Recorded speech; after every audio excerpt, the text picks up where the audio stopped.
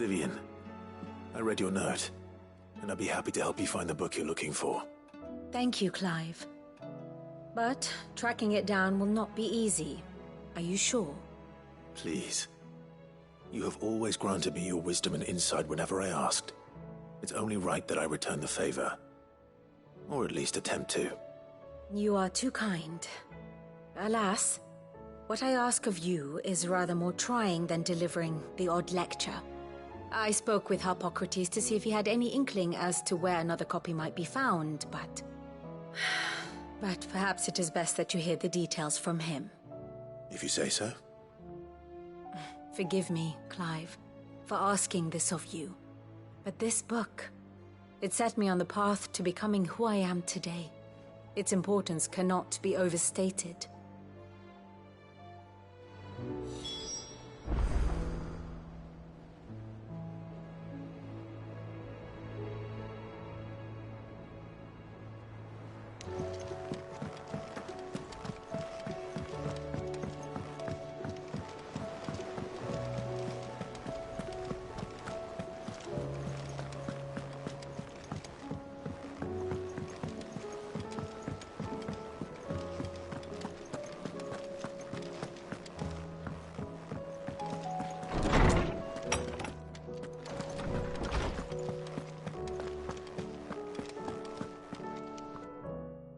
Clive, my boy. What a pleasure it is to see you. Hippocrates. There's something I need to ask you. I've been charged with locating a book called From a Distance. Then you seek a rare gem indeed. One whose name I had not thought to hear from your lips. You've been talking to Vivian. Right as always. But she didn't seem keen to tell me very much. I take it she didn't like what you had to say. And yet I gather it did naught to dissuade her. Clive, if the young professor has tasked you with obtaining a copy, I fear she asks the impossible. The executors would not allow it. The executors? Coveters of Secrets, a clandestine organization committed to the collection and intenebration of forbidden texts and technologies. One such text being the tome Vivian seeks, chronicling as it does the true history of the enslavement of bearers, a tale which could overturn the established order were it ever to become widely known. Or, so rumor has it. I've never actually read the thing, or even set eyes on it for that matter. How is it that I haven't heard of this organization? Why, secrecy is the executor's watchword. They lurk in the shadows, emerging only to seize that which must be seized, be it books, inventions, or people, before disappearing again, leaving nary a trace. Which would explain why Vivian's copy was snatched from her grasp not long after she found it. By the hand of the executors, yes. But what drives them? Self-interest or ideology? A fine question. Sadly, all that is known of the executors can be recounted in a single breath. You may just as soon ask me of their origins, numbers, or the identities of their leaders. Any answer I give would be pure speculation. Then my hunt was doomed from the first. What was Vivian expecting? That I'd pluck it from thin air? Not from thin air, no. From ash. Rumors of the executors are rife among the scholars of Storm, but rather less so across the strait. I have a friend. Well, I had a friend in the village of Garnick, a collector of rare tomes, upon which subject we would oft correspond. Alas, I have heard naught from him since the skies fell dark. And no doubt he, too, has turned. But, though he did not mention it by name, it is possible that a surviving copy of From a Distance yet rests upon one of his many shelves, quietly awaiting discovery. If you were, by some chance, able to save even a single book from the poor man's library, I know his soul would rest easier. Very well. When I next find myself in Waloed, I'll be sure to pay Garnick a visit.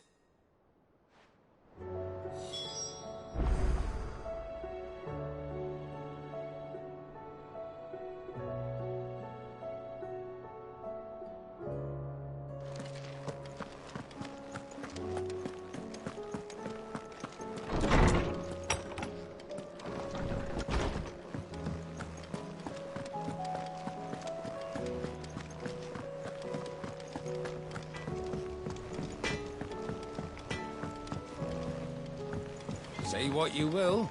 Lady Karen has seen her.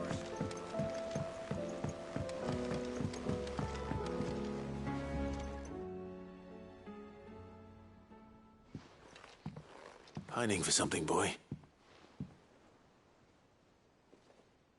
What is it? What do you see out there?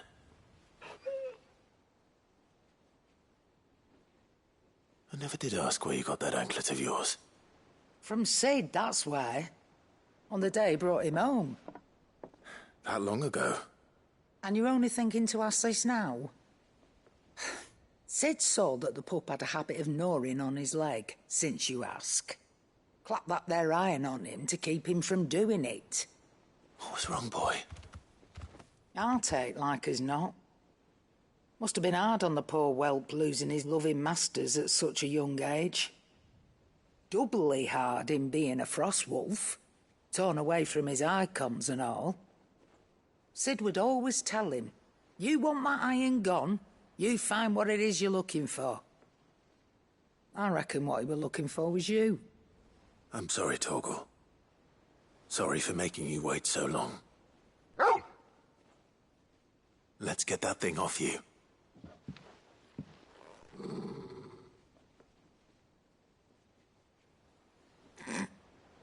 Doesn't sound like he wants it off. Indeed. You miss Sid as much as the rest of us, don't you?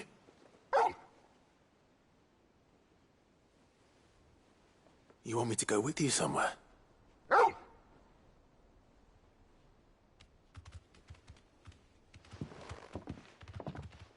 Quick, aren't you?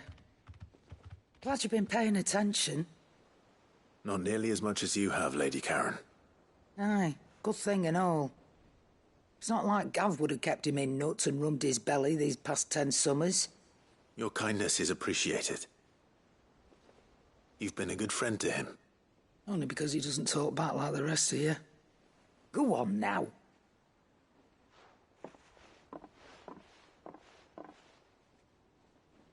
Where to then, Torgal?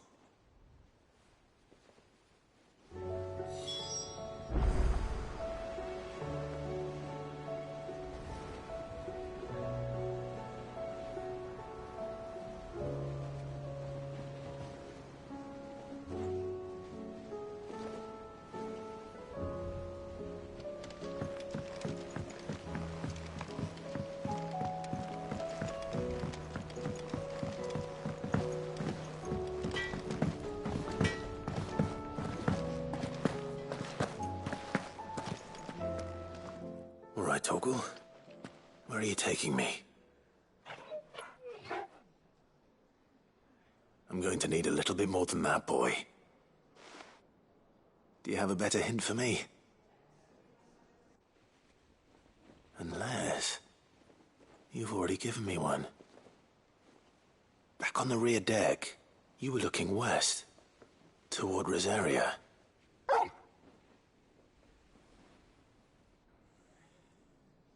Why don't we try the rookery?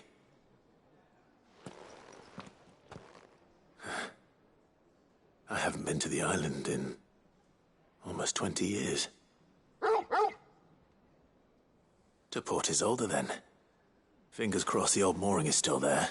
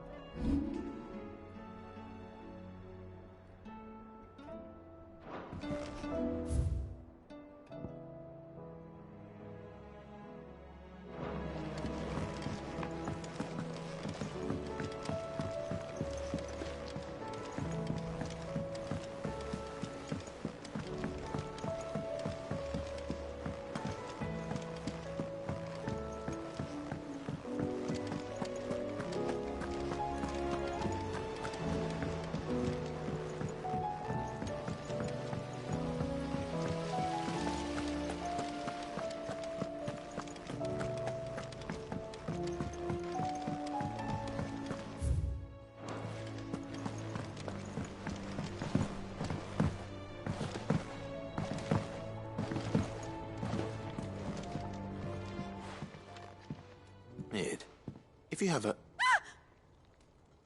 That's it! I knew it! The answer was right here under my arse all along! If this doesn't steer to the skies, nothing will.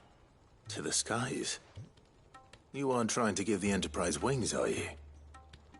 What else would I be doing? The children seem to think you're avoiding them. They're worried about you. Is this really so important that you need to shut yourself away from everyone? The Enterprise is already the fastest ship in the realm, and that's with the sea beneath her. But what if she weren't bound to the waves? What if she weren't bound to anything at all? It's not fair. The gods get the skies all to themselves, so I'm gonna do something about it. The Fallen had their chance, but they relied too much on magic. And see where that got them? But not me. I've discovered how to do it without. Well, almost. First, I need to make a prototype. And is that a one-woman job? Are you volunteering? I'll have you know the Enterprise is my baby. But if a godfather's offering to lend a hand, I'd be happy to take it. First, I'll need oil, and not just some old drippings from Miss Molly's spits in the Tub and Crown. Refined stuff, like they make in Ordill. Then I'll need some bone, or shell. Light, strong, preferably no longer attached to the beast it belongs to. If it's beast bones you're after, I'm sure the curse breakers will know where you might find some. No, they'll know where you might find some. You're the one who offered to help, remember? I should speak with one of the curse breakers before I set off for Old Hill. See if I can't find this bone while I'm there as well.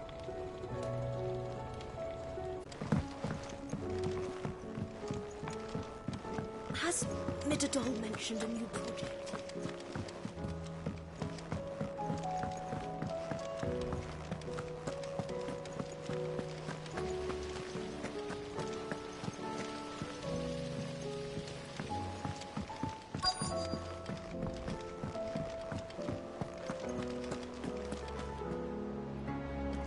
All right, Sid. Come to buy us around, have you? Only if you earn it. Mid needs a piece of light but durable bone for her next project. You've encountered your share of beasts on your travels across the realm. Any ideas? Most bones are the same.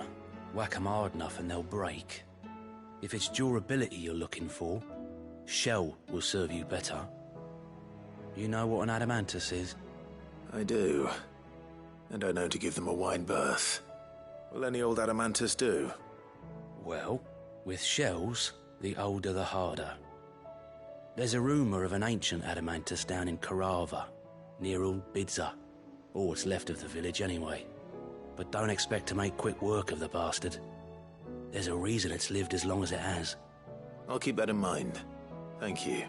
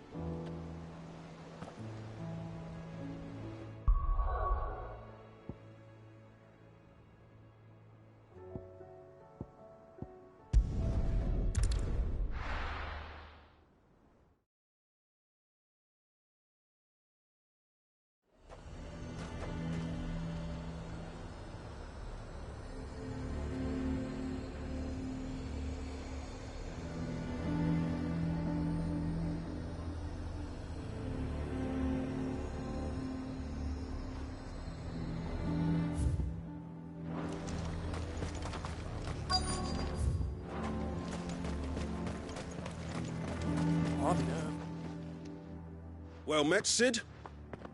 This is the initiate. Ember, present yourself. At your service, Master. Please, just Sid. There are no masters here. Your life is your own. Oh, of course. Thank you, Sid. The sergeant says you'll be evaluating me at my trial. To become a scout, yes. You are aware of the dangers inherent in that role. I am. But I swore I'd face them. Just like the man who saved my life. And who would that be? Gav. It was him who found me and freed me. No magic, no support, just one man and his nose. Came and sniffed me out. It taught me what one man can do if he puts his mind to it. And I've been training ever since, so that one day I can be someone's saviour, just like Gav was mine. I'm sure he'd be flattered. You clearly have good intentions, Ember. And it sounds like you're under no illusions. Stick to this path and you'll make a fine Cursebreaker. So, what? Have I passed? You haven't even started yet. Now listen.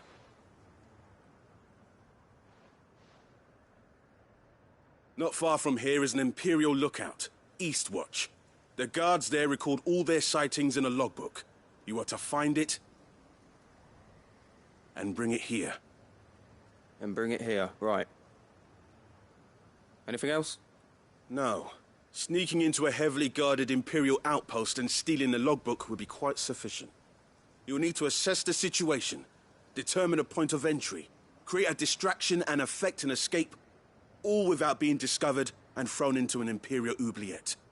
Ember, Gav isn't our best scout because he can do everything. It's essential that you know your limits. Know my limits, right. I won't let you down.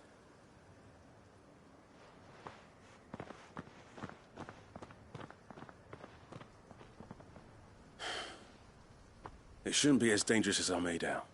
But keep a weather eye on him all the same, would you? On my way. All right, Ember. Impress me.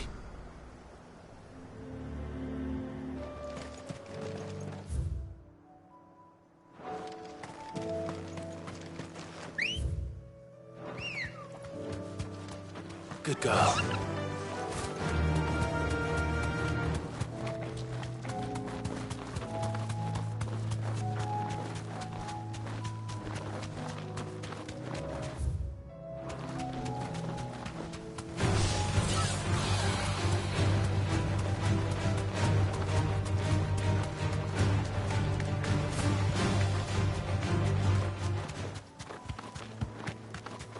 These are clean kills. Perhaps young Ember really is ready. Or maybe not.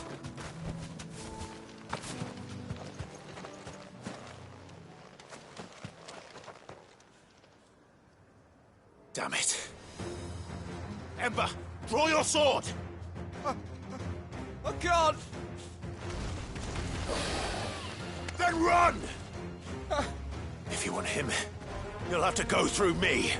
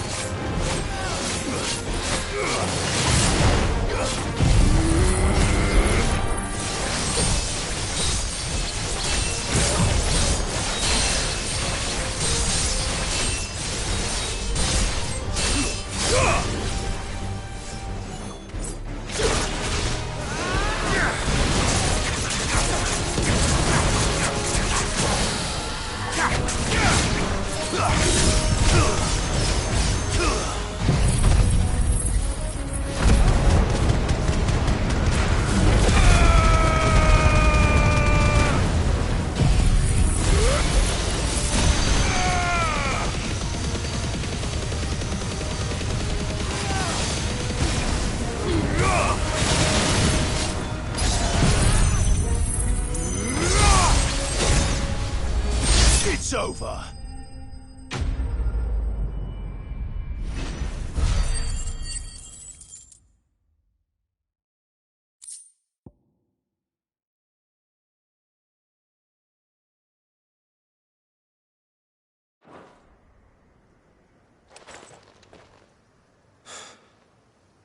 Ember, are you...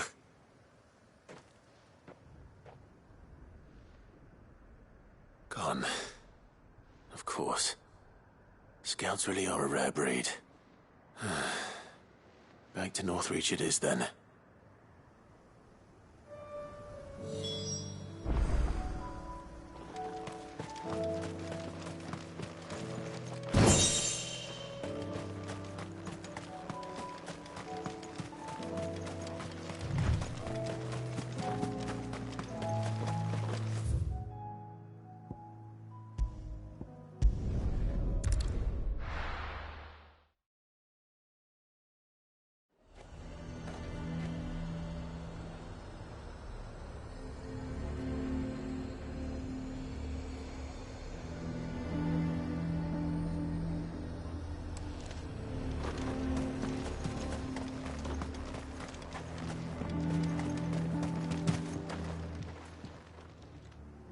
I didn't expect you back so soon.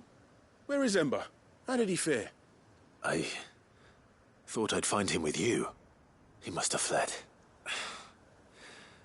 I followed him to Eastwatch, where I found him being set upon by a wild Avis. He was just standing there. Didn't even draw his sword. I had to step in and take care of things. But by the time I had, he was nowhere to be seen. I assumed he'd set off in your direction, but apparently not. Oh, I'm sorry, Sid. I knew the boy had a nervous streak, but he seemed like... The right man for the job? I believe this is the logbook you tasked me with retrieving. Eh? How did you... Don't you tell me you breached the tower while Sid was busy saving your skin. What? Wasn't that what you asked me to do? To bring the thing back without getting caught? He has you there, Nazaire. And he did it all on his own. But Sid, he did what he thought was best. And now I have to decide whether I agree. Of course. We'll await your evaluation back at the hideaway. Don't you leave my sight. Yes, Sergeant.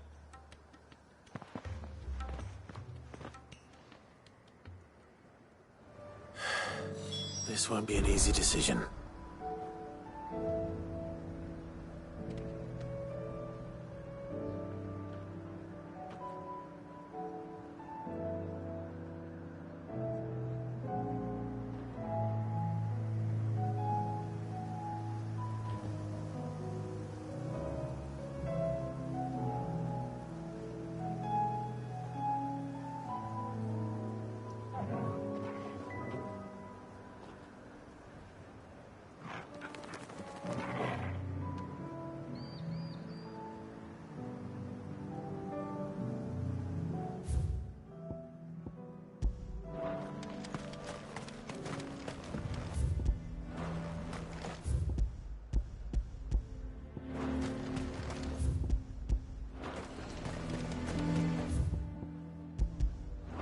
A fortress? The garrison is threatening to pull their sentries from the markets if we don't cooperate. I would speak with this duke. Saw the captain just now. Your town needs you.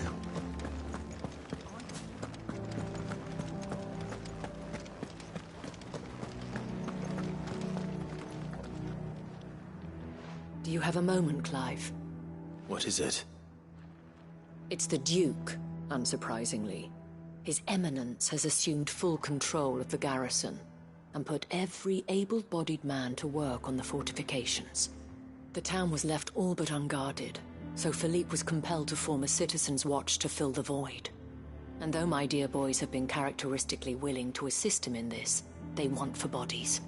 So I was wondering if you would lend them your strength, that the people of Northreach might sleep easier, if only for a few nights.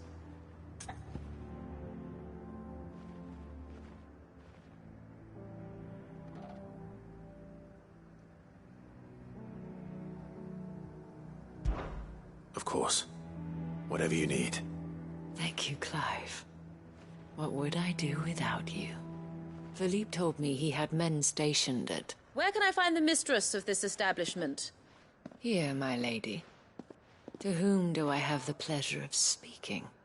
My name is Sabine, and it is my displeasure to be the daughter of the Duke of Oriflamme, who I understand is causing you and your town no small amount of trouble. I wish to speak to you about what might be done. Very well. Let us speak. I trust you'll forgive me, Clive. Absolutely. Our conversation can wait. Please, proceed.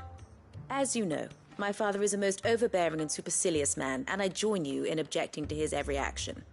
Indeed, I owe you my thanks for continuing to argue against his reckless plans. Yet I fear he is not one to be swayed by reason. No. He must be made to face the consequences of his actions. And who would make him do this? I would. Myself and several other like-minded individuals. Were you to join us, we would surely have the strength to drive him from Northreach for good. Does that not seem a trifle drastic? Drastic action is precisely what is called for. Unless you are content to see your people downtrodden and dispossessed. My father would have it that citizens exist only to serve the Empire. That they should be forced to make every sacrifice to ensure her revival. But he is wrong. It is not the people who must serve the Empire, but the Empire who must serve her people. He's always been like this. Scornful of the opinions of anyone he judged beneath him. But he cannot be allowed to ride roughshod over the common folk any longer. We must fight him. By all possible means. Fight him? No. My purpose is to quell the tension in Northreach, not to stoke it. Respectfully, my lady. Our only chance of saving this town depends upon every one of us uniting against our common enemy. Your father and his followers included. While I understand your frustrations, I cling to the hope that he may yet be won round. False hope, I assure you. But I see that your mind is made up. I shall bother you no longer. If you will extend me the same courtesy, I bid you good day. She certainly has spirit. Indeed. But unfortunately for us, that spirit is only likely to harden the Duke's resolve, which may be enough to seal the fate of this town. Not that she cares. This is all about her and her father. Families. I'm sorry, where were we? Ah, yes. I was about to tell you of Philippe's plans for the town watch, but perhaps it's better that you heard them from him. I believe he's in the market, if you'd be so kind as to seek him out. Right away. It's just a pity I cannot join you. I'd like to see the two of you in action together.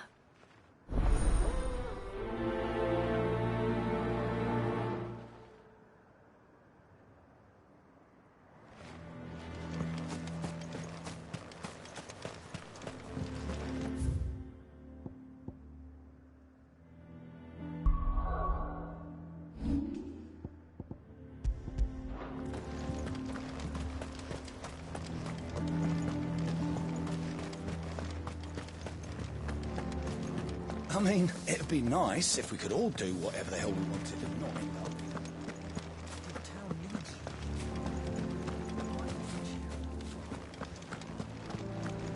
you. Saw the captain just now.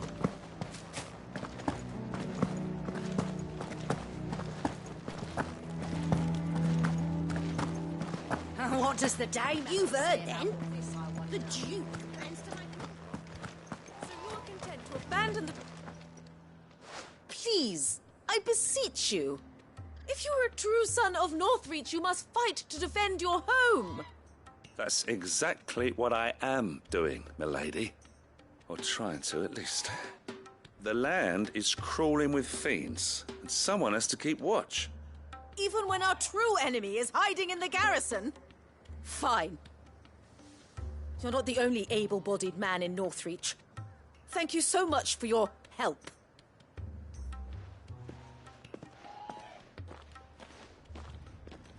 She cornered you too, then? Could hardly get a word in edgeways. Like father, like daughter, eh? She made an uninvited appearance at the Vale earlier, hoping to convince the Dame to join her in fomenting rebellion. I bet that went well.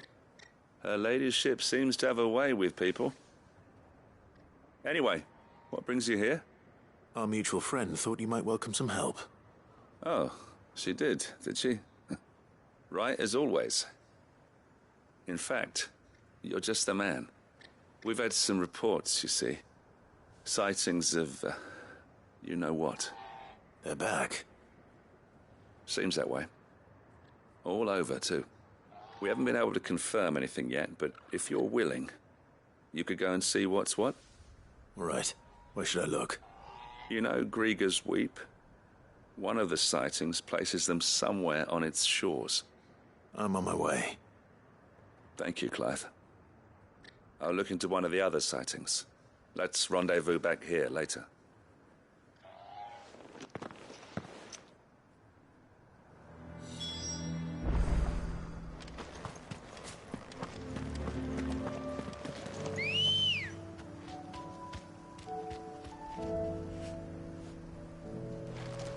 Ready, girl?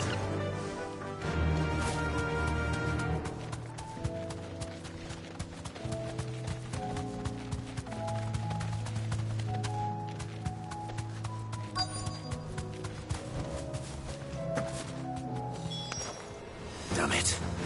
The reports were true. I need to stop them before they get to the town.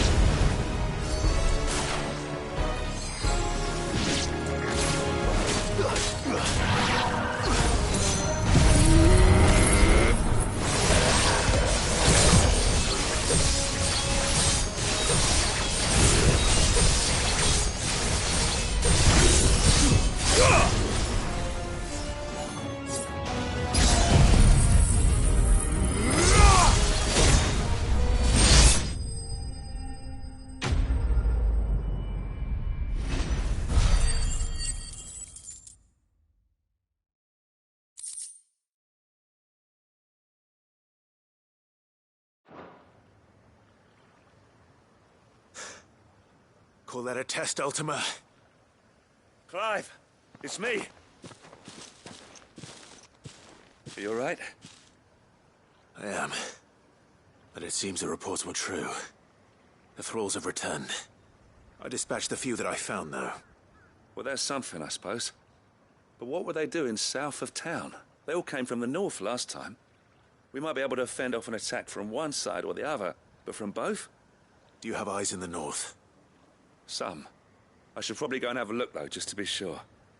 You head back to Northreach. I want you there just in case war breaks out while I'm away. What do you mean?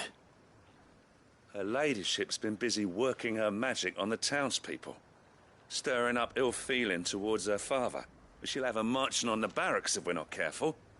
What? This is exactly what the Dane was afraid of. I'll do what I can to calm things down. Be careful out there, all right? Don't worry, I'm not like you.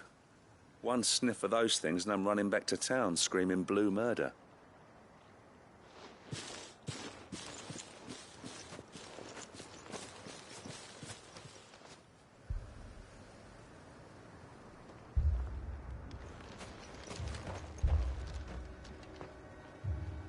Do you not see, Father? The people of Northreach have given enough, and only a fool would ask for more. Listen to me, Sabine. Where would our people be without their country, hmm?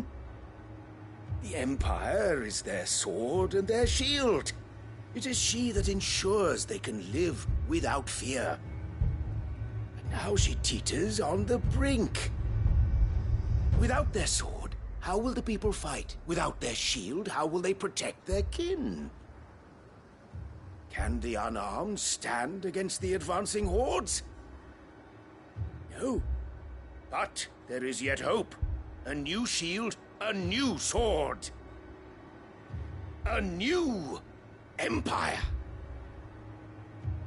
We can rebuild Sandbreck, just as Great Grieger wills it. Perhaps we could, Father. But we don't want to. Not if it is built on the broken backs of the people. Please, let us not quarrel in the street. You must see that no good will come of this. Our fight is not with each other, but with the threat that draws ever closer to our gates. A threat that your sword has yet to rid us of, Your Eminence. You will hold your tongue, whore! You may have filled my daughter's head with your heresy, but I will not be corrupted. Corrupted? Your daughter's opinions are her own, as you would know if you had ever deigned to listen to her. At least I hope they are your opinions, and not posturing born of a family feud. Northreach deserves better than that. Northreach deserves better than you, Carla. Yes, I know who you are. The slut of Twinside who bedded a Brandit. Jealous, are you? That a woman might choose a bearer over a pious man of Griega. Clive! I met a swarm of thralls coming south from Oriflamme. Hundreds of them. Too many to count. No. Work on the fortifications has scarcely begun. We will retreat to Caer Norvent and there make our stand. Did you hear me? That was an order! While this is but a heartfelt plea, let us make our stand here and protect our homes. Protect those that we love. Together, for Northreach!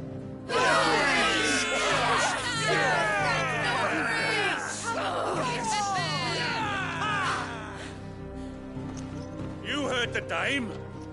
What are we waiting for? Pikemen to the gates. Archers to the roofs. Quickly, come on!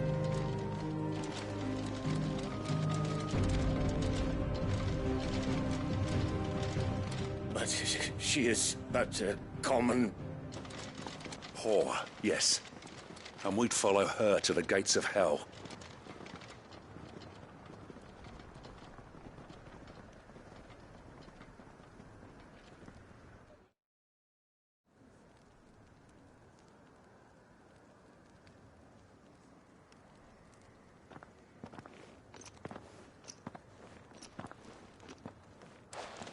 The men have their orders, and they look like following them. I got them spaced out at regular intervals. Whichever direction the thralls strike from, there'll be someone there to meet them. Thank you, Philippe. Rest assured the people will play their part. The herbalist has donated her stock of medicines to me. Should any of your men be injured, take them to the Vale. We'll see to them there. Thank you, milady. I will. I'll play my part too. You still want for numbers. Unlike the enemy. I only hope I can go some way to evening the odds. Philippe, can I leave the south in your hands? I doubt the thralls by the lake were the last of their number. Of course. I'll lead a party down that way so we don't get taken by surprise. What about you? I'll make my way up the road to Oriflamme. I fought a few of these things. And while I can't promise to hold them all back, I should be able to thin the herd. All right. But take care. Thank you. Both of you. You can thank us when it's over. Till then, madame.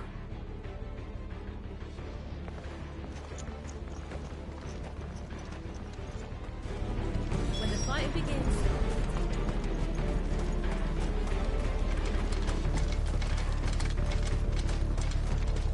I want steel in the hands of every...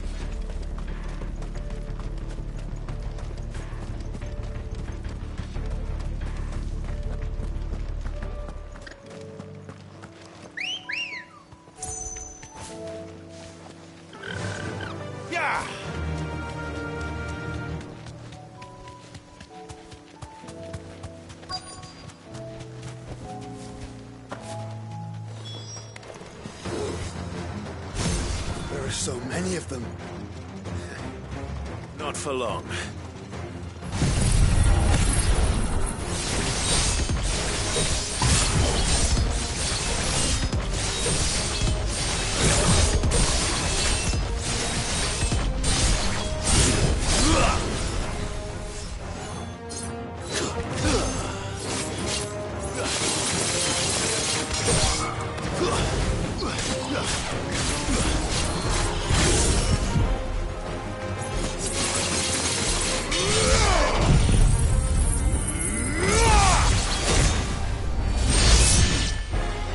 Is it over? No. It's only just begun.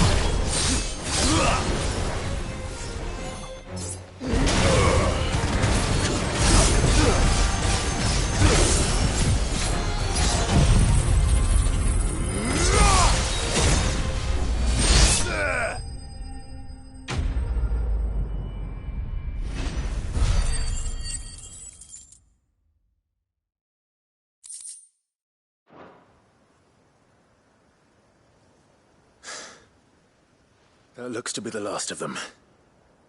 I wonder how the others fared. Better hurry back to town. Come on, Torgal.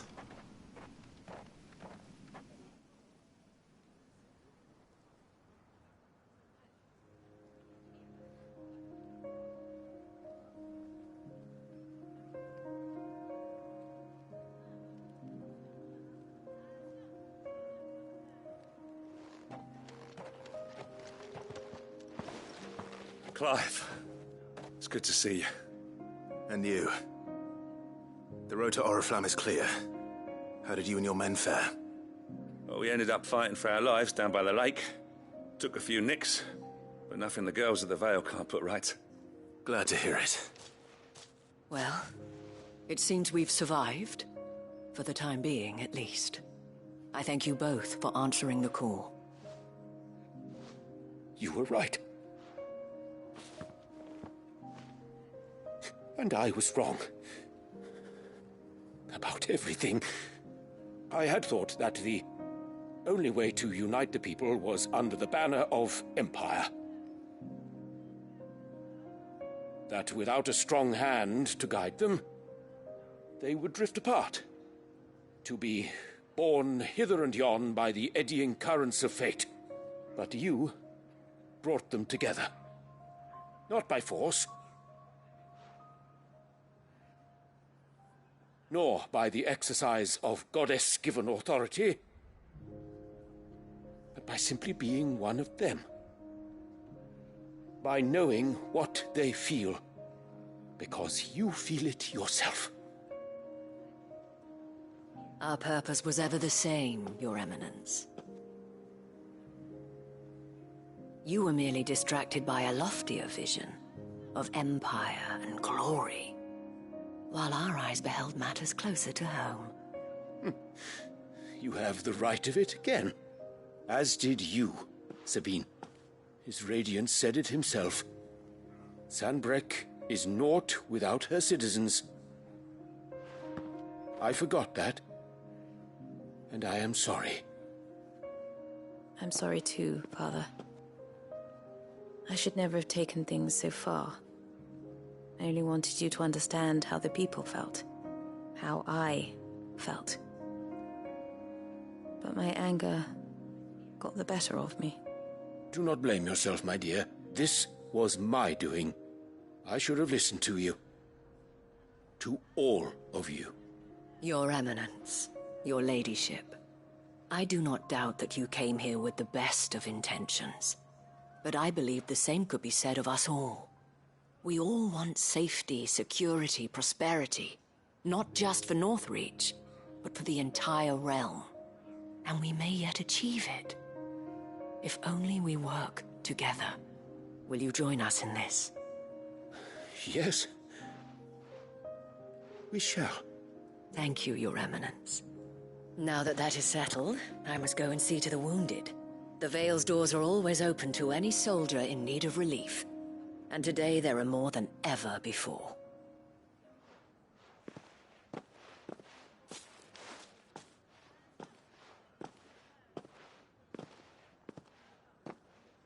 Madame Isabel is a rare soul indeed.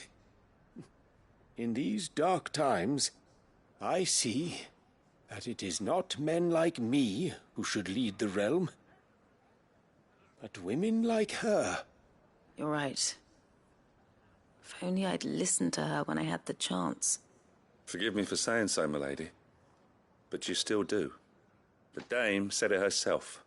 We can turn things around. We just have to work together. And that goes for you, too. You're one of us now. One of you? Well said, Captain. Let this be a new beginning. Not only for Sanbreque, but for us.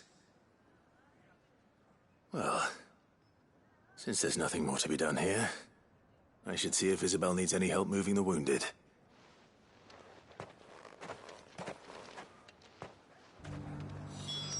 Can we get you anything?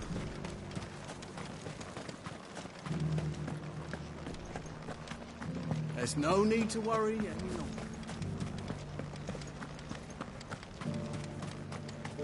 saw several soldiers being carried to the Vale.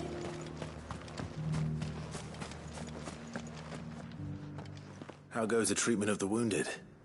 I'd be happy to man one end of a stretcher if it would help. You've helped quite enough for one day, Clive. Thank you. Don't mention it. Oh, but I must. After all you've done for this town, it is the very least you deserve. Tell me, if Northreach had fallen, what would you have done? A woman of your means could find a home anywhere in the realm, but I sense you would rather have died here. It's a long story. For you, madame, I have all the time in the world.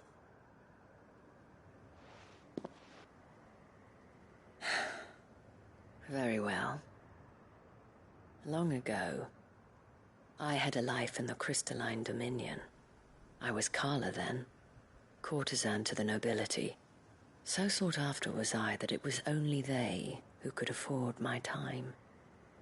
Alas, those halcyon days were not to last.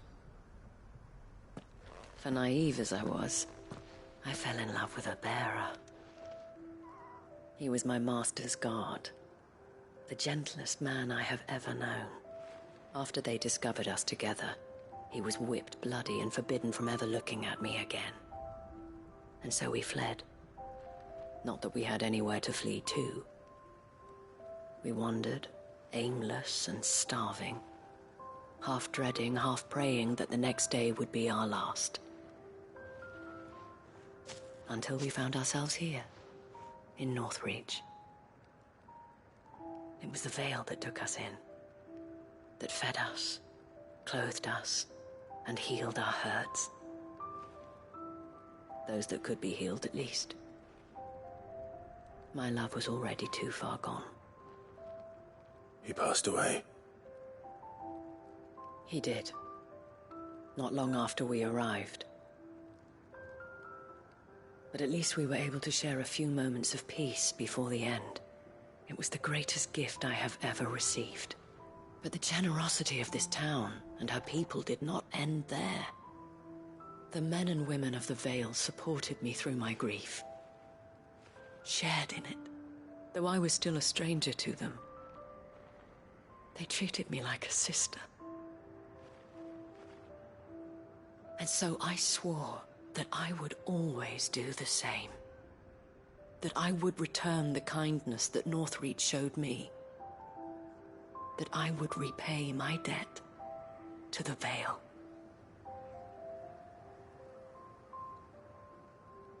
Thank you, Isabel, for sharing this with me.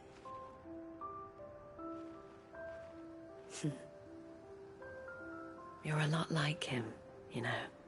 Perhaps that is why I have such a soft spot for you. Never stop fighting, Clive.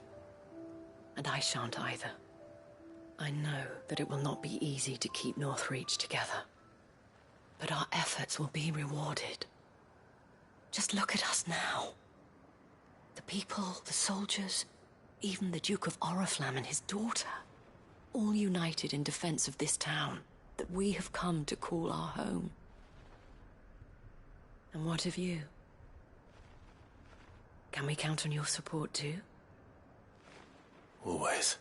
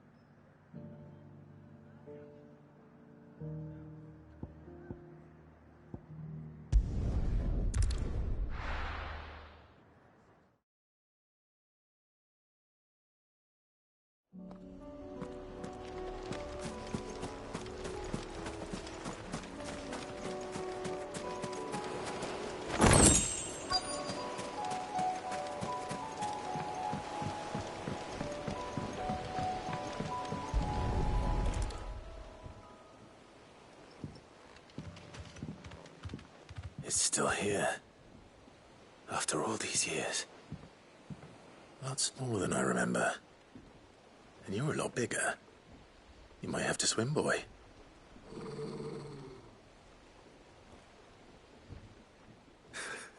I wasn't being serious. You two go on without me. I doubt that boat will hold a third. If you're sure, we won't be long. Hop in, boy.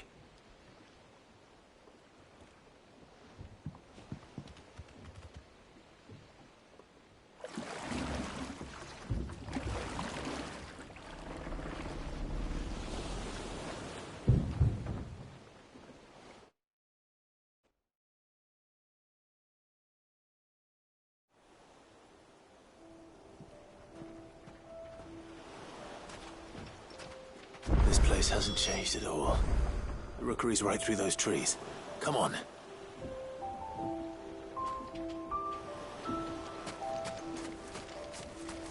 Race you there? I bet I could still beat you.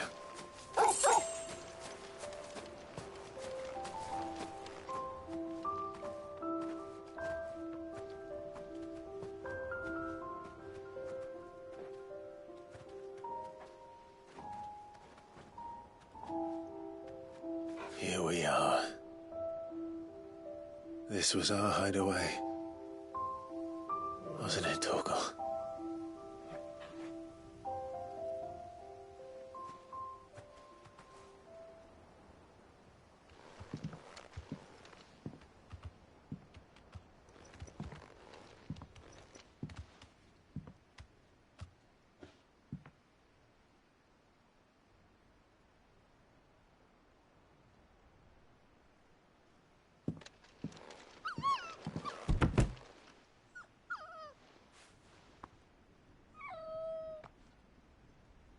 Coming here helped me to forget who I was.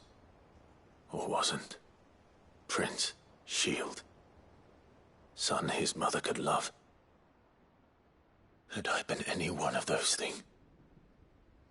Perhaps.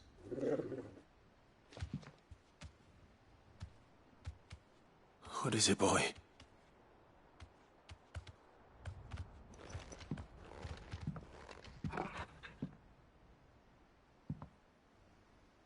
This is all from the castle.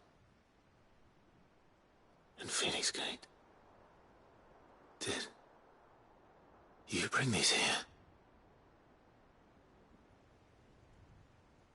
My sparring sword.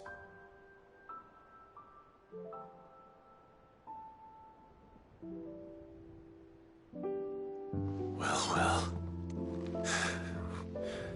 You never stopped looking for me, did you, boy?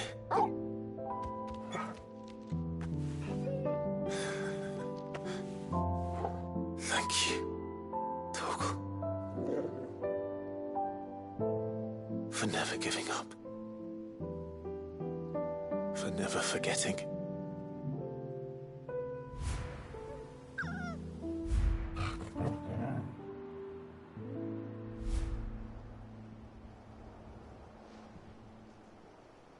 Let's take this with us, shall we? So I don't forget either.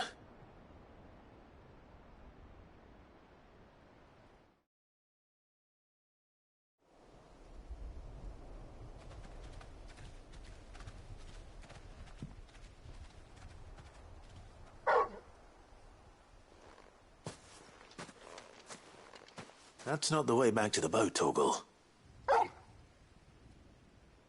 All right. I'm coming.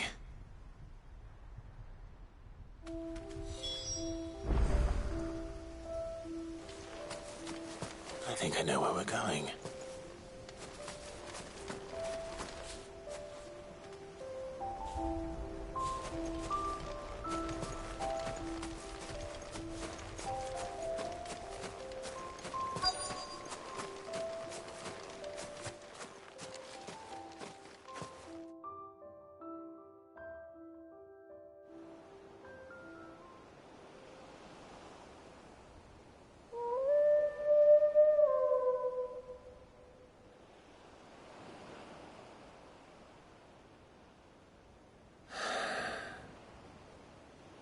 People always talk about the importance of putting the past behind you.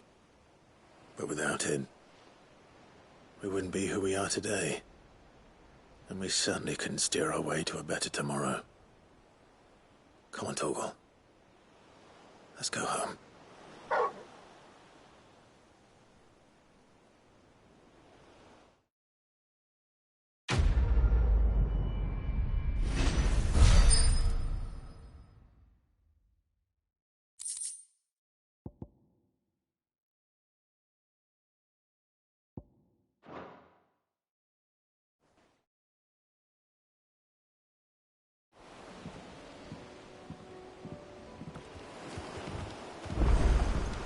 Sorry for the wait. We're ready.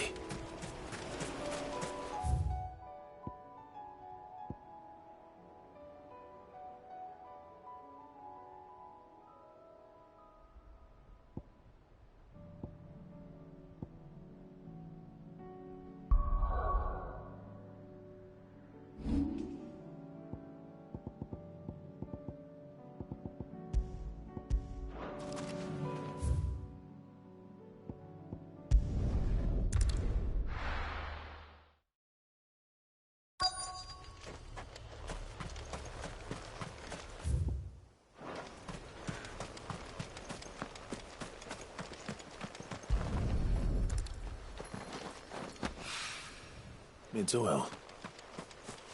After what happened. Yeah. It's a miracle there was any left at all.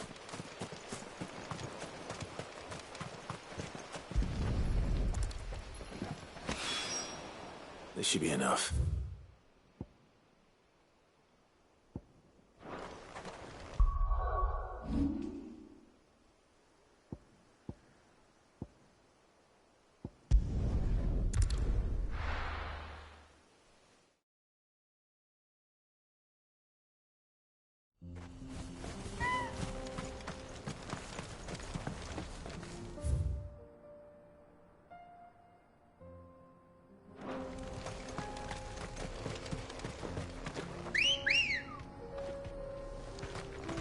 Let's go. Yeah!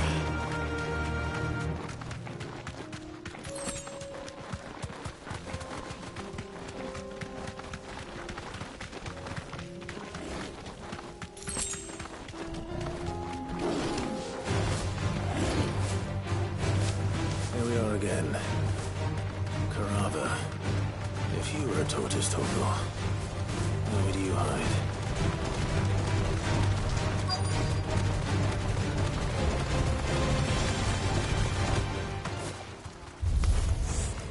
Looks like we found him.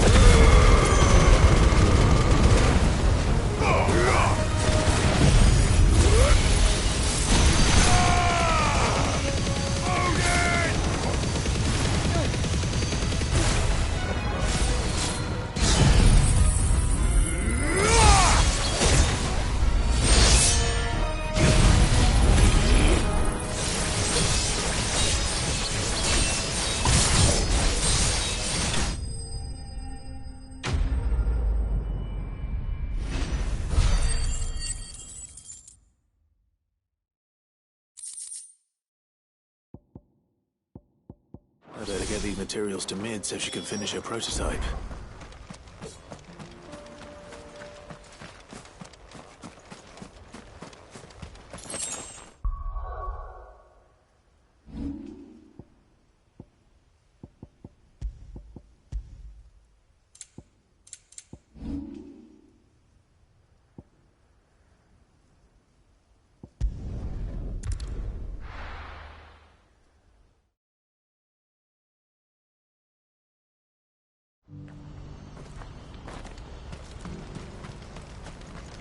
Well met. You've a discerning eye. A fine choice.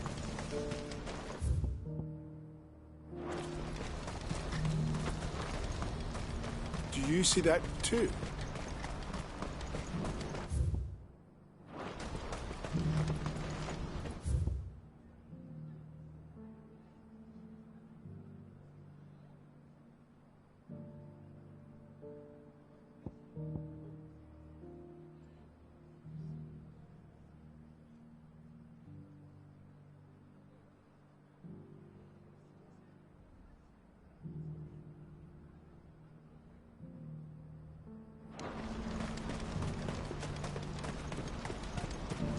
Papa?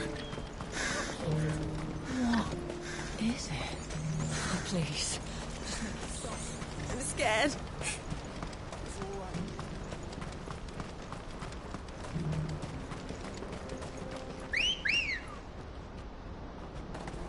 Good girl. Faster!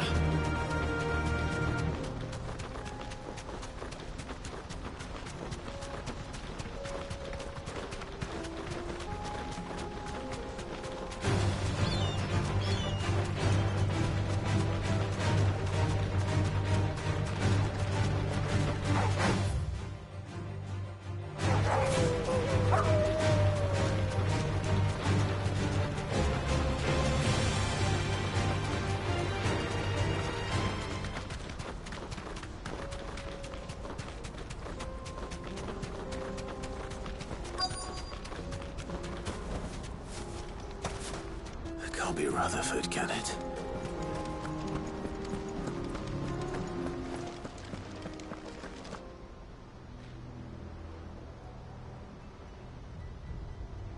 Turncoats and cowards, the lot of you! If it's a fight you want, it's a fight you shall have! Allow me. I don't need your... Please, Field Marshal. Oblige him. This won't take long. You're right. It won't. Men, finish him.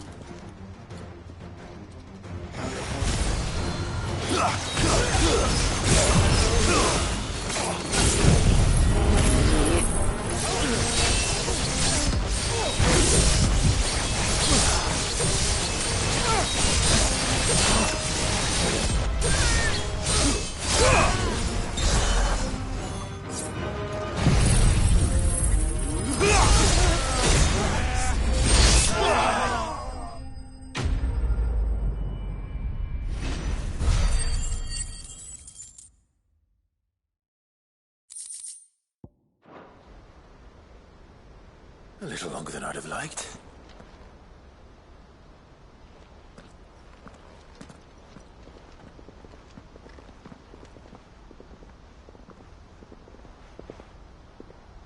Field Marshal Havel, I presume. Are either of you injured? No, my lord. You arrived just as our escort turned on us. Fucking traitors. I'd heard reports of soldiers in the outlying regions abandoning the oaths they swore. But I hadn't thought the corruption had reached so close to the heart of the Republic. It's a fucking disgrace. Your interfering old bastard of an uncle tried to warn me, of course. My lord Marquis. Or is Sid the Outlaw more to your liking? Call me what you want. It doesn't change who I am. Or the urgency of the message I bring. My uncle has a plan to right the realm, and he needs your help to see it through. Before I agree to anything, I'd have you answer one question. What do you stand to gain from all this? I won't deny that I might benefit from further chaos. But I seek a new beginning for all of us. And while the choices I've made may not always have been the right ones, I know I made them for the right reasons. For so long, so many of us have been told how we could live, how we could die, when it should have been our decision all along. Now we have a chance to put things right. But in order to take it, we must stand together, even if it be beside those with whom we don't see eye to eye.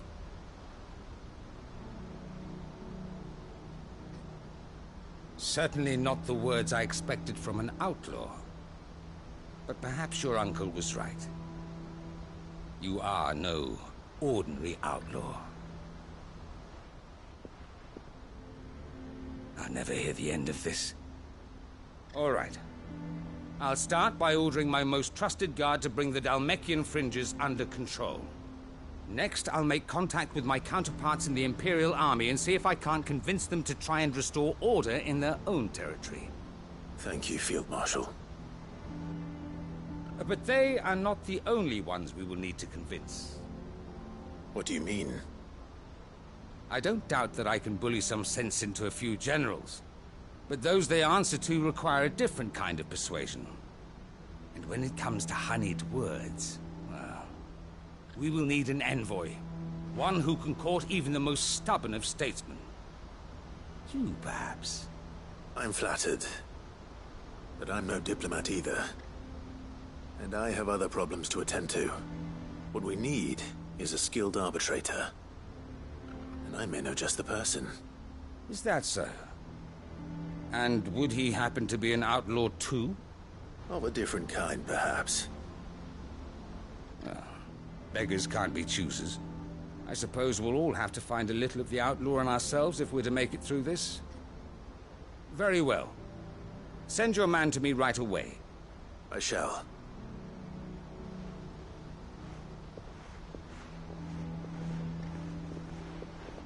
My Lord Marquis.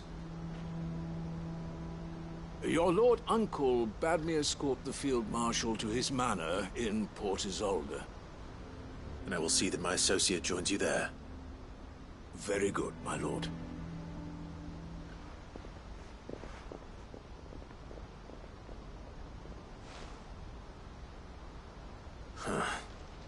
An envoy. I'm not sure I'm the man to talk anyone round. I can barely convince my brother to take his medicine. No. This is a job for someone with experience. Someone like Quentin. I hope I can convince him at least.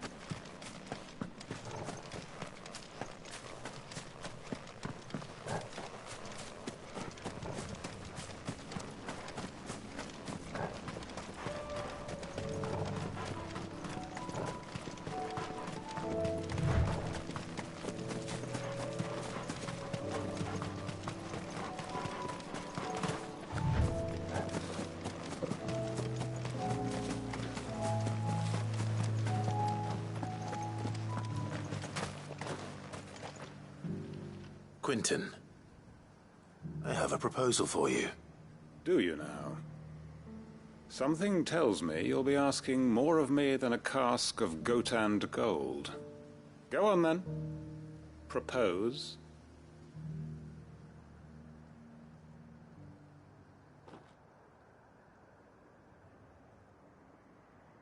You'd have me convince the chiefs and chamberlains of the realm that they should simply swallow their pride and do the one thing that has proved impossible for thousands of years. Was there anything else? Perhaps I can fetch you a meat pie as well. I know it's a lot to ask, but I can think of none better suited to the role. And you'd have me give up what little I have left to do it. I told you, Clive. The people of Lostwing are my family, and I cannot abandon them. You'll have to find someone else. I'm sorry to hear that. So am I. And why might that be? What he's asking. How's it any different to what you've done so far? They want you to speak for those who can't speak for themselves. That's what you do best. If it's the vineyard you're worried about, we'll see that the grapes are picked and the tons filled. You know we will. It's not that. Then what is it? You said yourself we're family. Don't you trust us? You know that's not what I'm... Then what are you saying? That only we are worth saving? Why turn your back on everyone else? You convinced us we could build new lives for ourselves, and if you can do that, who's to say you couldn't convince the entire realm? A stirring argument. I fear that any rejoinder I make might fall somewhat flat by comparison. So you'll join us? Where do you need me? Field Marshal Havel will want to speak with you in person. He's currently in Port Isolde. I can arrange for a party of Cursebreakers to accompany you there. That would be very much appreciated. I hear the roads are far from safe these days. Hopefully not for long. My uncle will want to know that his plan is taking shape.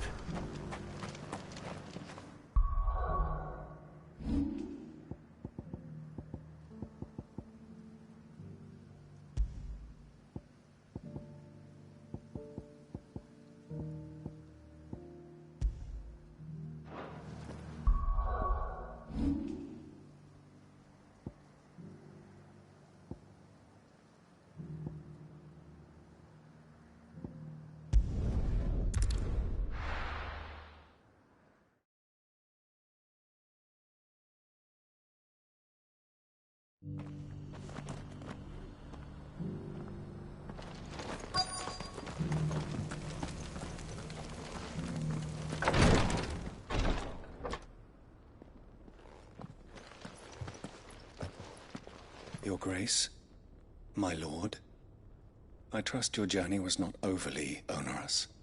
Cyril, you found a letter from Father? Yes, I have it here.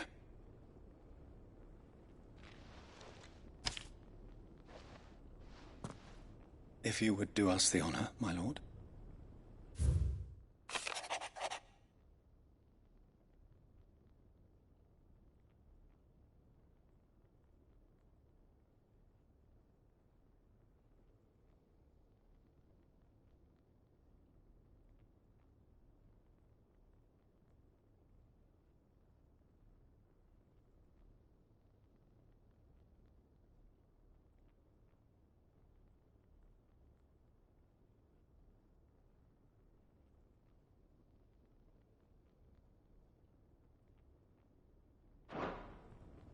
An inheritance. It would seem the late Archduke penned this missive shortly before his passing.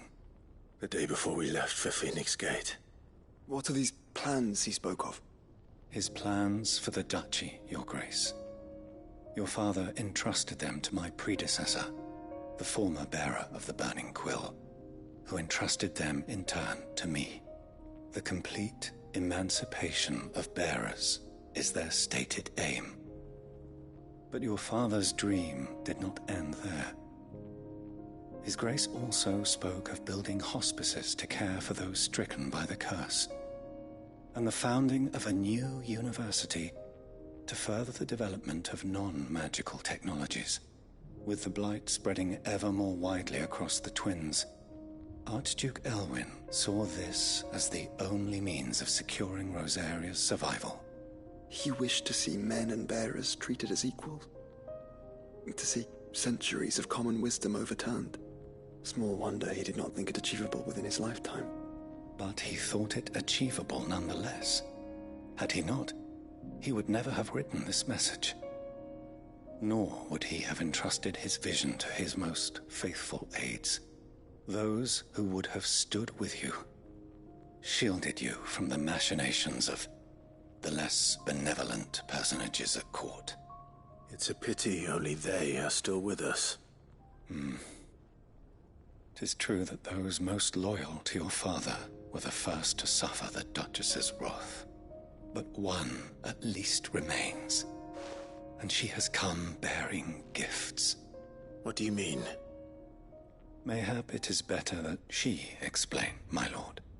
After all, the duties entrusted to me by my predecessor extended only to recovering His Grace's will and arranging a meeting with the one who might execute it, or a part of it, at least. And where is this woman? She awaits you in the archive, Your Grace. Thank you, Cyril. Shall we then?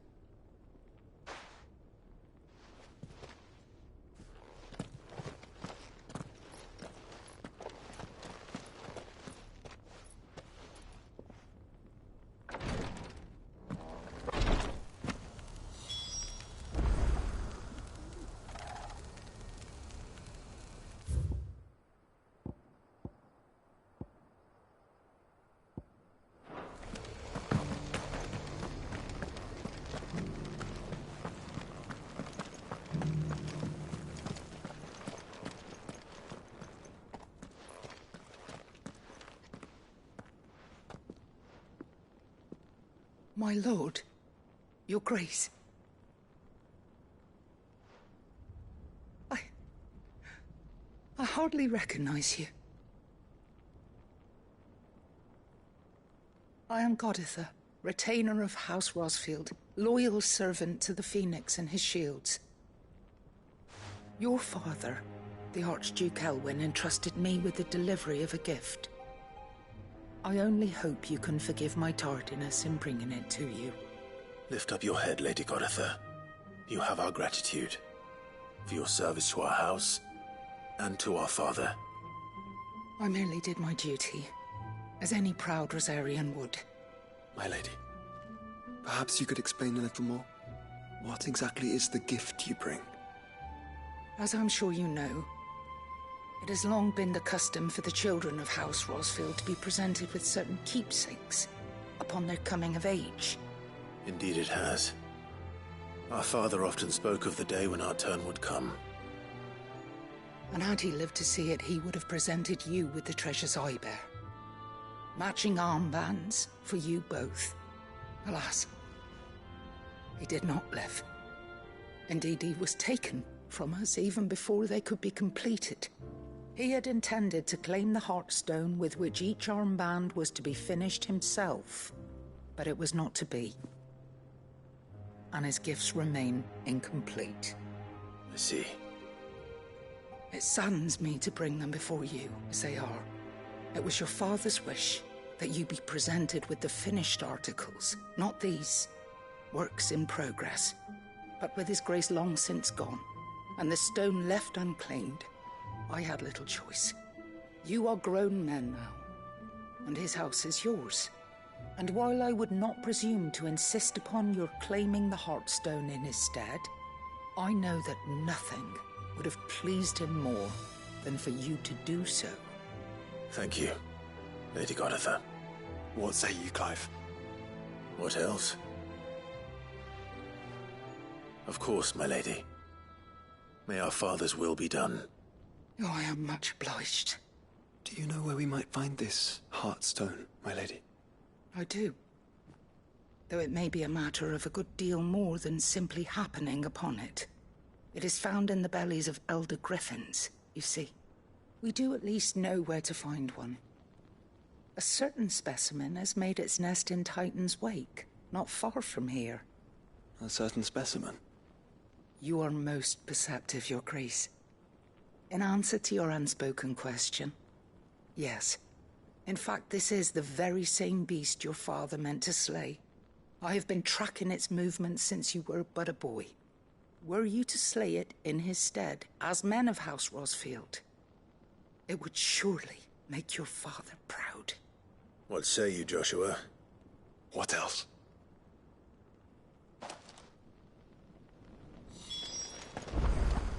Titan's Wake is to the south of here.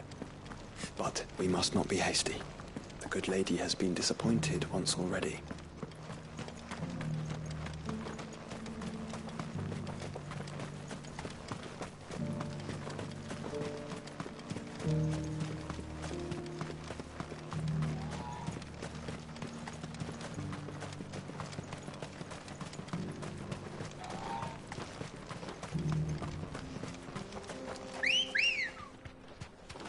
Let's go. Run like the wind.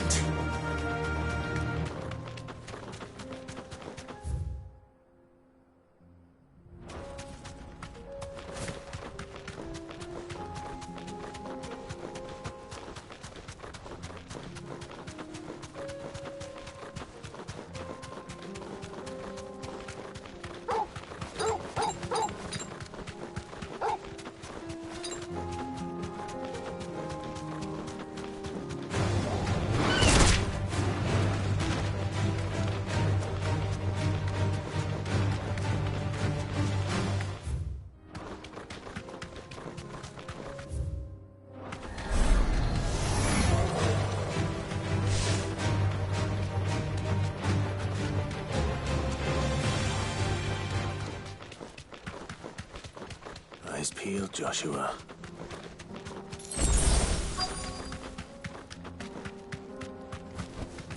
You deserve a rest. There it is. For House Rosfield.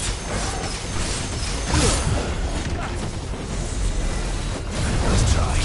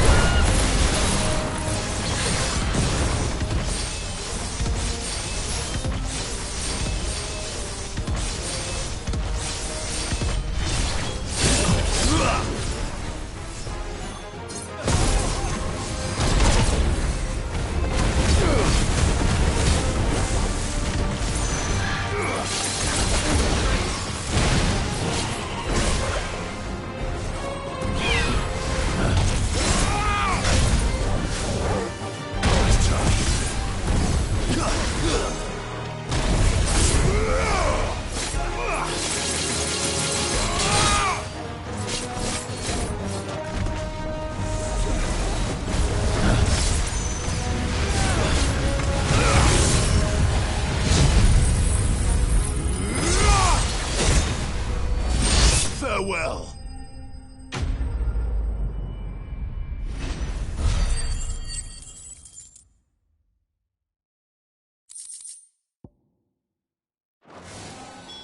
Is this the Heartstone?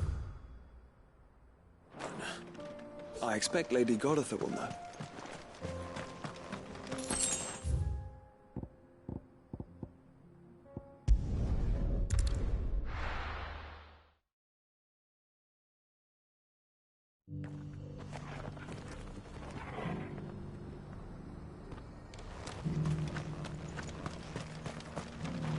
Welcome, welcome. A fine choice.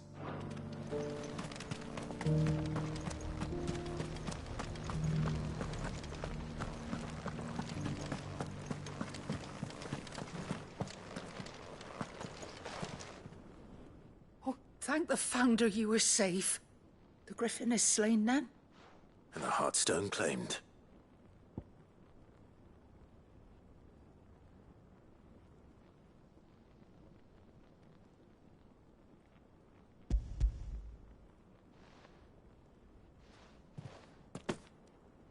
Yes, this radiant luster like frozen flame. It is just as your father described it. Thank you, my lord. Your grace. Your father would be so proud. Lady Goditha, the lapidary is ready. Thank you, Cyril. I will be with him shortly. If you would excuse me, I shall have the stone cut and set forthwith.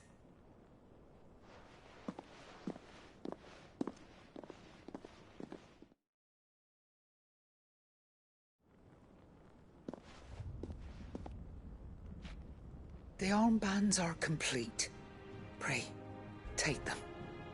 They are yours, after all. Heartstone is harder and more enduring than garnet, or even ruby. It symbolizes unwavering will and devotion.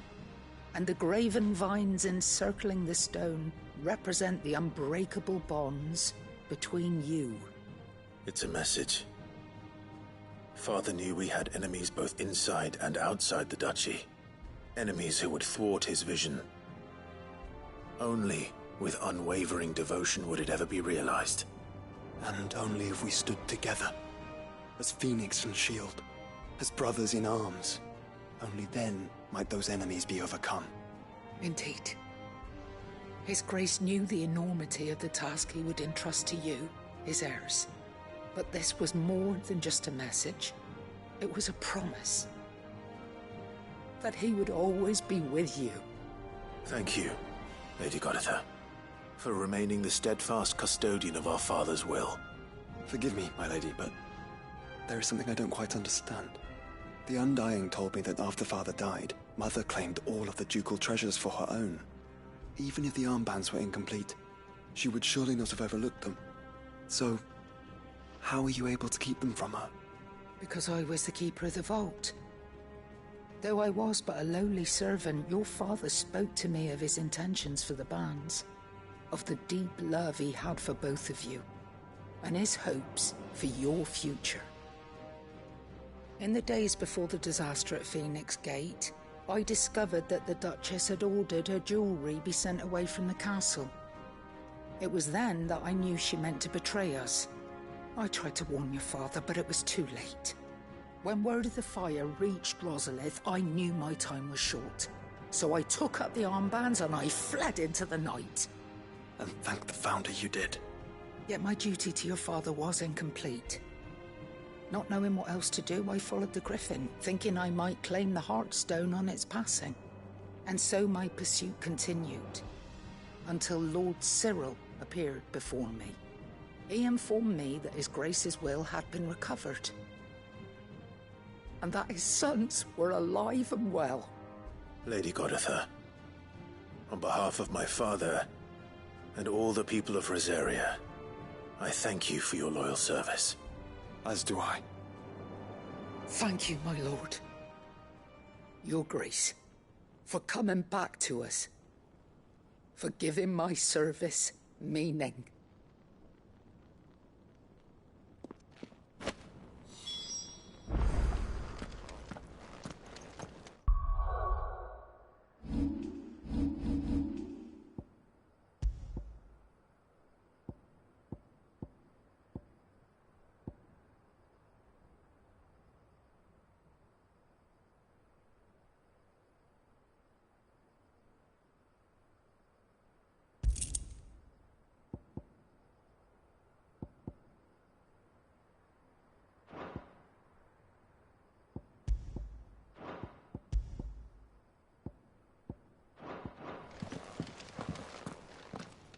bands suit you well. It must be gratifying to finally receive the inheritance that was denied you for so long. It is. And we thank you for the part you played, Cyril.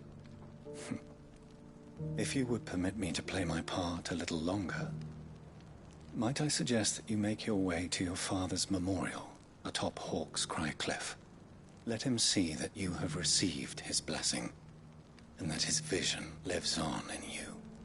I suppose it would be churlish not to. What do you say, Clive? Shall we pay Father a visit? I think we should.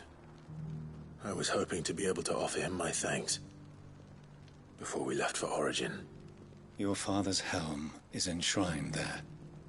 It has been since the day we recovered it from Phoenix Gate.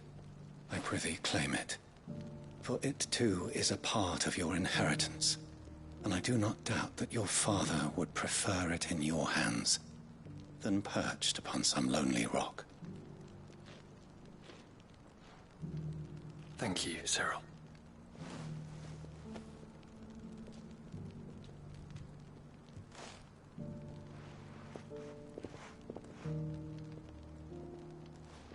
Come on, Clive. He's waiting.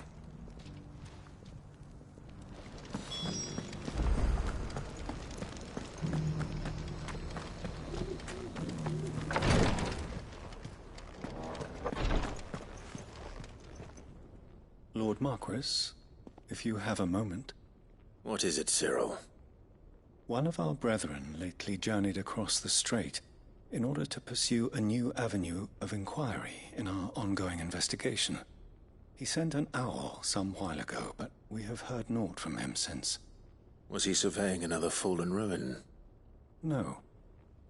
The object of his study was a savior cult that has arisen in Ash in recent years. We believe it may have some connection to the Circle of Malleus, an ancient religion that worshipped Ultima as its god. By gaining an understanding of this new faith, we hoped to learn more of the Circle's original beliefs. And so you sent one of your brothers to Ash? A continent teeming with orcs and Akashic? Fully cognizant of the risks, yes. I entrusted the mission to one of the most able of our order, the Third Chair, a master of the arts of combat and survival both. Though he has been silent for some days now, I have thus far refrained from sending any others in search of him, lest they be lost in turn. Yet, it seemed only right to inform you of the situation, given your unique experience of the perils of Ash. For as you so earnestly advised me, it would not do to abandon a man to his fate, when he might yet be saved.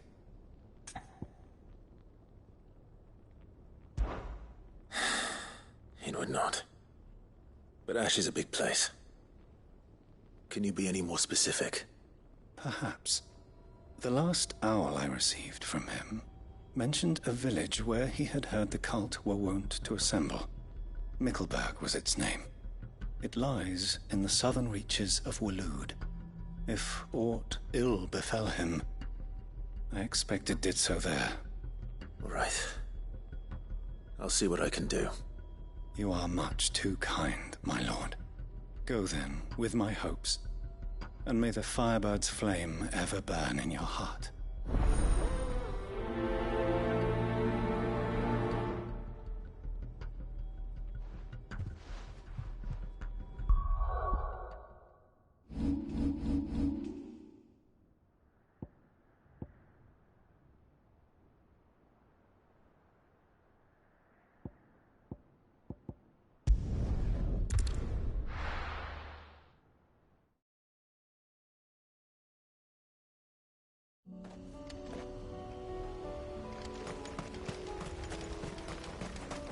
Unwavering will and an unbreakable bond. Do you really think we're strong enough? To save the world? Of course.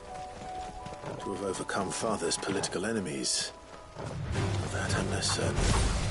Especially knowing what we know now. Mother is truly capable. Perhaps these bands would have helped. Knowing he promise with us, but it made all the difference.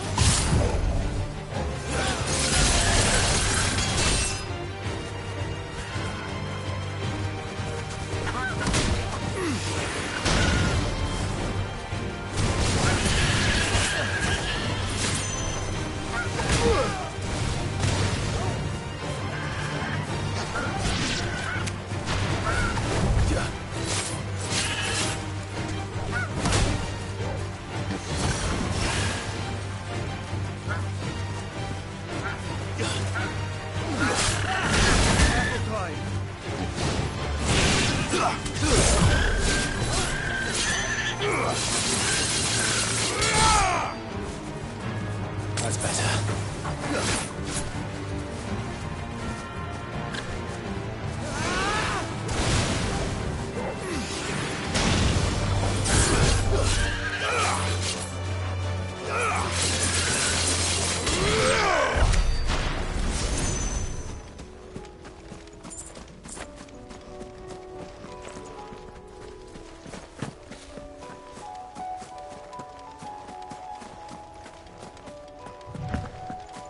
It's just back there.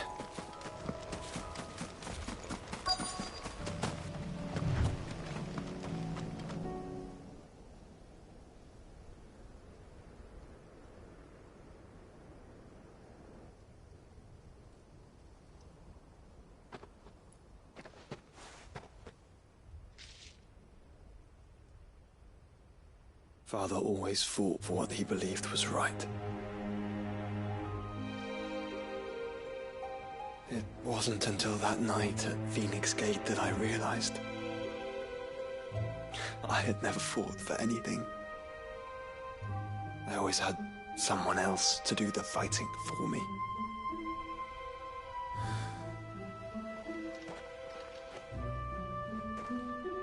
No matter how fate conspired against him, he never lost heart, never looked back, never stopped fighting. To me, he was the greatest of men. And I've been trying to live up to his ideals ever since.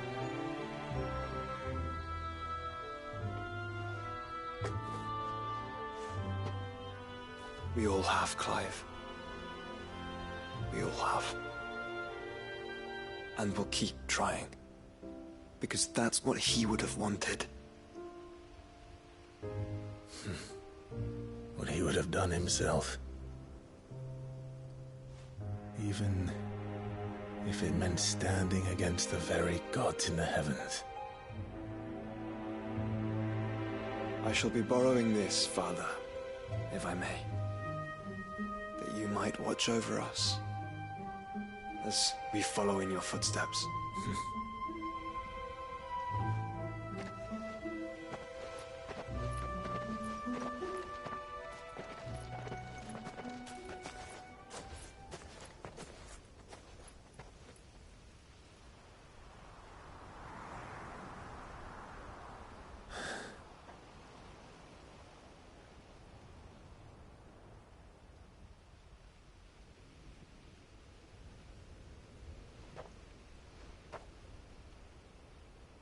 We won't lay you down.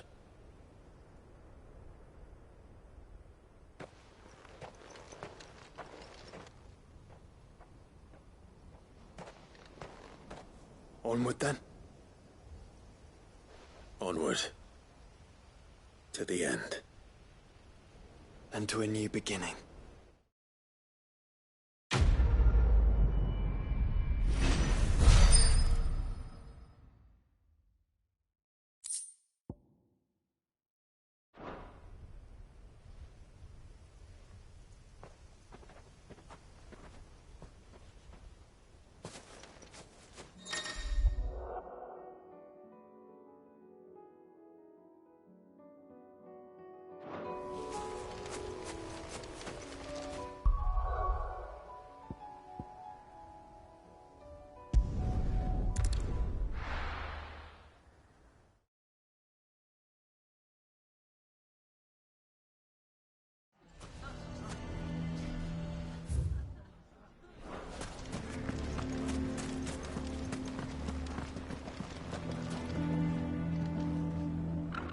Here to help me pack?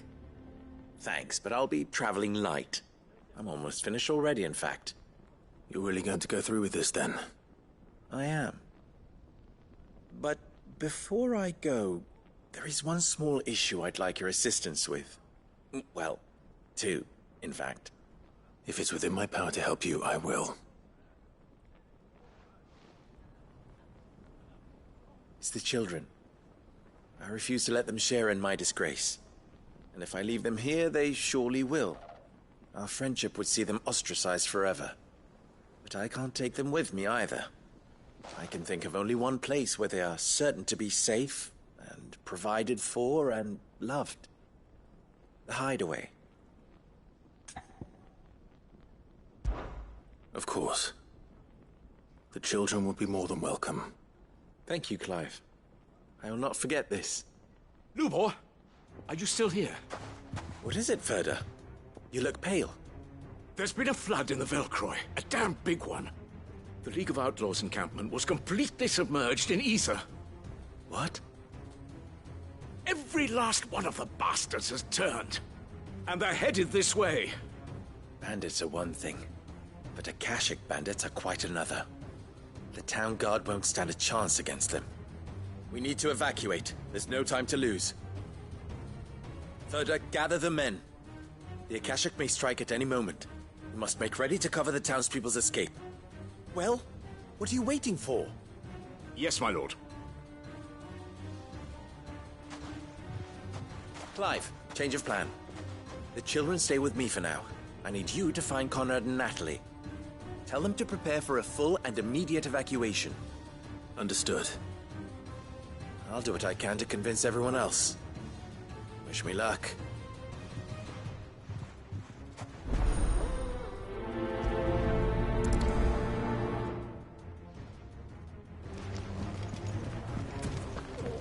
You have to listen to me. They're coming. Why do they always have to make such a fuss?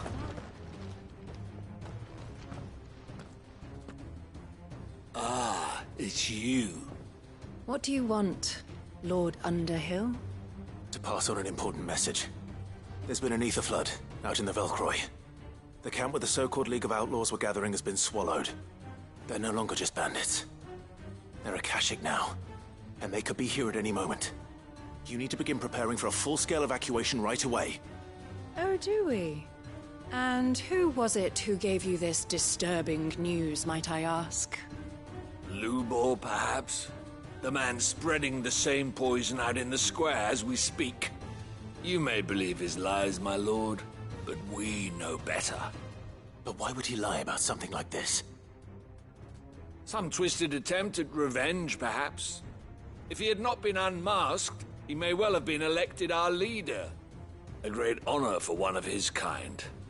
One he might well feel aggrieved at having been denied. Lord Underhill, forgive me, but it has become all too evident where your sympathies lie. Lubor cannot be trusted, and neither, therefore, can you. You may not trust me, but for the sake of your people, ask yourselves if there is any chance that this is true. There isn't. You can be certain of that. Now be off with you. You're making a mistake. Come, Clive. If our words will not move them, then we must find another way to help save the town. Right. Let's speak to Lord Ferda. I think we'd better shut up. What's Lubor raving about now?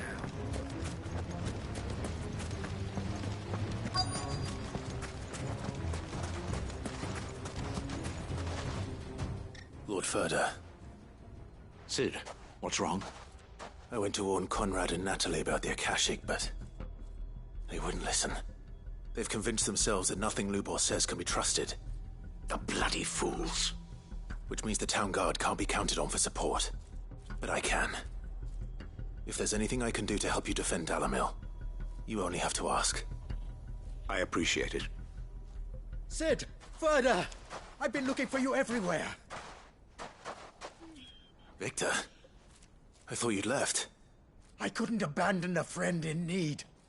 and Lubo is in need at this very moment. Come quickly.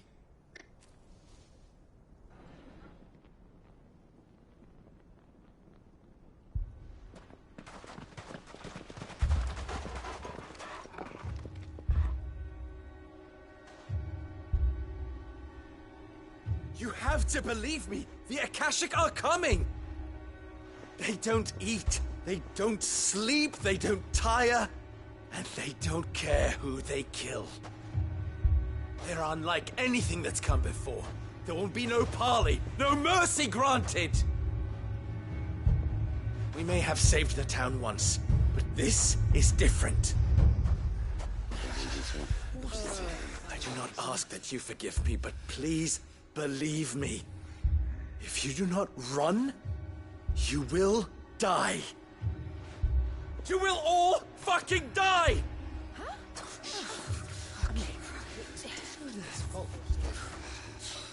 You'd like that, wouldn't you, bearer?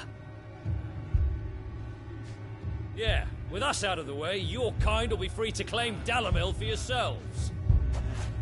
You should run! Run, bearer! Yeah, run! Run! Far, far away!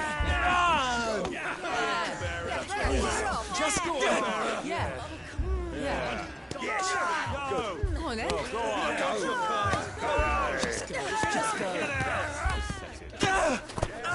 Lubo, wait. Someone's coming. Come on! Stop! You're hurting him!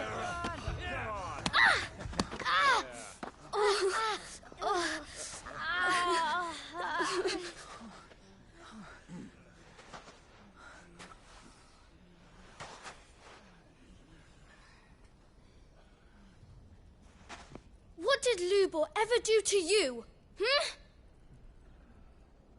He solves all your stupid problems, and he keeps all of you safe.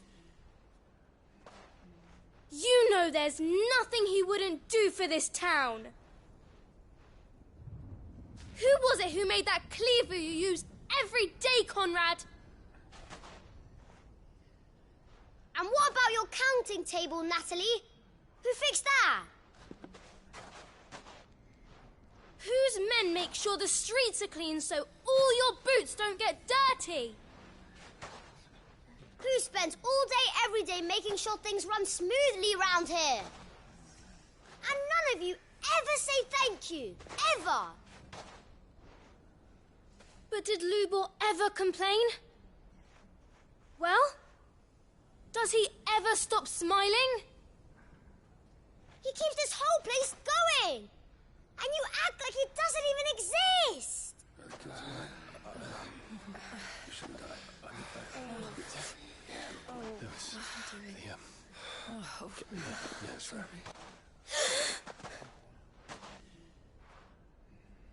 Lubor, we've heard enough.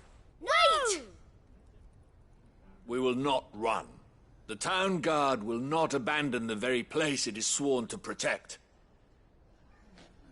And I will not give up for lost the stores that we labored so hard to fill.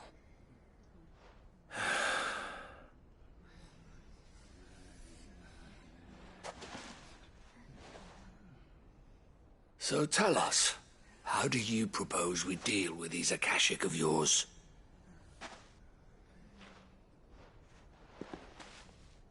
We won't run, but we will fight. All right, then.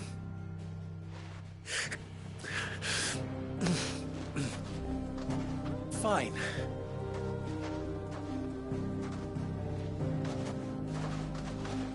Gather round if you don't want to die.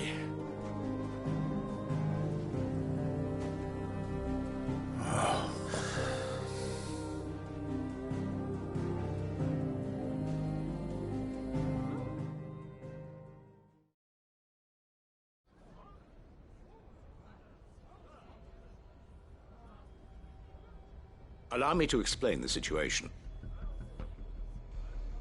The ether flood occurred near the village of Cheratina, deep in the Velcroy.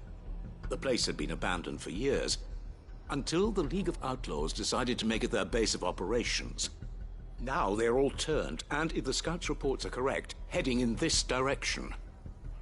They are mindless monsters, driven only by hate and rage. And they are utterly unpredictable. With the bandits, we at least knew how and where they were likely to attack.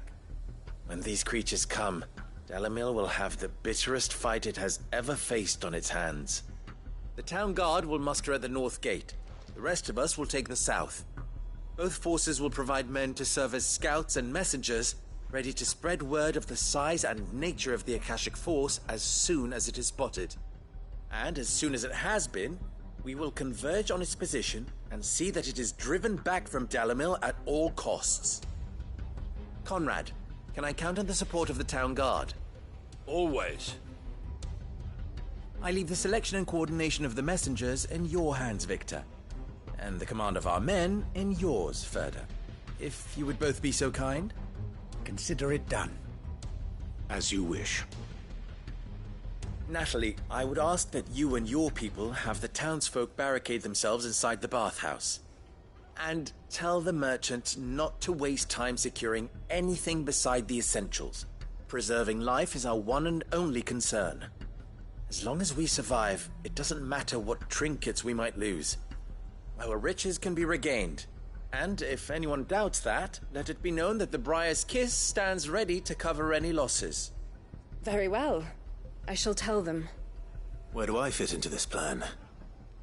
Where else but the most perilous place of all? I would like you to travel to the home of our erstwhile League of Outlaws, Cheratina itself. The main host is most likely still there, and Dalamil will not be safe until it is eradicated, root and branch. A little gardening. How pleasant. I doubt it. I have a feeling these weeds will be particularly stubborn. Luckily, so am I. So you are. All right then, we all know what we have to do. Now it's simply a matter of doing it.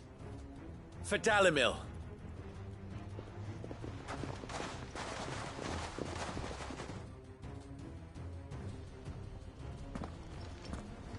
Looks like everyone's ready. I'd better not keep them waiting.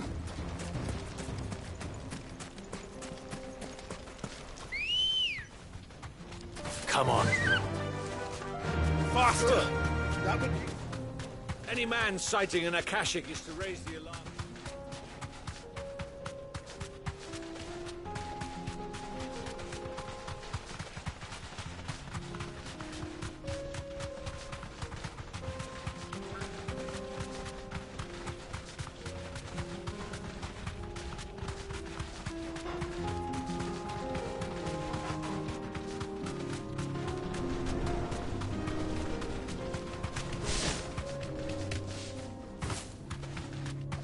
There it is. The flood. But what's waiting for us inside?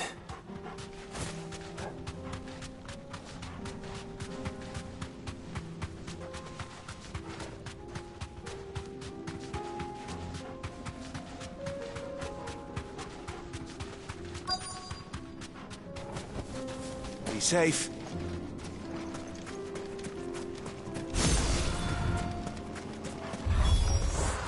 Can't leave a single one alive.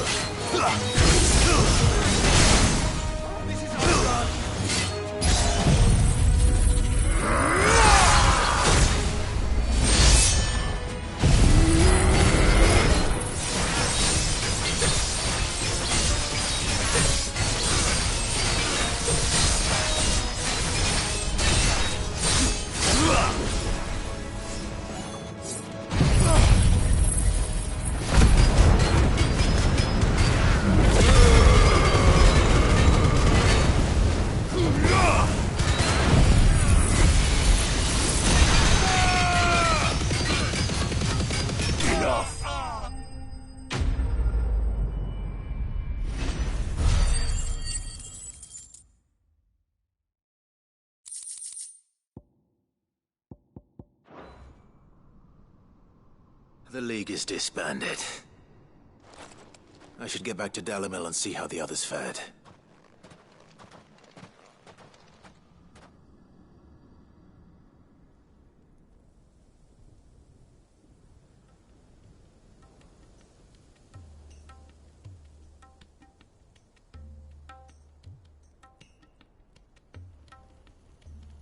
All the Akashic we were able to find have been dealt with.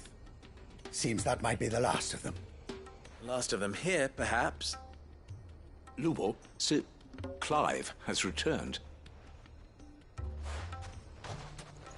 Clive! What news from Charatina?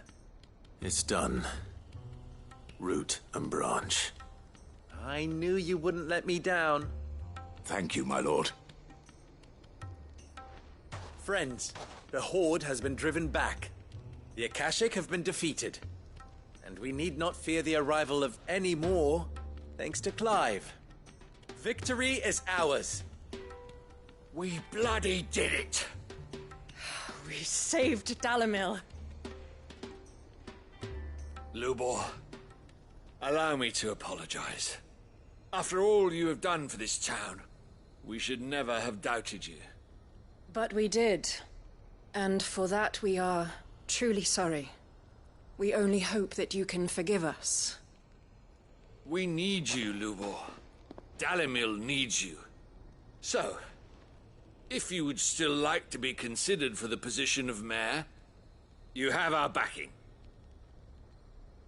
You do remember that I'm a bearer, don't you? We do. But that is not a stain on your character.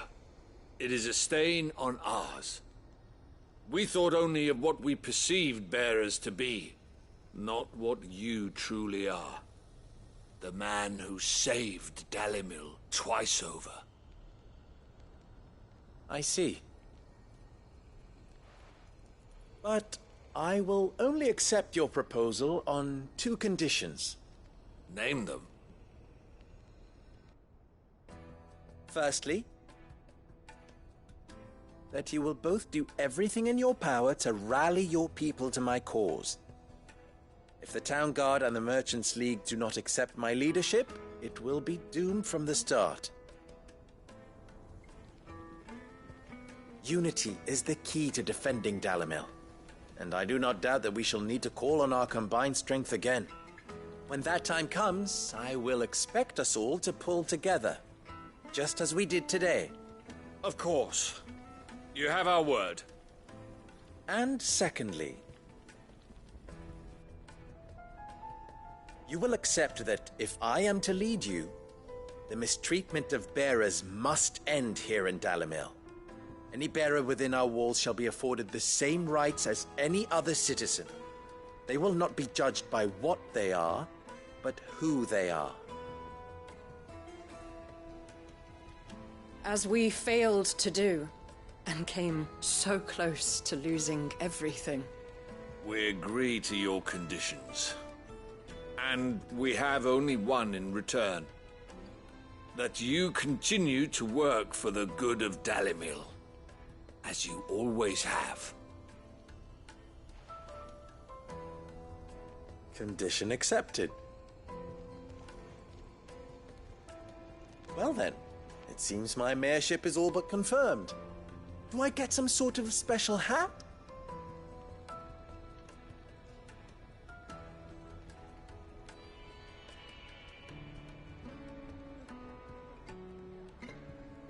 How fickle fate can be. Not so long ago, I had resigned myself to leaving Dalimil in disgrace. And now, I find myself her leader. Here. For everything.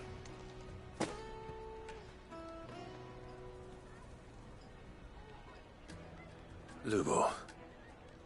About the children. Fear not. You are, of course, relieved of your responsibility. I would sooner face another horde of Akashic than see them brought up as outlaws. I'll make sure they're safe here. I don't doubt that you will. And not just the children, but everyone in Dalimil. I'll do my best. Can't have all your hard work going to waste.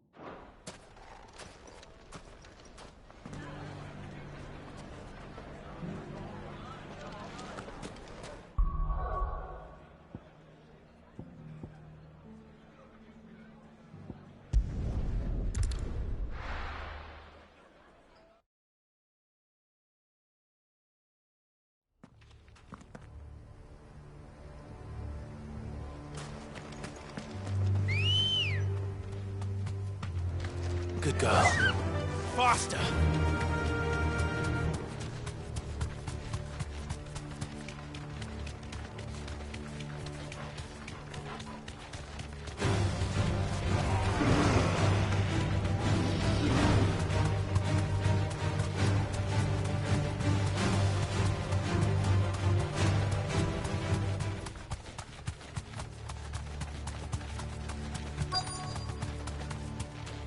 The entire village looks abandoned. Now, which house would a bookworm live in?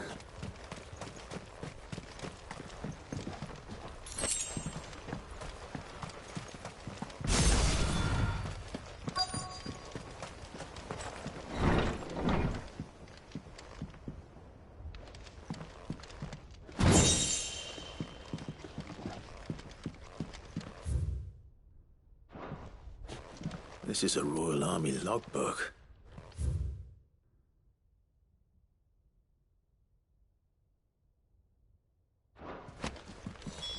This is it. But if what it says is true, I need to get this back to the hideaway.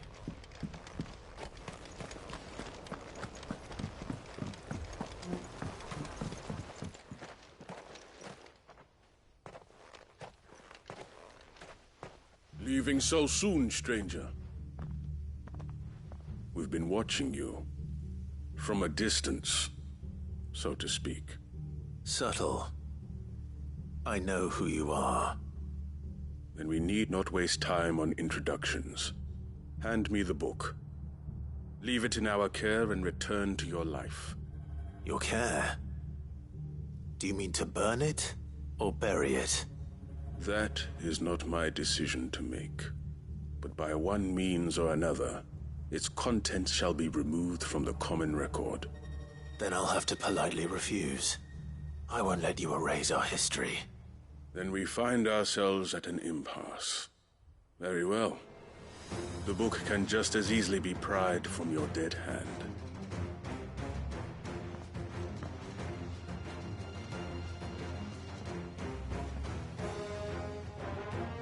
Let's see, shall we?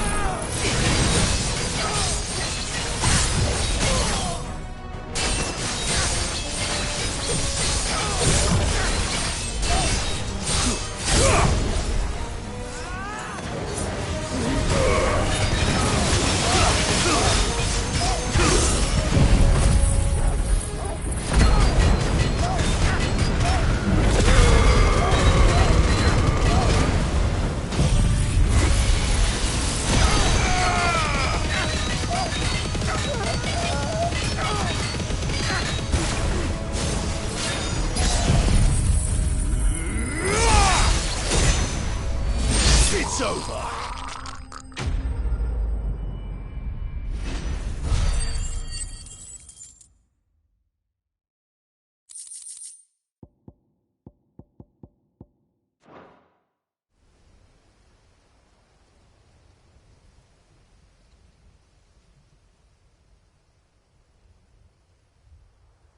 Impressive. But we have other means. We shall claim the book yet. Why do you want it so badly anyway? It lays out in no uncertain terms the vanity and avarice of mankind.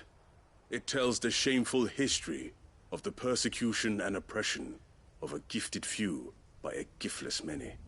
Would you say that this interpretation was correct? I don't know. You don't know. Your sword may be sharp, but your wits are dull. So let me answer for you. There is no correct interpretation of history. That a series of events took place may be proved beyond a doubt.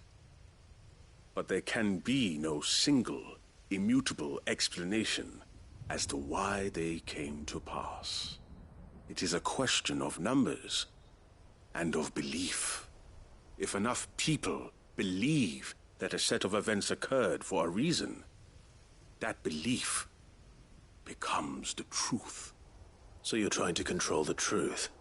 We are trying to protect people from themselves, from knowledge that would bring them naught but pain. That is all. You may keep the book, for now.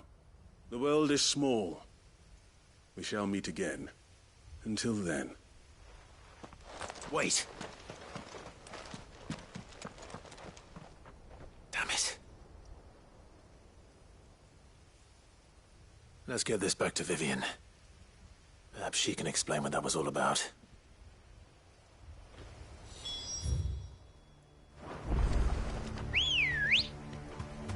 Come on.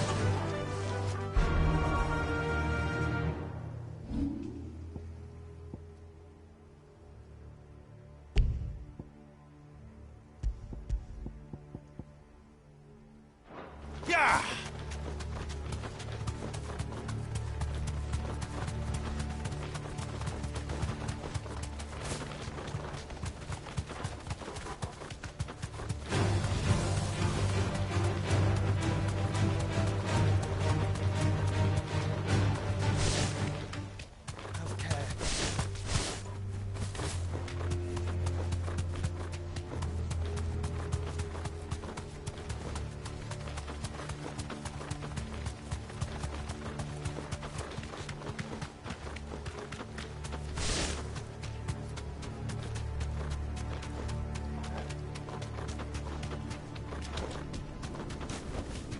Back to the stables, Carl. This must be the orphanage. Hopefully the registry is still here.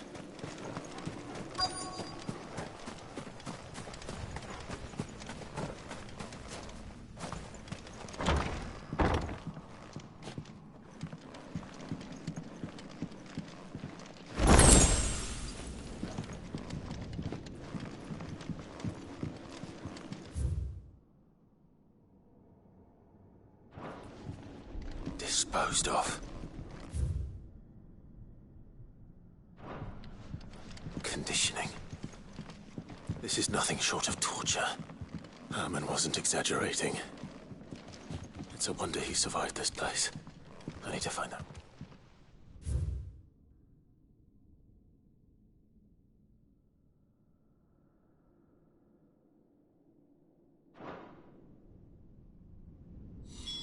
This reads like a suicide note. Did the director go through with his plan? There's only one way to find out.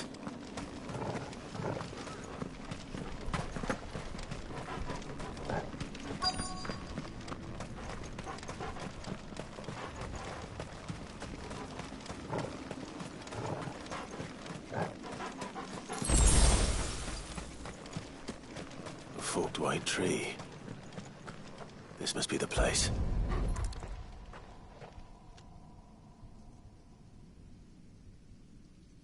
Could he really be buried here? There's something hidden among the roots. Let's see.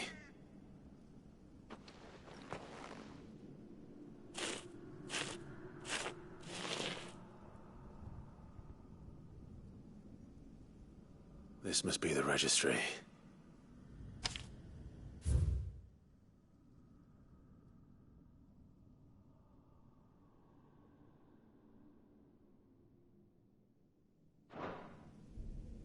So many names. This place was a slaughterhouse. But where is the architect of all this misery?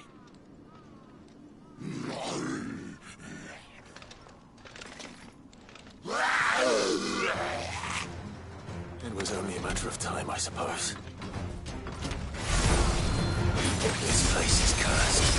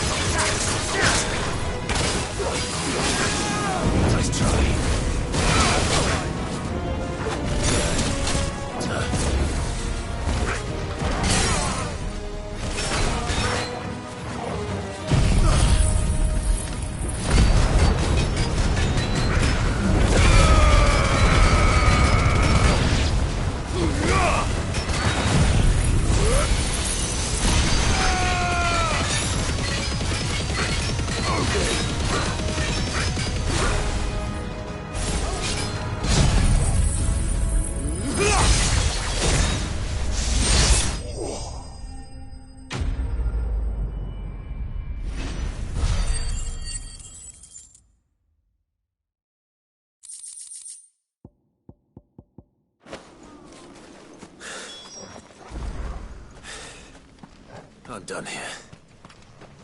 Let's get the registry back to Herman.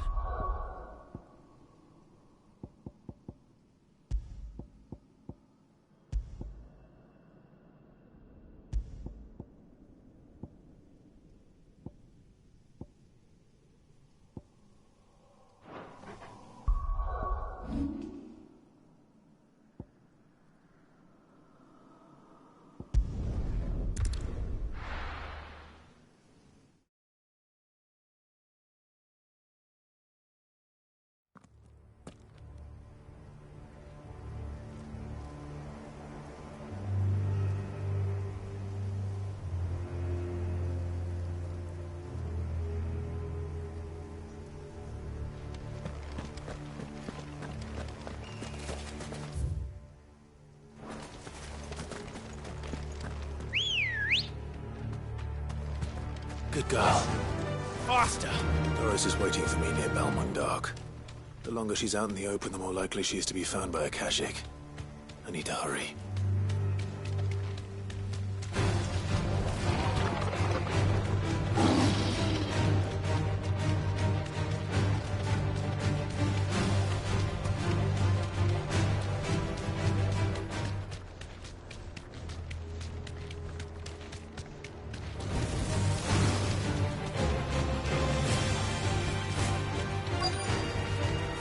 No need to ride from here.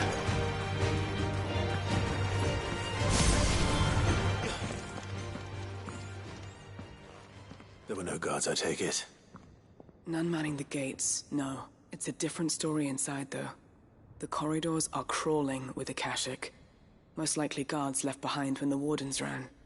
If Chadwick was being held here, I worry that he may already be. Don't give up hope just yet, but let's move quickly. Let me check the ground floor. The ether's thickest there.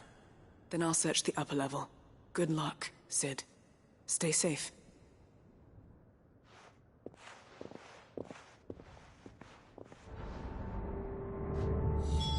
Just how bad are the floods inside the walls? Bad enough to turn a bearer. I hope not.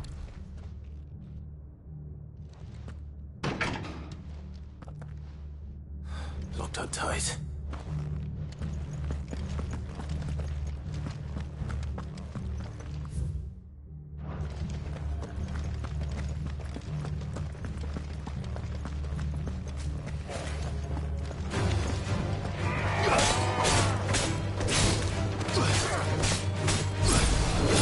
Ugh!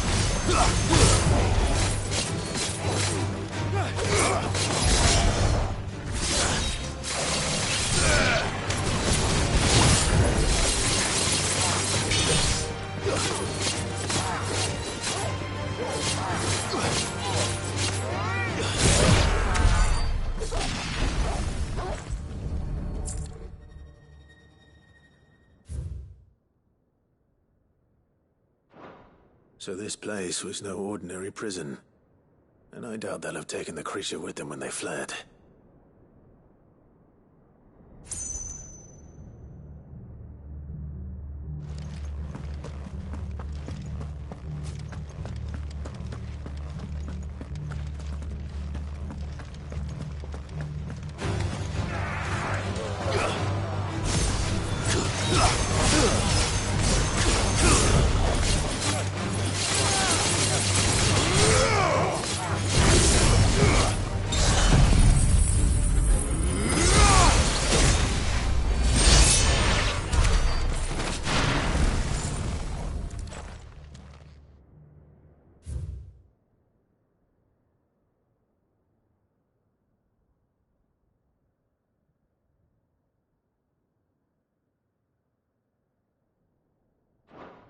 Minimal loss of Waluda lives.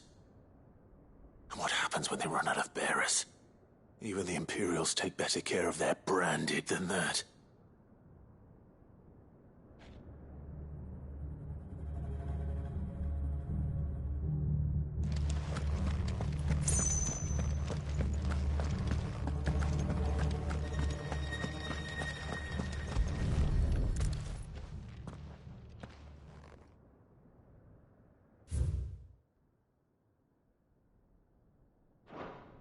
They were feeding bearers to it.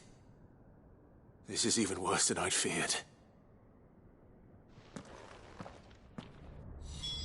Nothing but a Akashic down here. Hopefully things are looking better upstairs. I should go and see how Doris is getting on.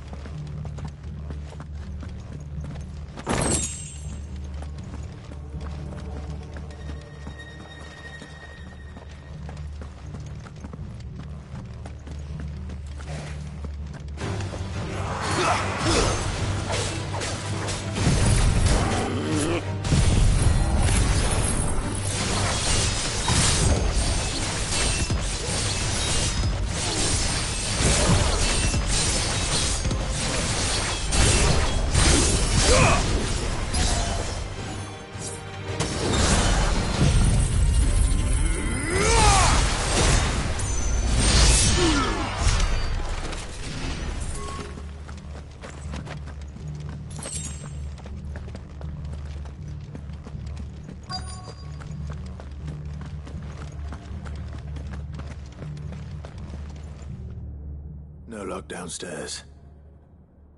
But I did find out that this place was more than just a prison. Something far more sinister was happening here. I know.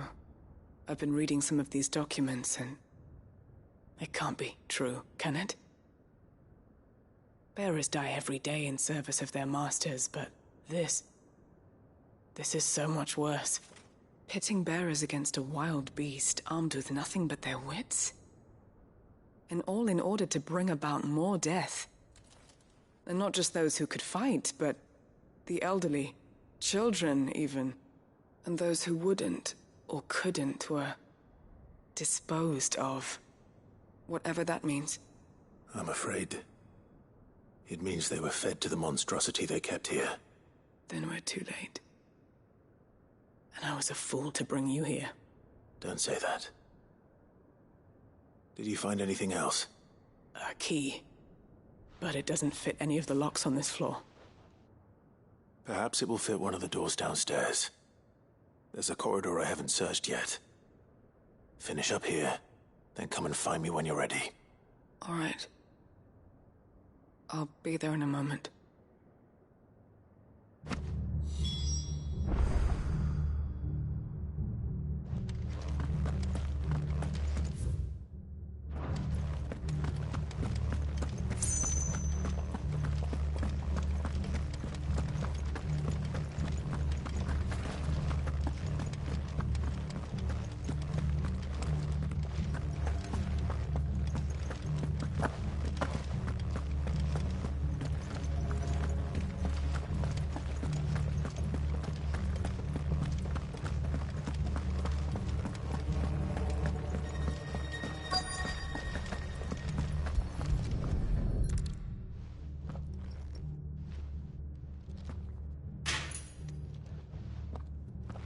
what we can find down here.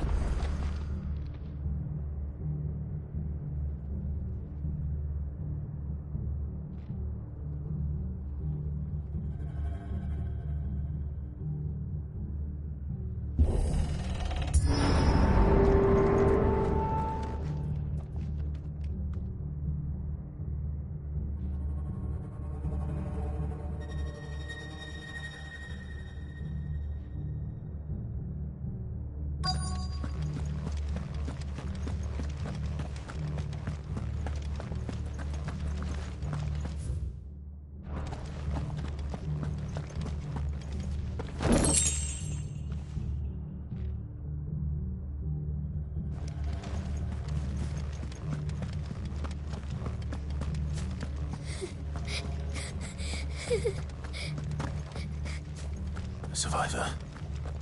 And she sounds close. Who are you? There's no need to be afraid. Are you alone? Are there any other survivors? Some of the guards. They're still here. But something's wrong with them. Everyone else was eaten by the monster. Of course there were. Thank the Founder. It was worth our coming. But I'd rather we didn't linger. Are you ready? Ready when you are. You poor thing. He must have been terrified. Did Chadwick send you? What? He fought the monster. Distracted it so I could run away. He must have sent you. He promised to free the others too. Where is he? He opened your cell, didn't he? He wouldn't be here otherwise. Chadwick.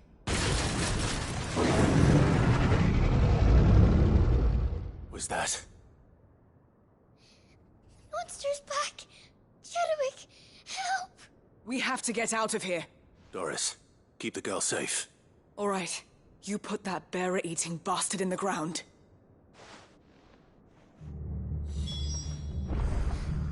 We have to run. You're safe now. We won't let it hurt you.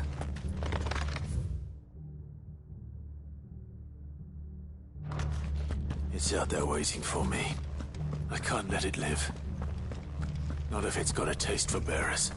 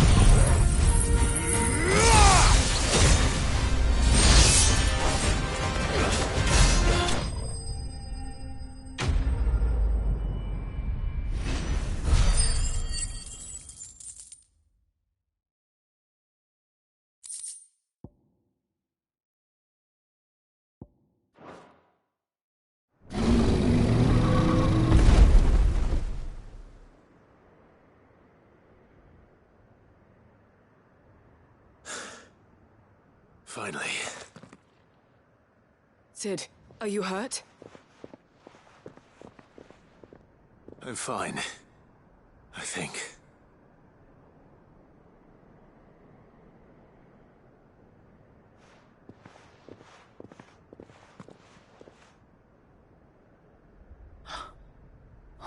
No. What is it? A diary. I gave it to Chadwick before we went our separate ways. He was here. Do you think that creature? I'm sure he fought bravely to the last. The girl is safe thanks to him. Chadwick. You fool. Come on. We have to get her back to the hideaway. We don't want his sacrifice to have been in vain. No. Of course not. I'll see that she's looked after from now on. It's the least I can do.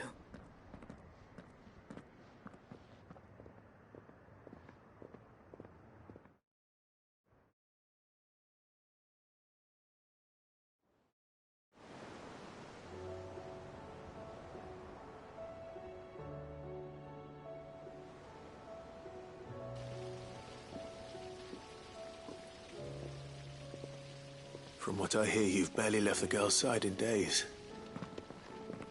I hope she's recovering from her ordeal. She is. Slowly but surely. She's far tougher than she looks. I thank the flames we found her. If we hadn't... I know. But we did. I'm sorry we weren't able to save Chadwick. There's no need to apologize.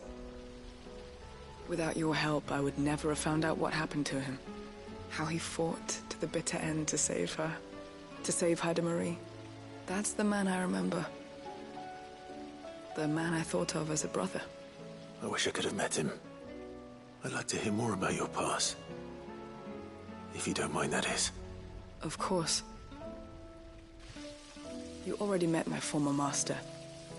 She trained Chadwick and I to do two things. Kill and obey.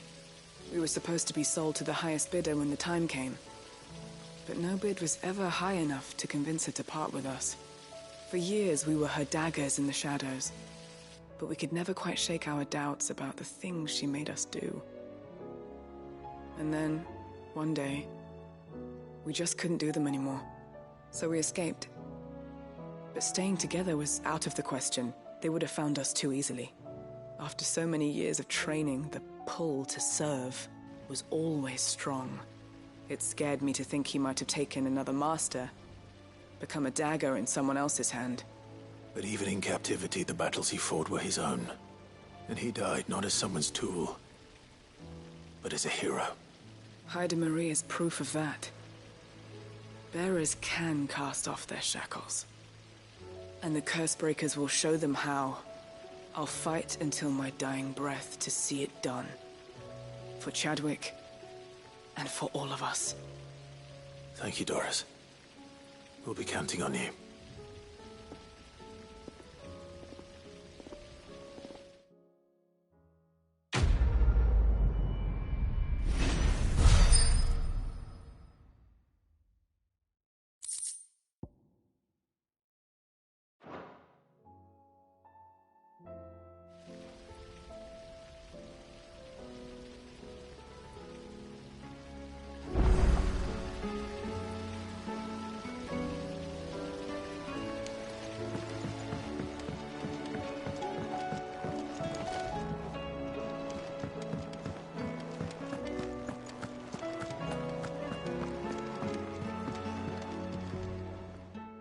Vivian. I found it. The book you lost.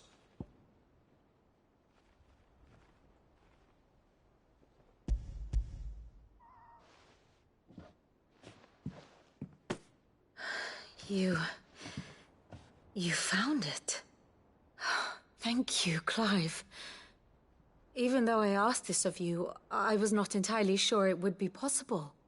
I feared the executors had seized every copy. I met with one of these executors, and I convinced him to let me keep it. He told me something That the truth is just a matter of collective belief. And that if enough people believe a lie, that lie becomes the truth. It does. But it also means that the truth is not immutable. That it can be changed. Provided that those who wish to change it can convince enough people that their perspective is the correct one. As the sad history of the Bearers proves. You said that the book inspired you to become a scholar. It did. Or its author, rather. She was a heretic, you see. A firebrand and a dissenter. A gallows stood ready for her in every corner of the realm. And by shunning society, or perhaps being shunned by it, she stumbled upon a truth so potent that an entire realm trembled at the prospect of its utterance. I, too, have always felt somehow set apart from the world of men. A stranger to my own species. She taught me that my solitude was not a curse, but a gift. And that, though my journey to the truth might be a lonely one, what I found at my destination would be more than worth the cost. Do you still feel that way? That you're not one of us? Honestly, I'm not entirely sure anymore. Since coming to the hideaway, I find my thinking somewhat clouded. Perhaps the result of studying mankind from a rather closer perspective than I had intended. But the more I study, the more I find value in this perspective. In looking not from the outside, but from within. So if you'll permit me, I'd like to continue my work here. Remember, Clive, when enough people believe, belief begets truth. Give the men and women of this benighted world the gift of truth. Make them believe in you, as I do. I'll try, Vivian. I'll try.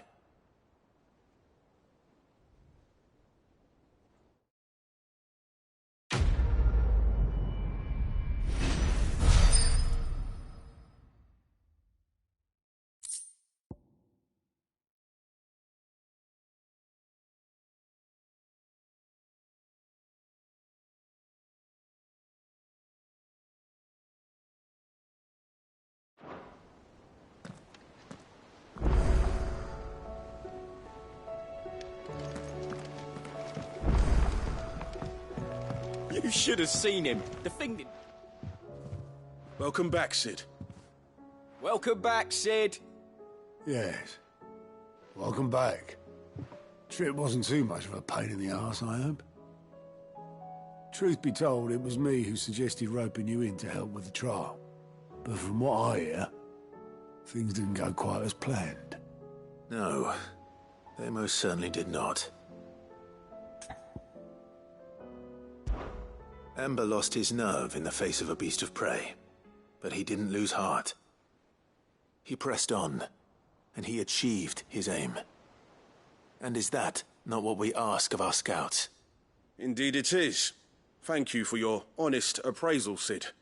The fact remains, however, that Ember will not always have a battle-hardened warrior on hand to pluck him from the jaws of peril. All I have gleaned from this trial is that without someone watching his back, Ember is little more than a liability. Wait, Sergeant. Ember still has much to learn, it's true. And this time he was found wanting. But I'd say he's due a second chance, nonetheless. After all, he did do as you asked. With a bit of hard work, any hand can be made to hold a blade, and any mind can conquer its fears. But a scout's nose is different. You've either got one, or you ain't. And by sniffing out that log, young Ember here has shown he has a conch and a half. Wouldn't do to waste it now, would it? Fine. One more chance. I'll do whatever you ask. I'll spend my days and nights in the pit if I have to. I'll show you. Just you wait. Daft as a brush, that one. But his heart's in the right place. Just like someone else we know. And if you ask me, We've been leaning on him for far too long. That time the curse breakers took some of the weight off his shoulders, I reckon. It couldn't hurt. Just don't tell Gav I said so, will you? I won't have him thinking he's been hard done by. Next thing you know, he'll be asking for a day off. Chance would be a fine thing. Back to work. Forgive me, Sid. This did not play out as I expected. Things rarely do these days. But that's why we need men like Ember more than ever. Men who can make the best out of a bad situation. Remember that. I will, Sid. Thank you.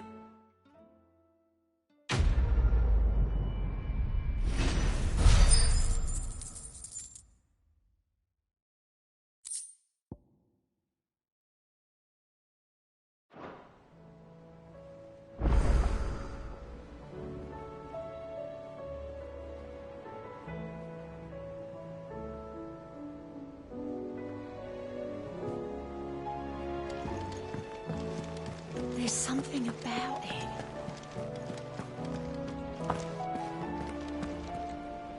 Uncle, I bring good news. The Field Marshal has agreed to your plan.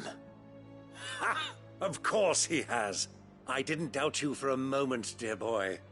Rutherford is accompanying him back to your manor in Port Isolde as we speak. They will await your return there. As will one other. One other? Who, exactly? Lord Havel was concerned that even if he could get the realm's armies to agree to an accord, he might not be as successful in convincing those with political power. He asked if I might have a solution, and I suggested a certain Imperial Lord Magistrate turned Liberator. One of your co-conspirators? Master Quinton would probably call me one of his, but yes. Another outlaw, then. Just the thing we need to put these rotten politicos in their places. Good thinking, Clive. I'm glad you approve. The more the merrier, eh? Uncle, assuming Havel and Quinton can solve our problem with the armies, you still haven't mentioned how we might manage the grain shortages. Oh, don't you worry, my boy. The 7 high houses will be seeing to that. They have all agreed to make the most generous of donations. Oh, of course, it did take a little persuasion, but luckily I had some unexpected help. From who? Why, you, my boy. Rumor has it that you rescued the Lady Ariane's head steward Rockford from a horde of bloodthirsty bandits. It was more of a handful. Well, the old battle-axe was so pleased. She had a shipload of talents delivered to my private docks by the next new moon. And when the other houses saw the parsimonious old crone's purse strings finally loosen, they as good as tripped over themselves in the rush to follow suit. I'm happy to hear it. Now, I must be getting back to the manor. Join us there at your earliest convenience, would you? Of course, Uncle.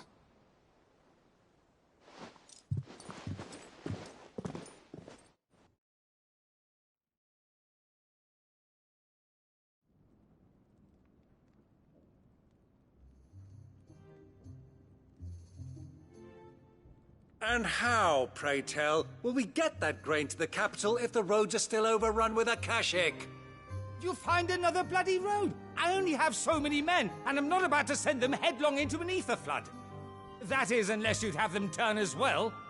Well, I'd certainly eat less. Says the man with a belly bigger than a band of curls. My soldiers actually need their rations. Without any food to keep them going, they'll be dead even before you've sent them on your fool's errand. If I may, gentlemen, perhaps I might suggest an alternative approach. Though supply routes are indeed disrupted, there is no shortage of ships. Indeed, they bob away in every bay from here to Randalar, awaiting a safe haven. Allow them to make port and fill their bellies full of grain. And once those who crowd the cities are fed, ferry the displaced back to the countryside to work the fallow fields.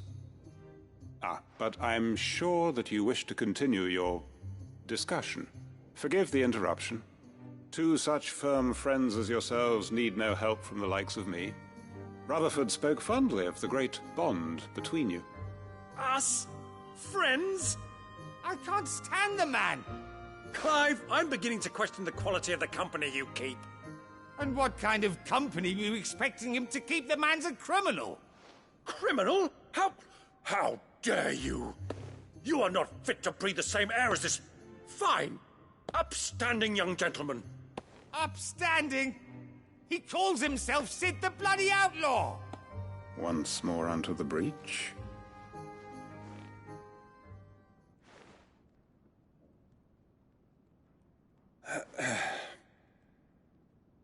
Shall we begin again? What we seek here is not to create a new nation, nor to claim the thrones of those that already exist. We wish simply to bring stability to the realm that mankind might weather the current storm.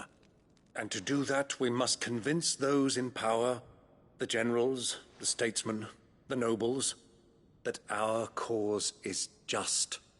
There will be disagreements, yes. And I imagine some resistance, much resistance. But we cannot let that deter us. If we show them the path, show them that we walk it ourselves, then I am confident they will follow. The fate of the world lies in my nephew's hands, but the well-being of her people lies in ours. And we must not squander the chance that Clive has given us. Uncle Byron, Now, with that settled, let's move on to the signing of the Accord. For what great moment in history hasn't been accompanied by a little ceremony?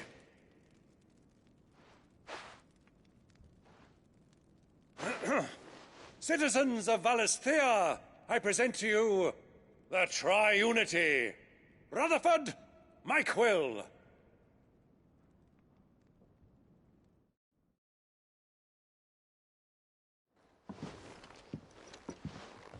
Well, my boy, the stage is set. That it is. This is the role you were born for. Now I ask only that you trust in the talents of your supporting cast. We shall play our parts to the best of our abilities, that you might have the opportunity to shine. The realm needs its Sir Crandall. And there is no better Crandall than you, Clive. I want you to keep this signed accord as proof of our faith in you. I will. Thank you, Uncle.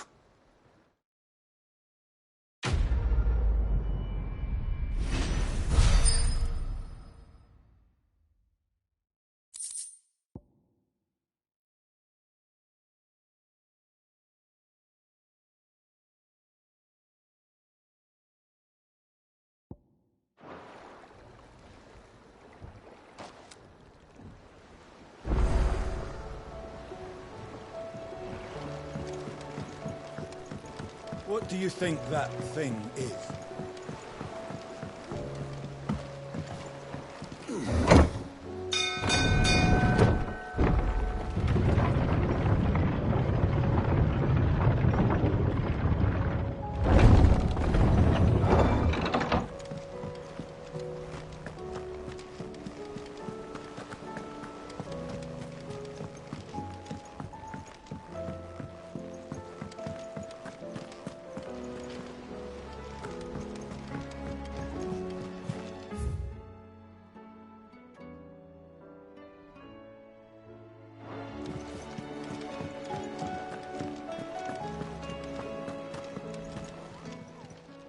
Welcome to the Patron's Whisper.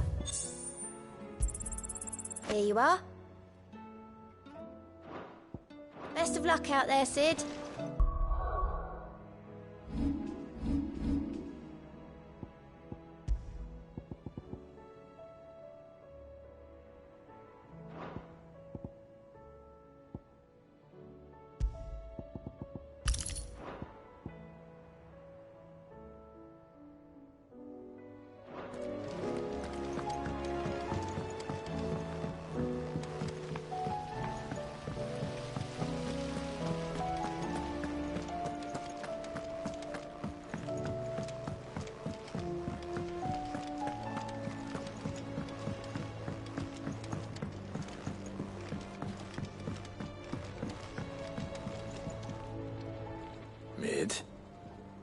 Tell me this is all you need.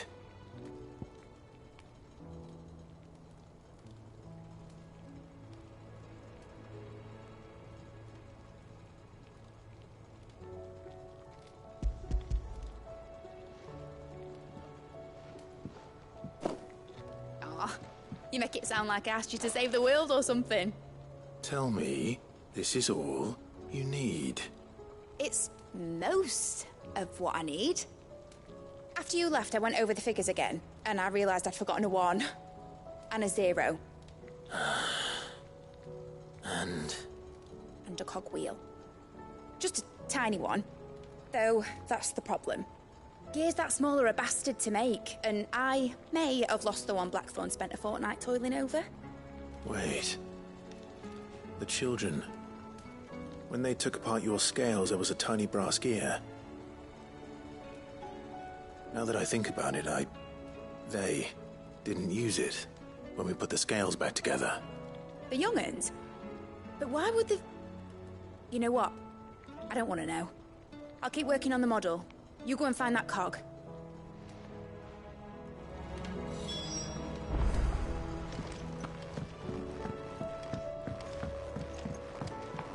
Has Mitadol mentioned a new project?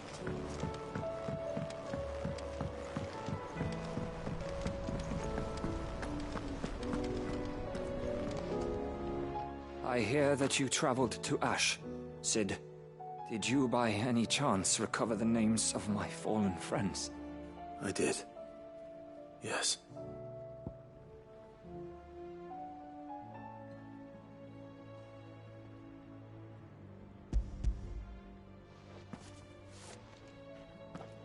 If I may, the bearer registry.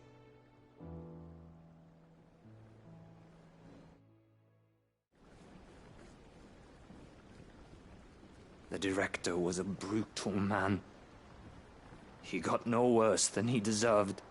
The registry was all I found beneath the tree. There was no sign of a body. Nor any record of what happened to the children after the orphanage closed. I pray that at least some of them survived. All their names are here. The ones we lost. My friends. My light in those dark times.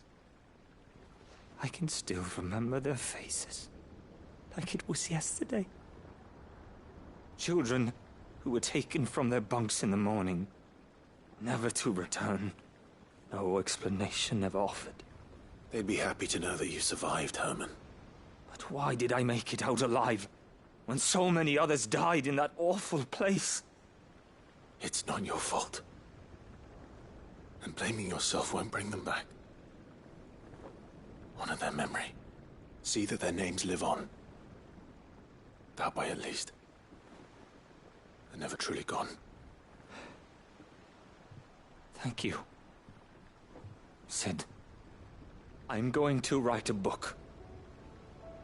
An account of the horrors of Badbach, and the spirit of those its custodians sought to crush. All of Valisthea will know of our suffering. And in the name of those I lost, I will not let it happen again. Neither will I. These records would have been buried for all eternity, were it not for you. Thank you.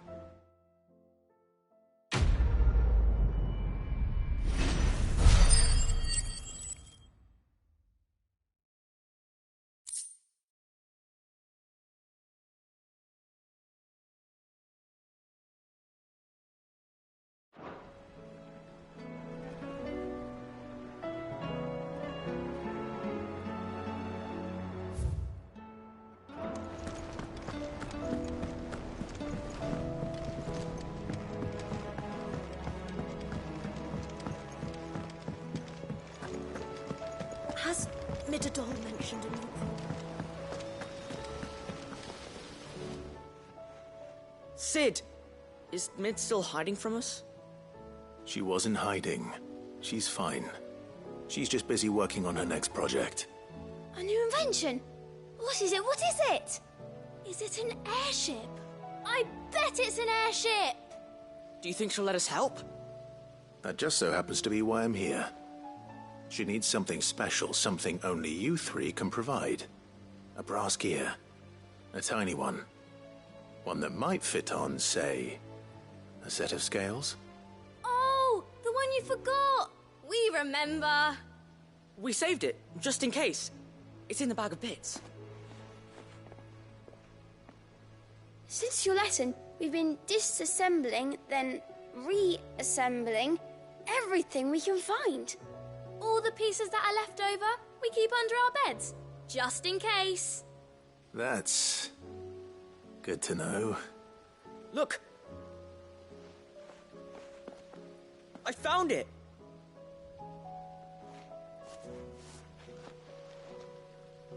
Is that all? Just the gear? We have more parts if Mid needs them. That's all for now. But I'll let Mid know about your hoard. Just in case. Thanks, Sid.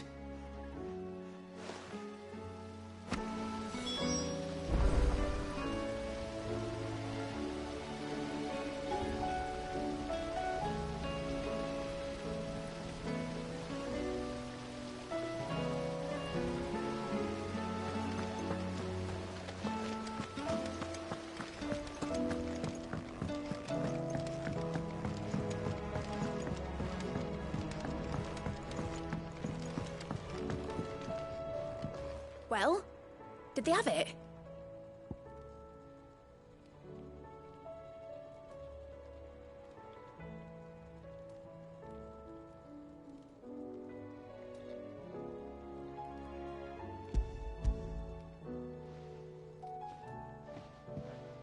They did. And they kept it somewhere nice and safe. Will it work? Will it work? He's perfect! You're a genius, Clive. What exactly are you going to use it for? Only the most important job of all. The wings aren't going to move on their own. But with the right cog in the right place... well, you just wait and see.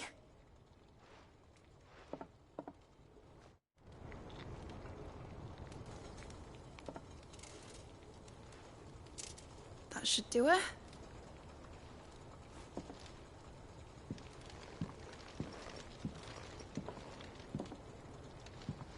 Here goes nothing.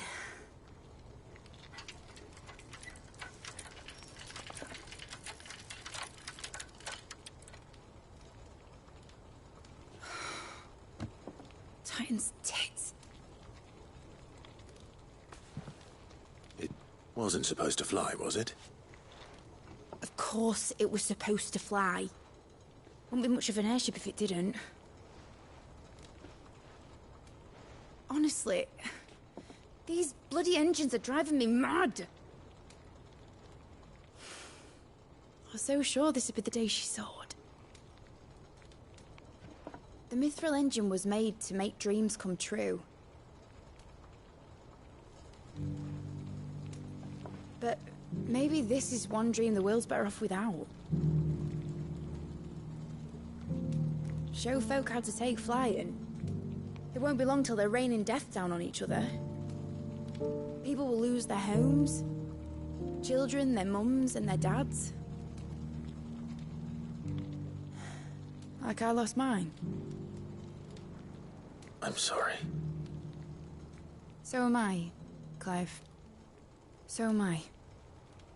Sorry that I have to choose. Do I follow my head, or do I follow my heart?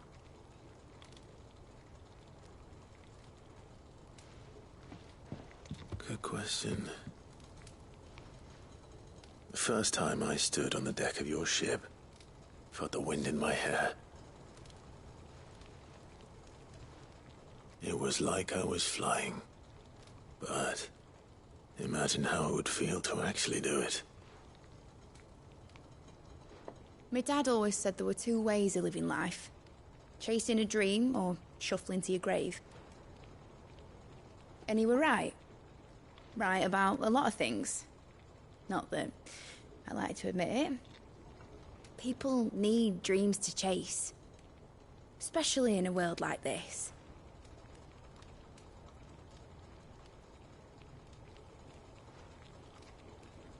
Right. When this is over, I'm gonna take all my mithril engines to Zemeckis and sling them over the edge. I won't have my dream end up turning into someone else's nightmare. But all that hard work... All that hard work will not be used for war, Jamie. But it ain't like it'll be gone. Tell me, Clive, have you ever been on a treasure hunt? Not since Joshua and I were boys. Why do you ask? Because I'm gonna bury the engine schematics and leave behind a little riddle telling people where to find them. A really hard one, so that only the most dedicated dreamers will ever be able to work it out.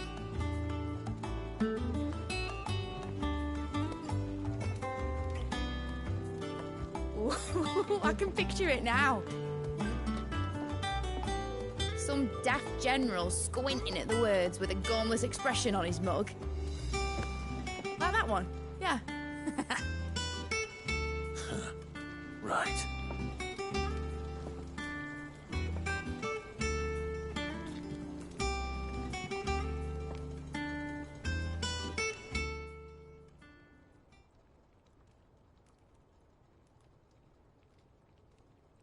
Of course, if I'm putting this engine at the end of a treasure hunt, I'll still need to make it a treasure worth hunting for. Won't be much of a prize if it couldn't even make a toy boat fly after all. My dad always said, dream big. But it ain't the size of a dream that's important, is it, Clive? Only that it's a good one. And I reckon I've got a fair few good uns left in me. I'm sure you do.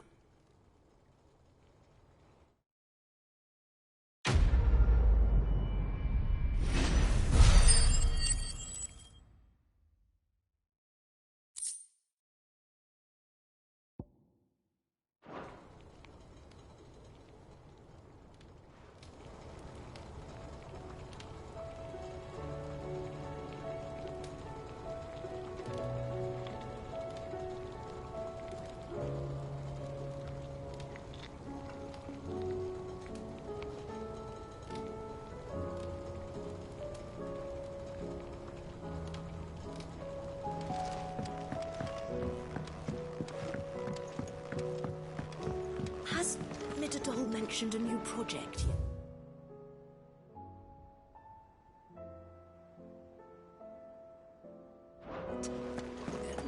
Not exactly.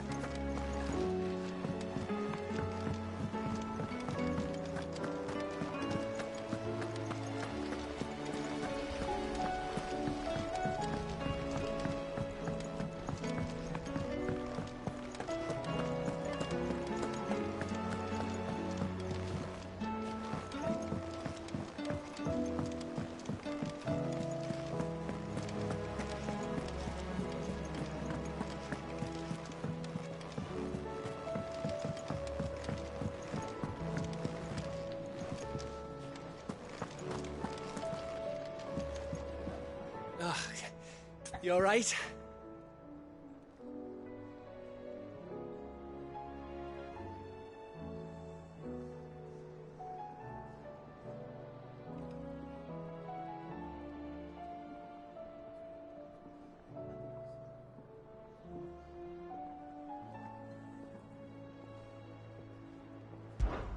Something troubling you?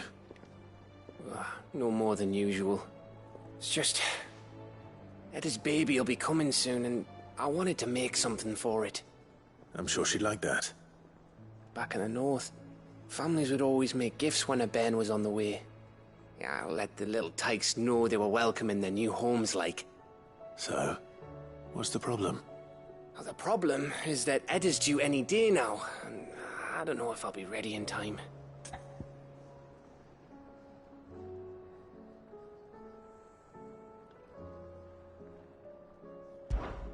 Is there anything I can do to help? You know, there just might be. All right then. What exactly are we making? A good luck charm. But not just any good luck charm. Not just any. No. One made from the feather of a silver chocobo. There's naught luckier in all the realm, or So we used to say back home anyway. Thing is, they're hard to come by. Had Otto and Karen check with their suppliers, but nothing. I'd try and track one down myself, only... Only the big day is fast approaching. And that's all you need, a feather. That or the bird whose horse it's attached to, aye. I was gonna start by asking around with traveling traders plying the northern borders. Well, there's no shortage of those passing through Martha's. I think I might make that my first port of call. I'll let you know if I find anything. You're a good friend, Clive. I won't forget this.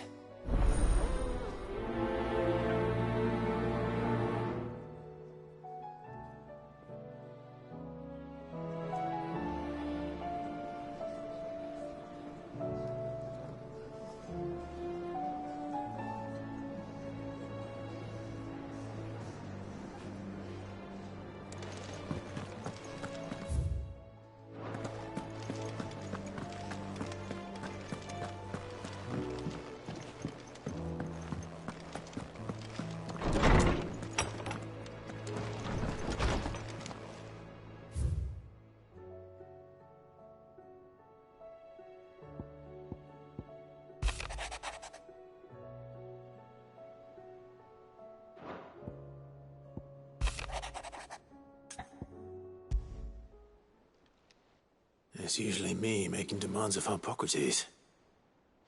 I wonder what this is about.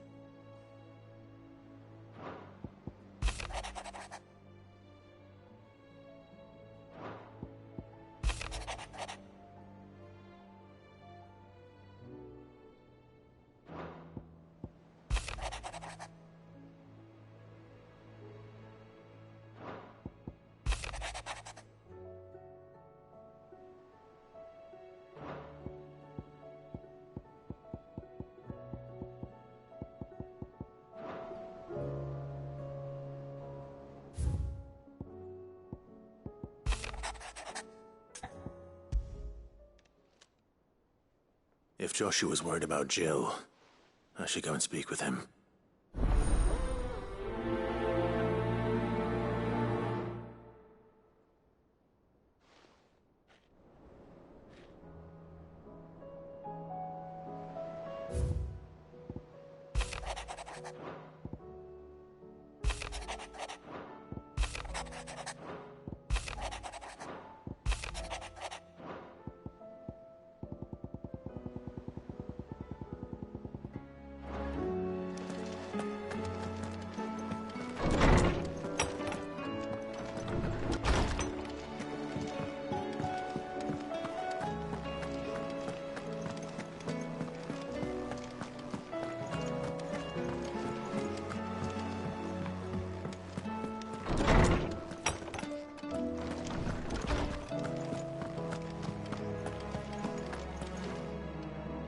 Lawsman Hippocrates.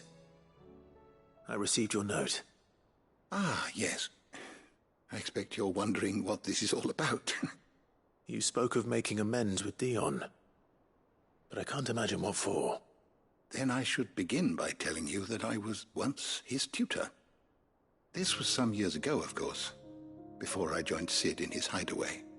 At that time, I was counted among the foremost scholars of Oriflamme, and was accordingly invited to the palace to supervise the young prince's education, all to ensure that the future emperor had a firm grounding in, well, everything an emperor should. History, religion, commerce, government.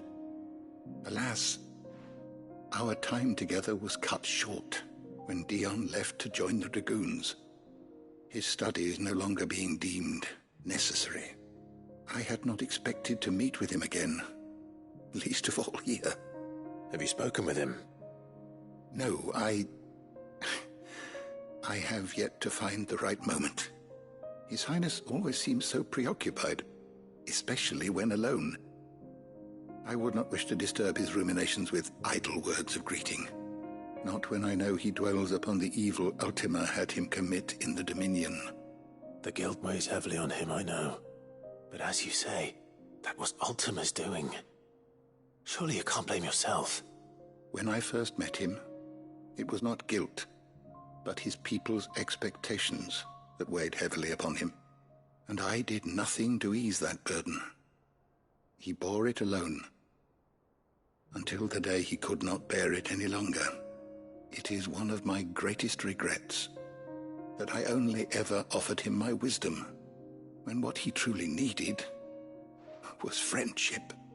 The blame for Dion's transgressions lies not only on his shoulders, but on mine. I see. I'm ready to help you in any way that I can. Then I beg that you bring me a wild wyvern tail. Apothecaries across the ages agree that even to glimpse such a flower is to be granted inner solace. Fabulists and fraudsters all, of course. But there is oft a seed of truth to be found where even the most outlandish opinions align. Well, it can't hurt to try. Where can I find this flower? And how will I know it? You have seen cultivated wyvern tails before, I trust. The lily-white blossoms from whose roots the poisonous ink for the brand is distilled. Well, those which grow in the wild differ only in their purple hue. The harsher the environment in which they are raised, the deeper the color. There is a waterfall in Rickmal's roost across the strait, where the flowers once grew in abundance. Whether they still survive there, I know not. But try as I might, I can find no likelier location. It's all right. I'll find you a wyvern tail one way or another. Thank you, Clive. And please, be safe.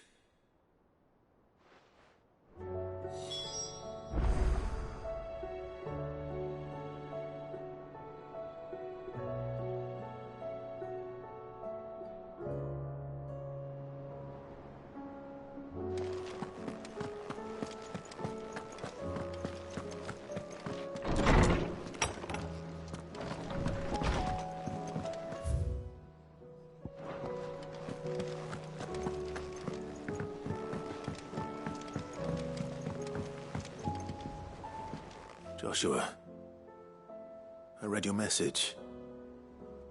You're right. Jill is different. I don't think I'd realized how different, but since we returned from Drake's spine, I've felt it more and more. I suppose it's not hard to imagine why. She doesn't think she belongs anymore. And that's why we need to remind her she is still one of us. To let her know that we still need her. Now more than ever. That you still need her. But how to do that? When last we were truly close, we were but children. Of course. Do you remember the time we accompanied Father on his annual tour of the Duchy? And Jill and I broke from the procession to ride up Man's Hill. To see the snow daisies, I remember. It was the first time Father had allowed us to join him. And when he realized you were missing, he had the entire retinue down to the pot boys combing the countryside. In the rain. A thunderstorm forced us to take refuge in a grove of oaks before we'd even made it halfway there. It was the Lord Commander who finally found us, and needless to say, he was none too pleased. Then it seems you and Jill have unfinished business. What do you say? Man's Hill. It's not that far. Oh, true.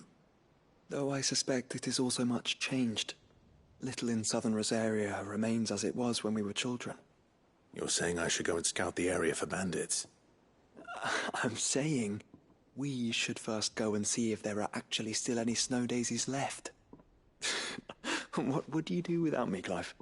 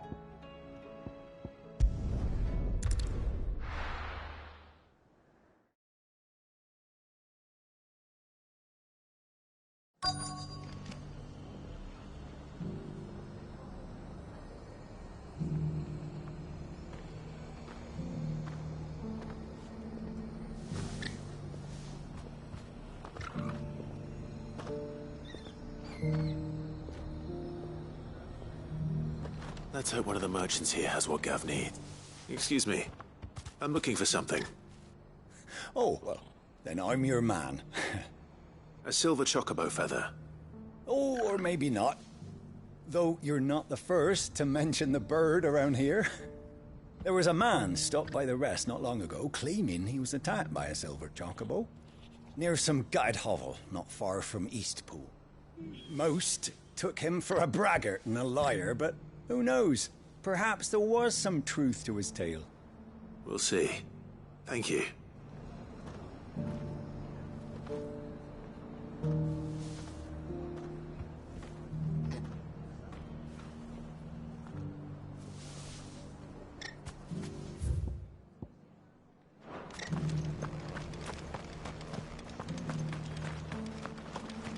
Whoever's idea it was to take those...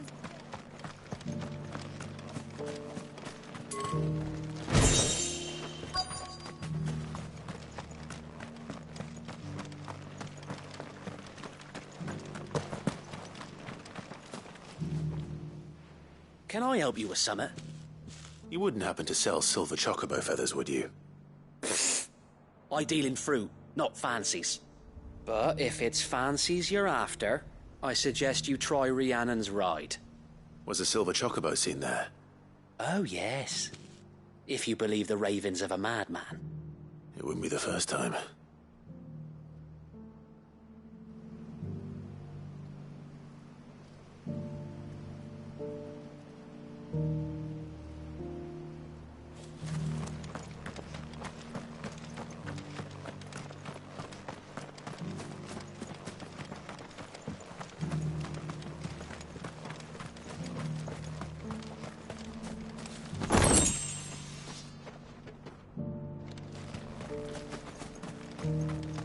Doesn't still hurt, does it?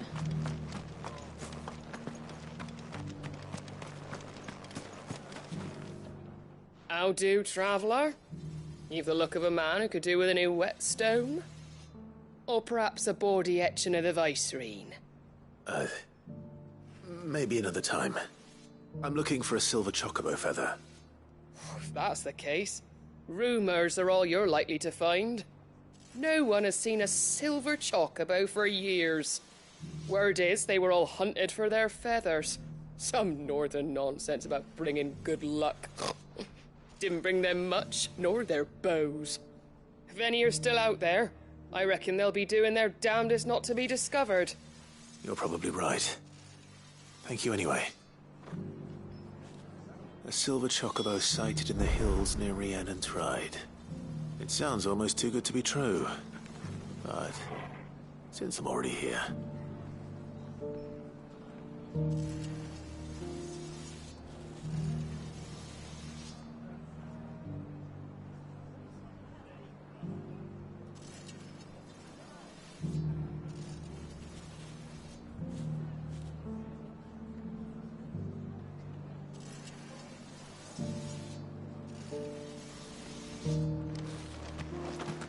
I've got greens of all shapes. Just because the heavens have gone to Rackaroon, you don't mean we have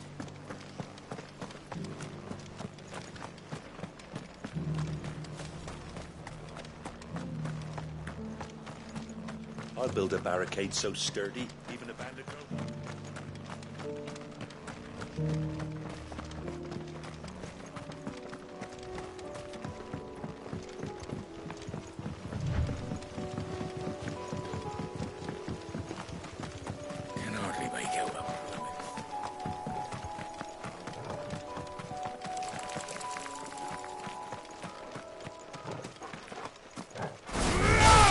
Someone's brave.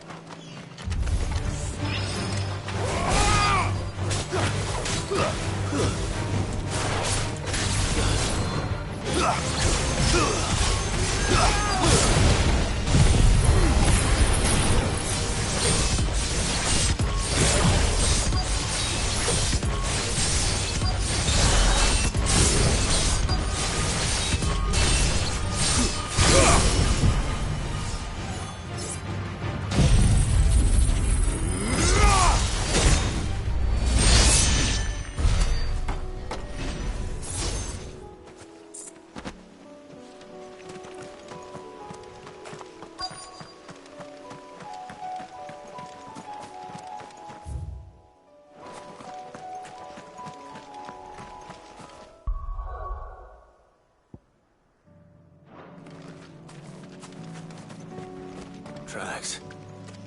They're not left by bandits for a change.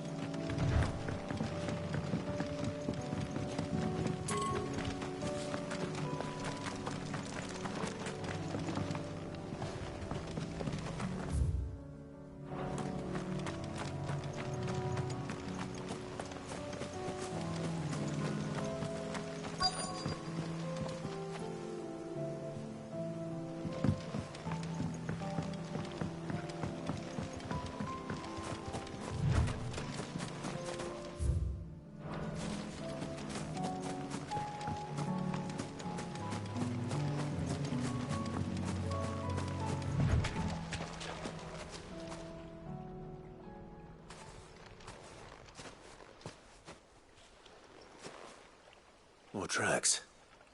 And these look fresh. The chocobo was here. And recently. Perhaps it still is.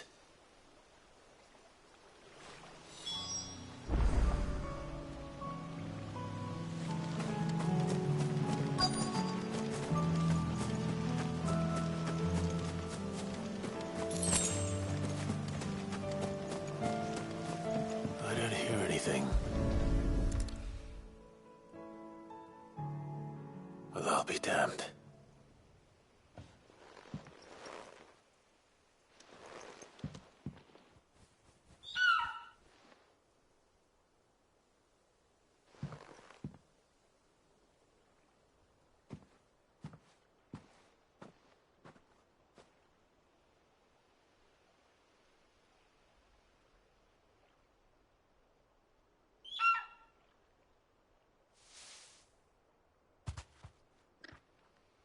It's all right. I'm not going to hurt you. Just borrowing a feather for my friend.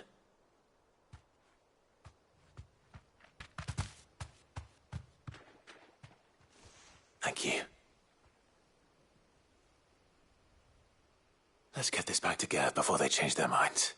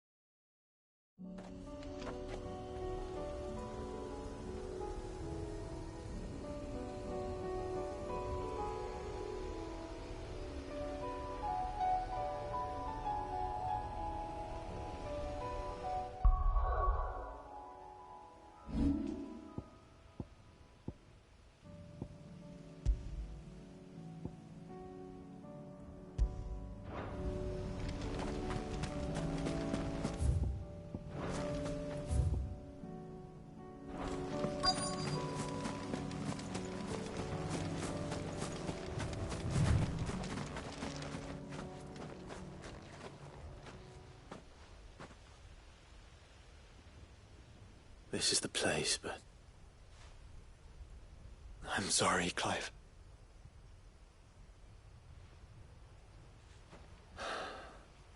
There's nowhere been spared. What do we do now? We keep looking. Man's Hill cannot be the only place where snow daisies grow. Perhaps, but... it's the only place I know of. Knew of.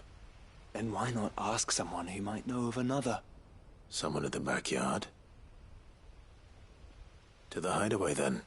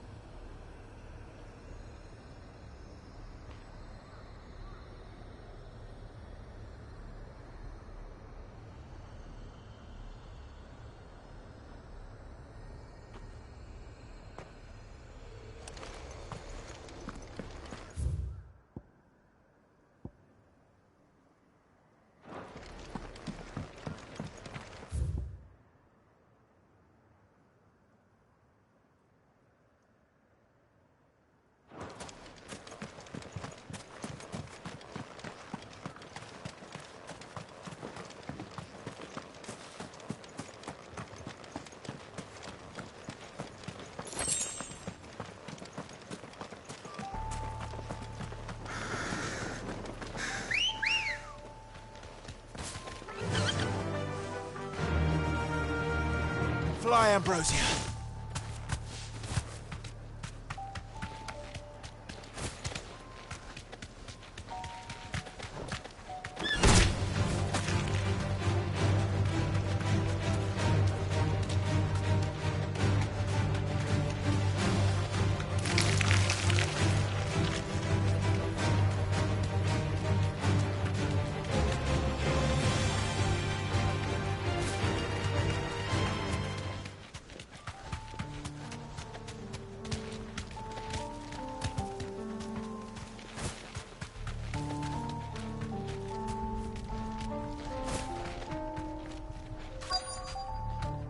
This be Mickelberg. You deserve a rest.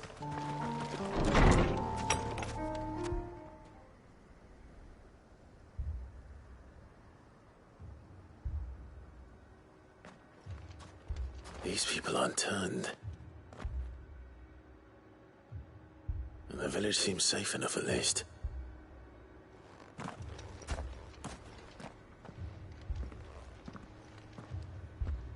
What is going on here? Ah. Did you, too, heed the call? Heed the call? No, I came here looking for someone. To be honest, I wasn't sure I'd find him here. Let alone all of you. Is that so? What are you doing here? Is this where you live? It is my home. The others, they They heeded the call. You keep saying that. What do you mean? They came here to perform the rite, just as King Barnabas instructed. This village is their altar, where they shall cast their souls upon the gentle waters and give themselves to the Lord. Give themselves? Oh, Lord, cleanse us of our sins. Let us be reborn in your loving arms. Free us from the torment of this mortal realm. They want to be saved. Forgive me, but did another foreigner like me come here? He was probably wearing a cowl. You mean the traveler from Storm? Yes. He's staying at my house, toward the rear of the village. Thank you. If you don't mind, I'll go and greet him. They seek the same salvation Barnabas did. Bring us salvation. At least the third chair still lives. Let's go and find him.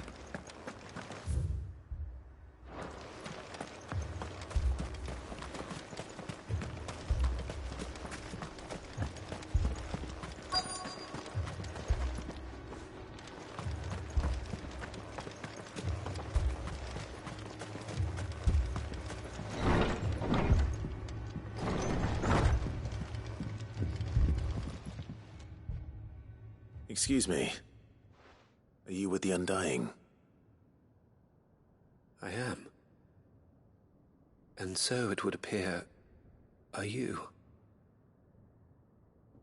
Lord Rosfield, if I am not mistaken. That's right. And you must be the third chair. I am. Cyril was worried for your safety. He sent me to find you. Then I must apologize. I did not mean to trouble the bearer of the burning quill. Much less you, my Lord Marquis. He said that you had failed to report. Is there a reason for that? I came here to study the followers of this new faith. But the more I learned of them, the more my own faith began to falter. You have seen them at their prayers, have you not? They devote themselves to the veneration of their Lord with a fervor I have never seen before. Praying night and day that they might be rid of their wicked wills and reborn in their Saviour's light.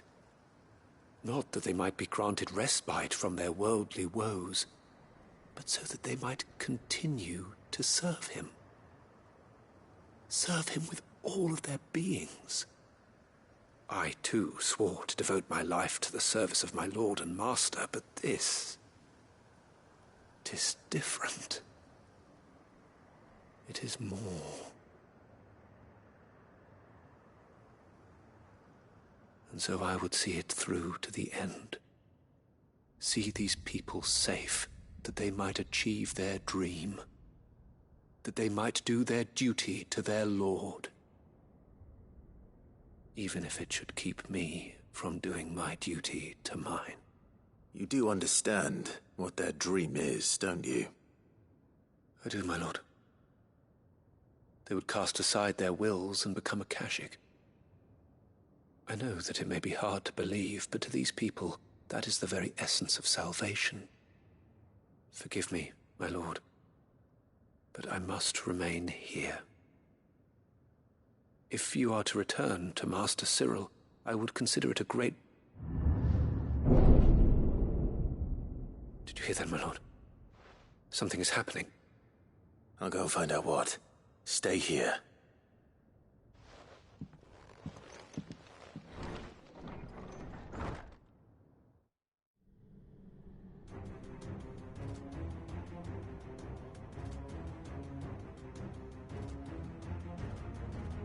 Beneath the flood. Oh no. There must be something I can do.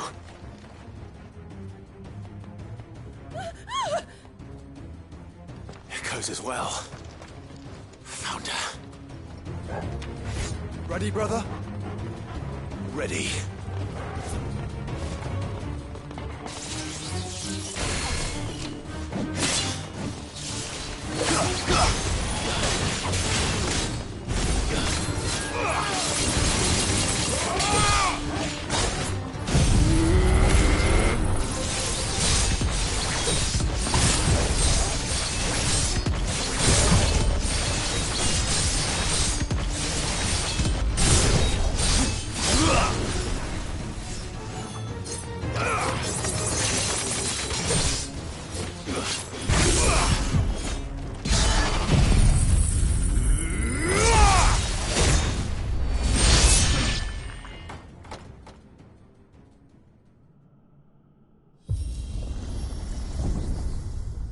What now?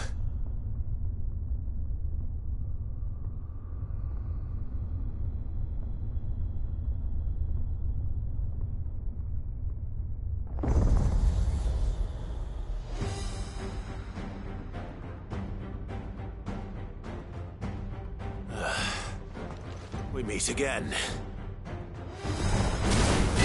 I've killed your kind before.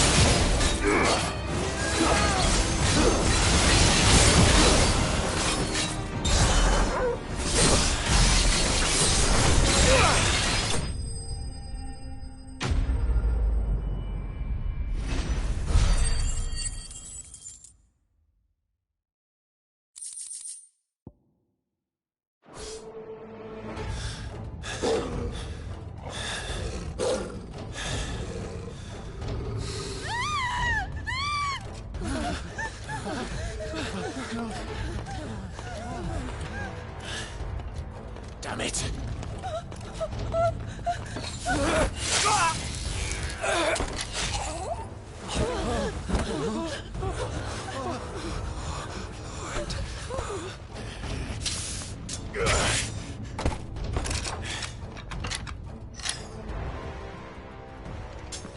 Don't you die. Come on, speak to me. I had to save them, that they might have a chance to find true salvation by devoting themselves to the service of their Lord,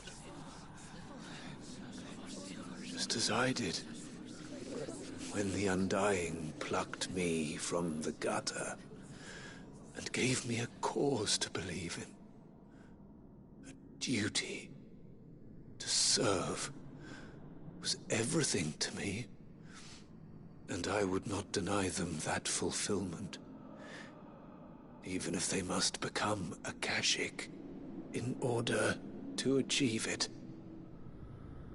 Forgive me, my Lord Marquis.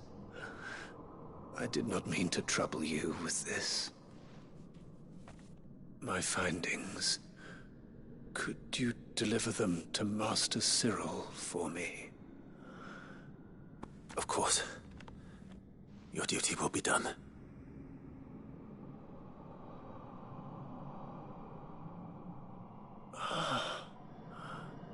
Look, my lord. They are saved.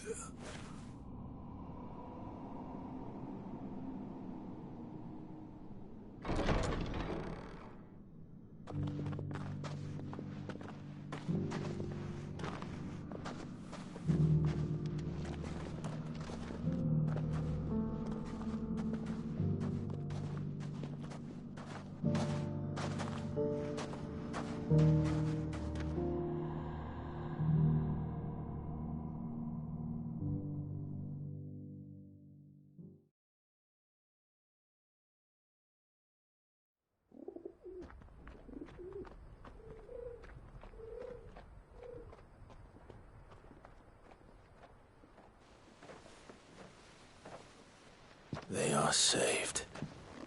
Founder. I should get this report to Cyril.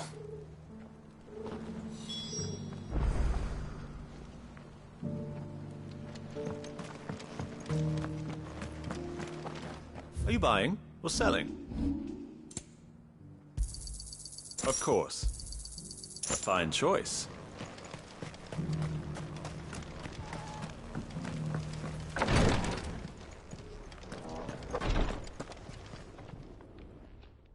My Lord Marquis, welcome back. I am glad to see you hale and whole. I met with your third chair, Cyril. He bade me deliver his findings to you.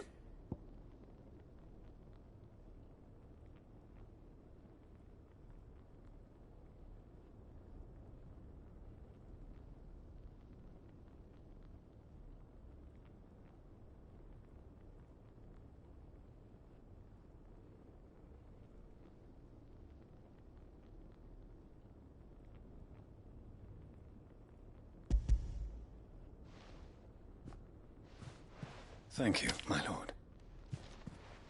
He remained in Ash? He died protecting the villagers from an echo. I buried him in Mickelberg. I'm sorry that I couldn't save him.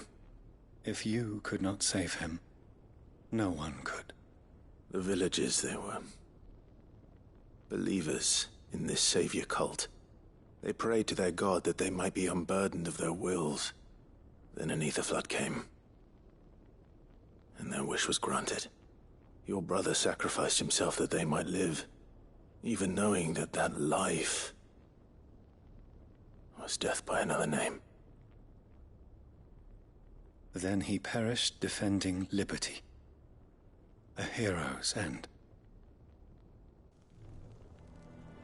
For the right to choose how one dies is no less sacred than the right to choose how one lives.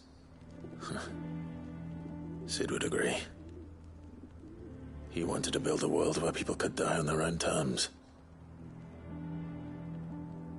A noble ambition. To die for one's cause is the most perfect expression of one's faith. It matters not how misguided others might judge one's decision to be, only that the decision is one's own. We live according to the teachings of our order. We believe in them, we protect them, and yes, we die for them. For better or worse, that is our creed.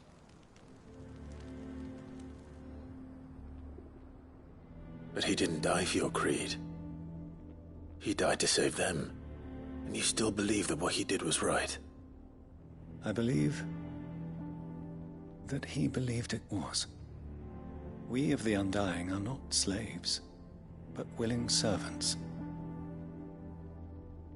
And this was his will, the ultimate expression of it.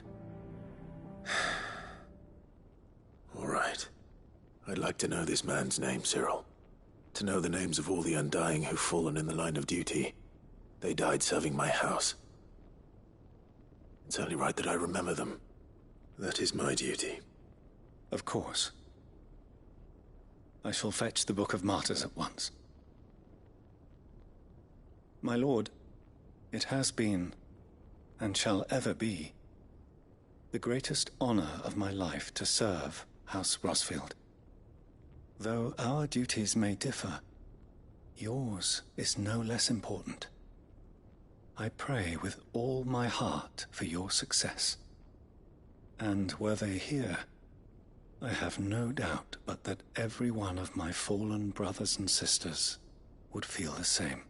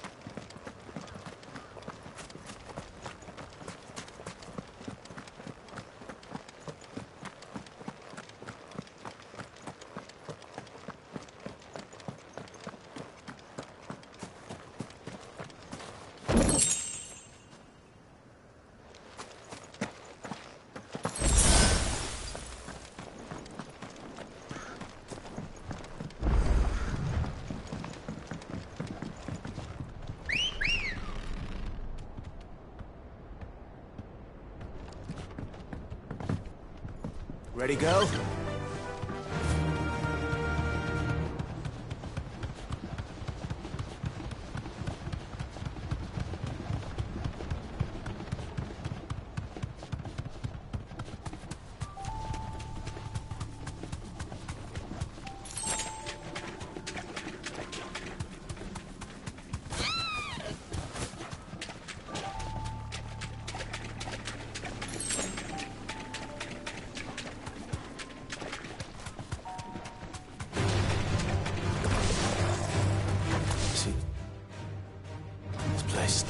Twice over. Purple flowers blooming next to a waterfall. Shouldn't be too hard to find.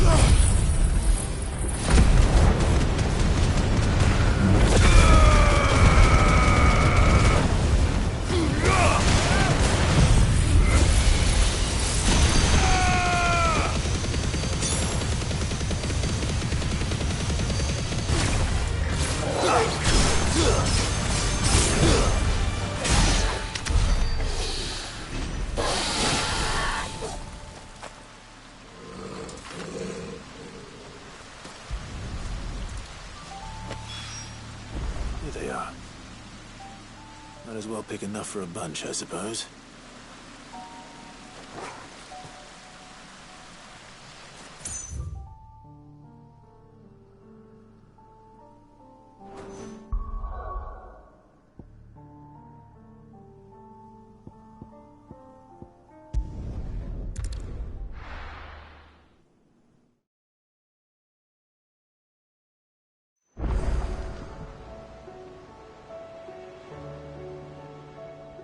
Let's hope one of the gardeners knows where to find snow daisies.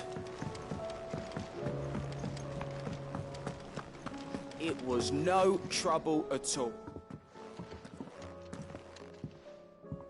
Clive, you're back. How'd you get on? Any luck? Any luck, you say?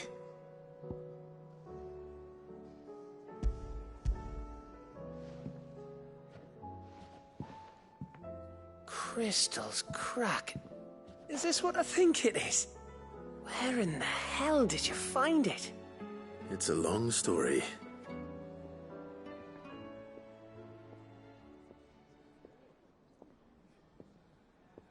Right there on the road to Eastpool. Who'd have thought it? Everything up there's been abandoned for years. The empty cabin made for the perfect shelter. Though I fear my presence may have forced the poor creatures to look elsewhere. Don't blame yourself, Clive. The Blight's right on Eastpool's doorstep. They'd have had to move on before long, even if you hadn't have turned up. They'll find a new home. Trust me. After all, that's what us endangered animals do. Anyway, what matters is, you managed to nick us one of their quills before they could run off. And now all that's left is to fix it to the carving. I didn't know you could carve. Reckon there's a lot you don't know about me. Like the fact I'm as good with a whittling knife as I am with a sword. And that bone Ember gave me's a dream to work with. What did you say it was from again? An Avis? But it weren't your Avis, Sid. I slew one of my own at last. So all those long nights in the pit finally bore fruit. I'm proud of you, Ember. Don't speak too soon. I ain't done my trial yet. There we go.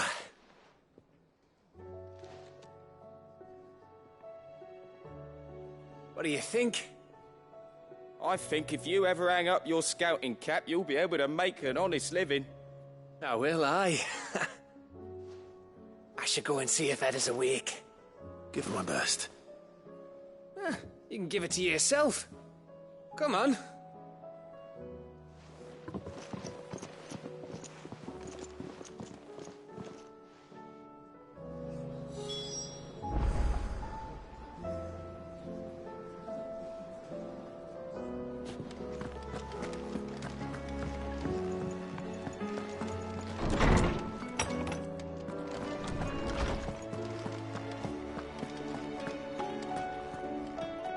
Oarsman, I found the flowers you were looking for. You did? I think I did.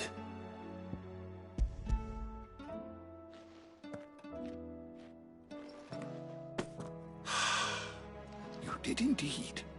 My dear boy, thank you. You wanted to make Dion a gift of one, did you not?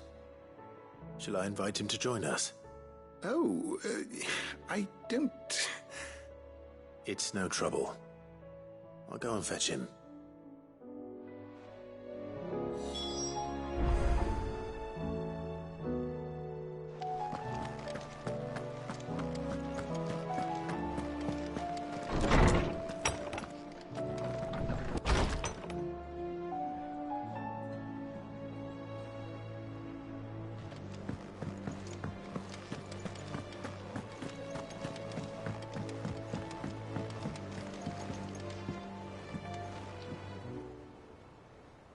Your Highness, would you do me the honor of accompanying me? No. It is time, then. No. Only to the shelves. Our lawsman has something he'd like to give you. Master Harpocrates. No.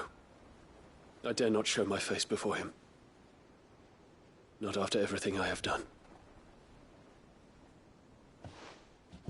I have taken countless innocent lives. and ruined countless more. All because I was weak. I have sworn to atone for my crimes or die in the attempt. But were I to meet with him again, and see in his eyes what I have become, I fear that my resolve might falter. Then that is all the more reason to do it. Test your resolve. Prove to yourself, and to him, how strong it truly is.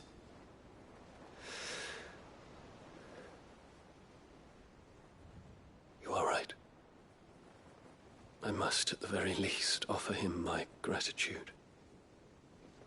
Very well, then. Take me to him. Follow me.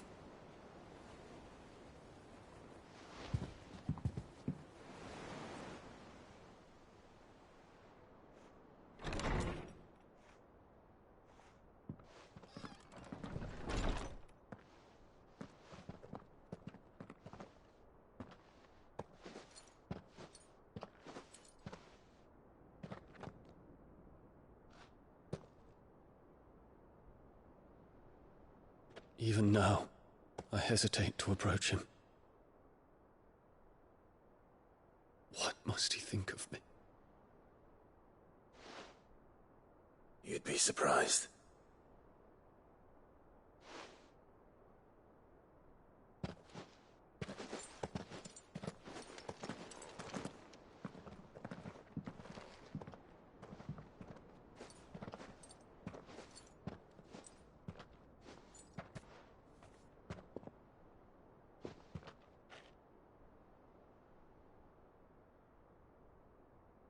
Master Harpocrates, pray, accept my apologies for leaving your tutelage before my studies were complete.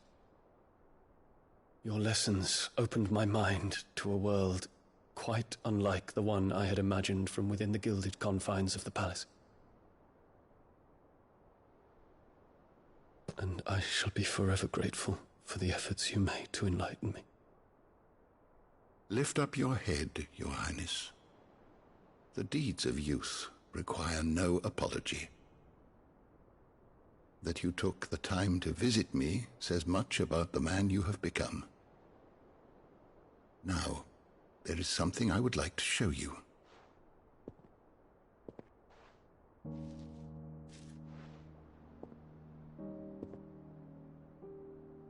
Is that a wyvern tail? The color is unfamiliar to me. Because it is unique to those found in the wild. Something in the harsh environments in which they grow lends them this striking hue. Their roots are indistinguishable from those of their hothouse cousins, but once they bloom, the difference is immediately apparent. In this flower, I see you, Your Highness. Its roots were the roots of a wyvern tail, with all that implies. But they do not define it, just as yours do not define you. I want you to have it, that it might remind you of this truth.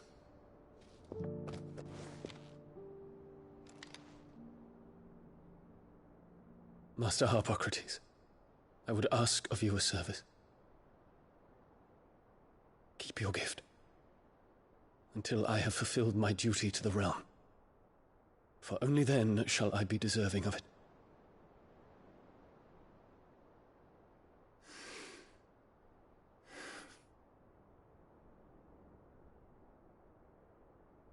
As you wish, Your Highness.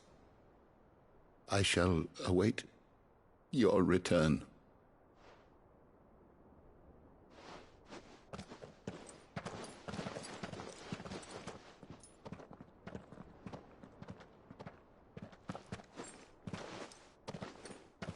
Our roots do not define us. No wonder my stepmother didn't like him. For reuniting me with memories I had thought long lost.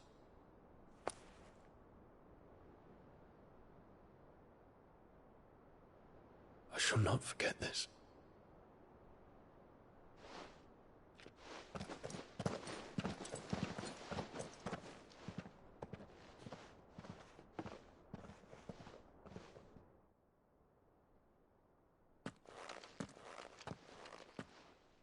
Thank you, Clive.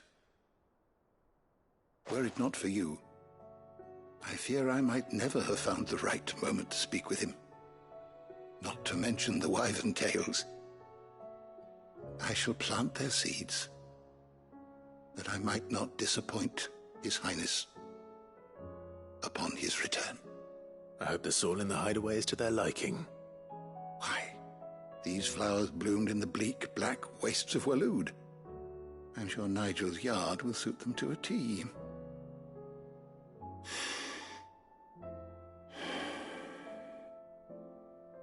When it comes to expressing one's gratitude, I find that words are seldom sufficient. Here. What's this? A stolas quill. Or more precisely, my stolas quill. 'Tis said that an owl's feathers are steeped in the wishes it hears over its long lifetime. All those words just waiting to pour out onto the page. So consider this my wish for you. That one day you may put down your sword and pick up that pen. Well, when that day comes, I'll certainly have a lot to write about. Thank you, Harpocrates. It shall have pride of place in my chamber.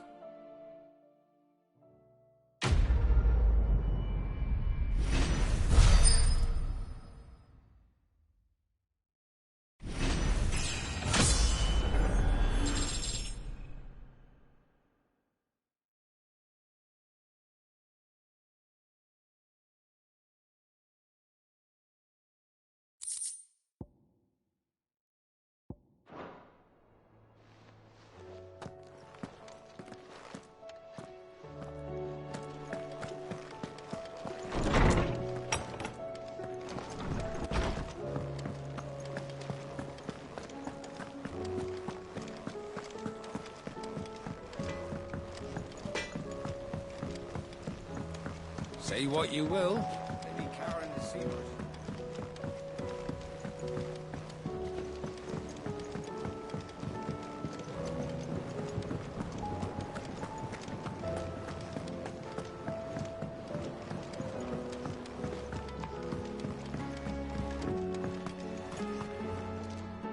Oh.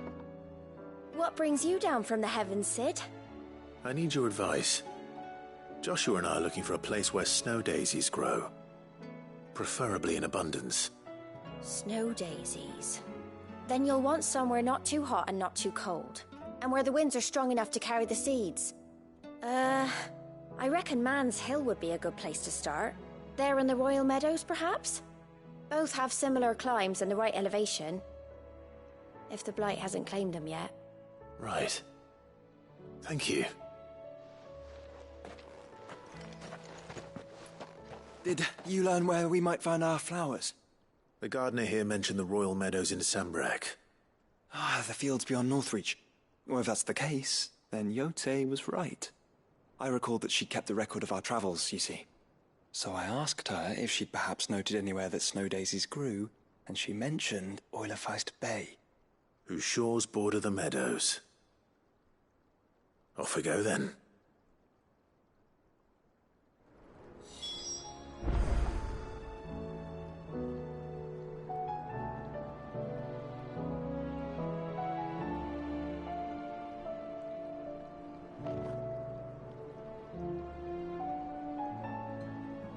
The winds that blow across the Royal Meadows from Oilefeist Bay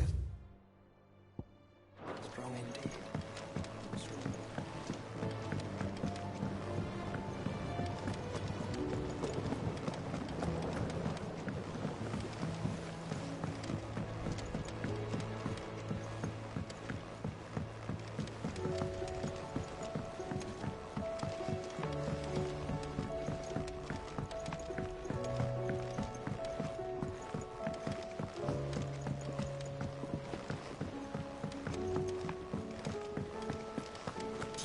he'll tell us about his adventures in Ash.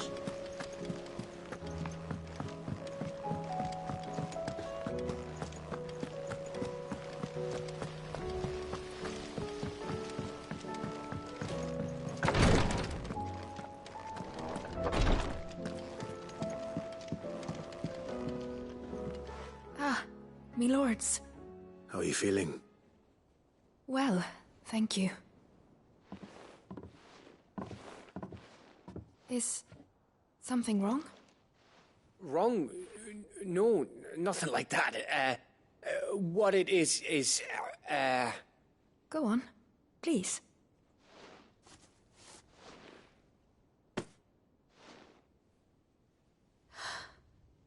It's beautiful. Did you make it? We did. It's from all of us here at the Hideaway. Your new family, like. It's a good luck charm. We may come up north when a band's on the way. I mean a baby. To let him know that they're part of the family too. Oh, I hope you like it. I don't know what to say. I thank you, my lords, for everything. If there's anything you need, just let us know. I will. Clive, fancy a swift off? I'm thirsty. I could be convinced.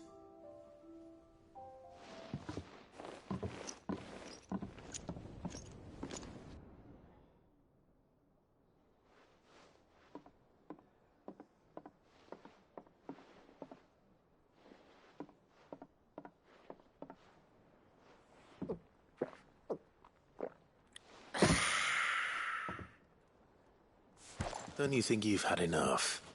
No, we're celebrating. I'm gonna be a father. I think Edda might have something to say about that. You know what I mean. Bit of light in these dark times.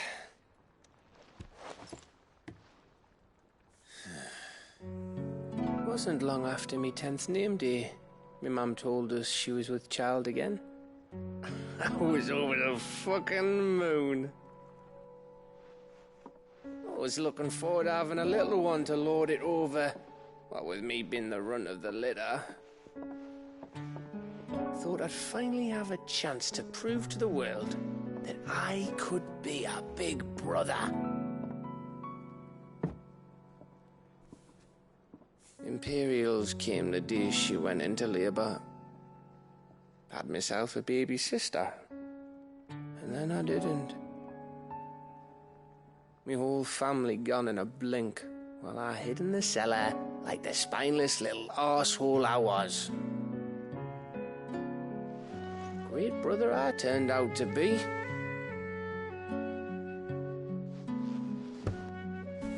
I'll never be a leader. And I'll never be a hero. I'm just a daft little dog who comes running when his master calls. I'll never be like you, or Sid, or Jill, or even Torgal. Have you finished? Maybe.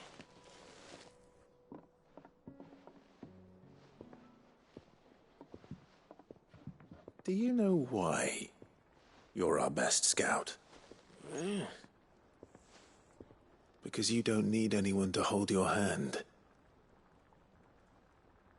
Without your resourcefulness, your courage, your determination, I don't know where we'd be.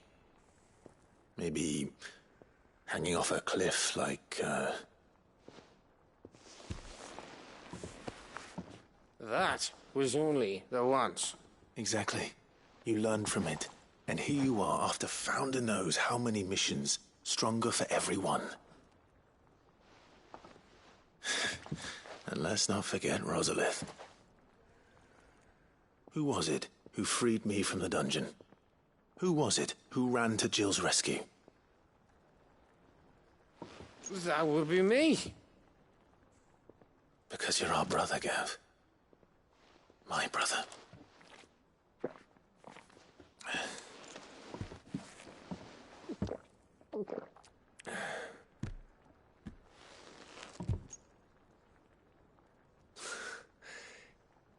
Your brother.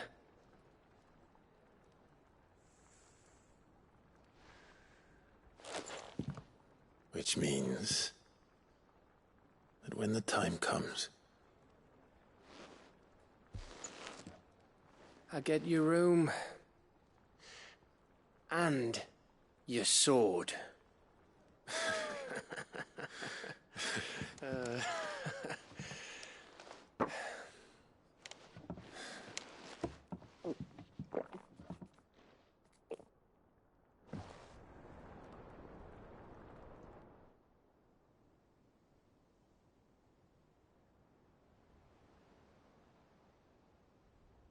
I may have had one too many. You may have had 10 too many. I said I was thirsty. Better get back to work anyway, after I walk this off. Clive? What is it? Thanks for, you know. I know.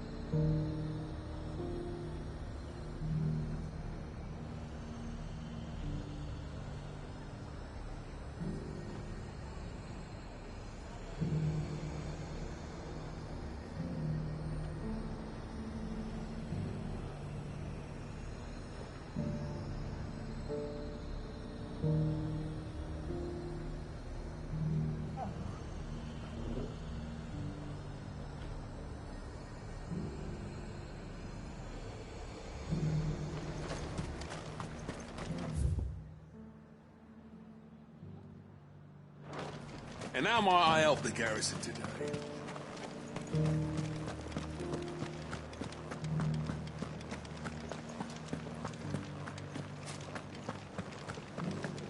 Looks like you've got first.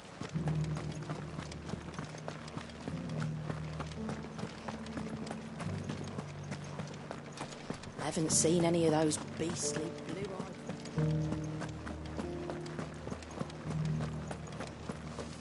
Do be careful. I will.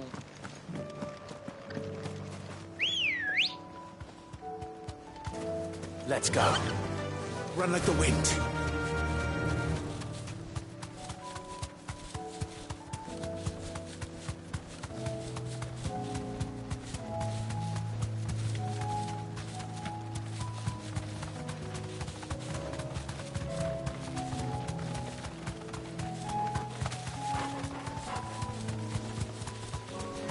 The meadows are vast.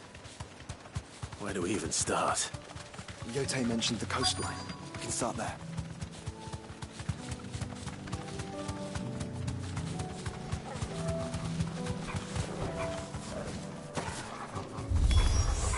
Look, brother.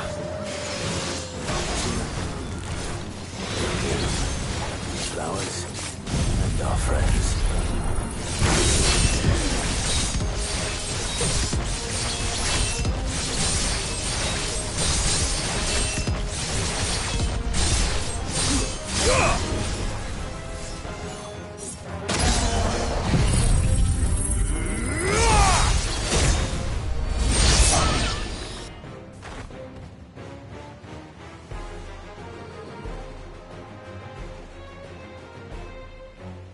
Sea boy.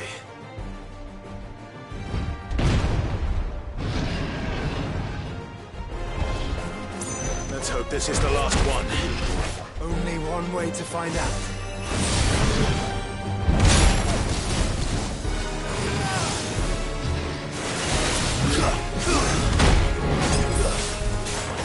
Fire and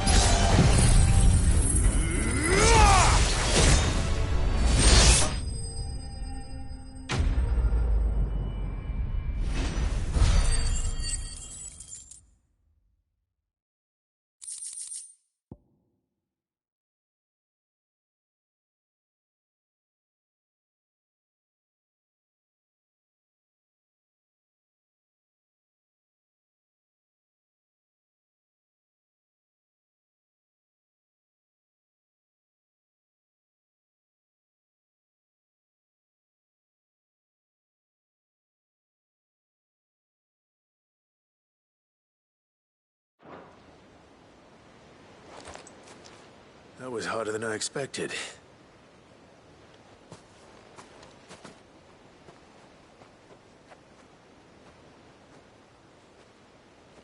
But found her. It was worth it. They're beautiful. Do you think Jill will like them?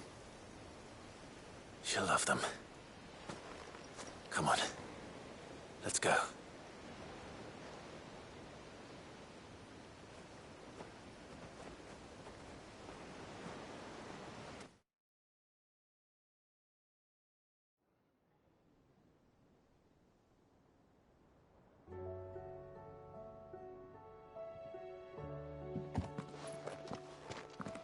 It appears my work is done. The rest, as they say, is up to you. Well, you and the skies. We wouldn't want another thunderstorm now, would we?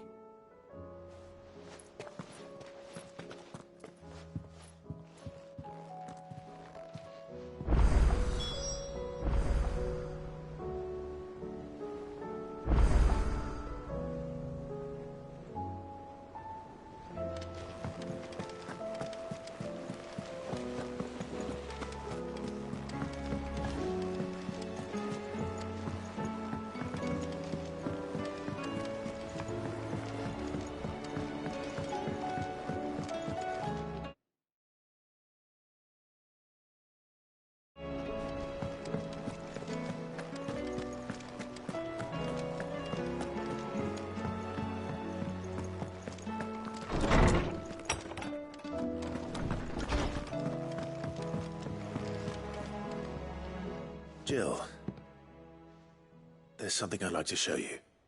There is? And where might this something be? It's, not here. Now, I know this is sudden, but how would you fancy a trip to Oriflamme?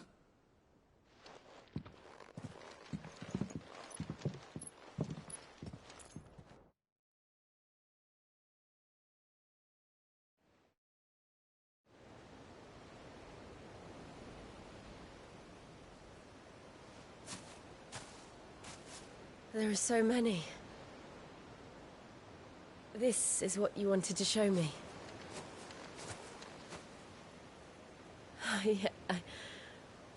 I don't know what to say. You don't need to say anything. The smile on your face is enough. We've been worried about you, Joshua and I. Do you remember when I took you to Man's Hill? Or tried to? How could I forget? You saw me crying and thought a change of scenery might lift my spirits. In the end, it earned me a nasty cough and a stern scolding from your mother. But I felt wonderful nonetheless. I'm sorry. I had no idea what I was getting us both into. But I couldn't bear to see you like that. Before we left, my chambermaid told me she'd overheard your mother talking about my marriage prospects with some of the noblewomen at court. They were debating whether it would be more profitable to marry me off to one of the high houses instead of saving me for the ducal line. No one thought to ask me what I wanted. I was nothing to them. A pawn at best. I felt so trapped. So lonely. I didn't know. But I wasn't alone. You were there. Your hand in mine as we ran for those oaks. And I knew then, no matter what happened, I would be all right. I'll never forget that feeling.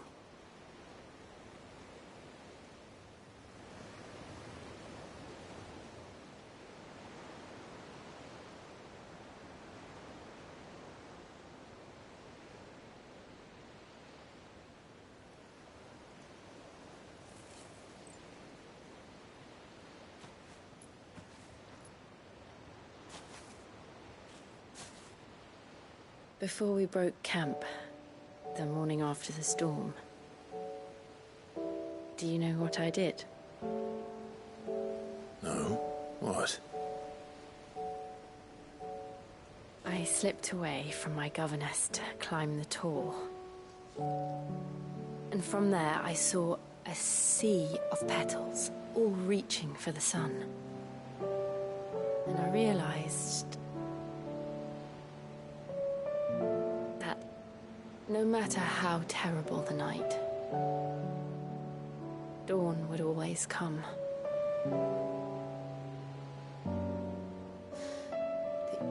That you would always come for me. And you have. Again and again.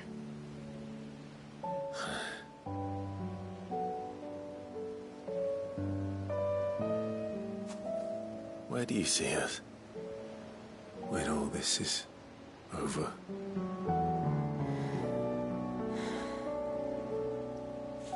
I don't know.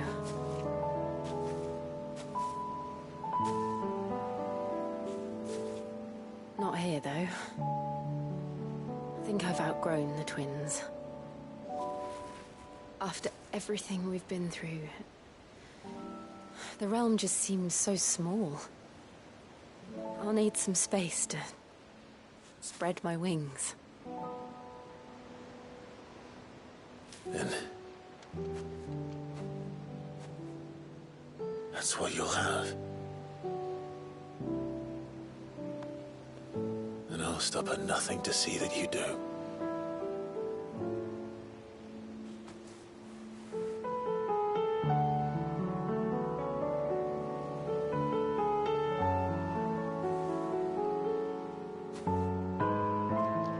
I never was much good at garlands. but it'll have to do. I'll treasure it forever. Thank you, Clive. For this, the flowers, for everything. It's exactly what I needed. You are my treasure.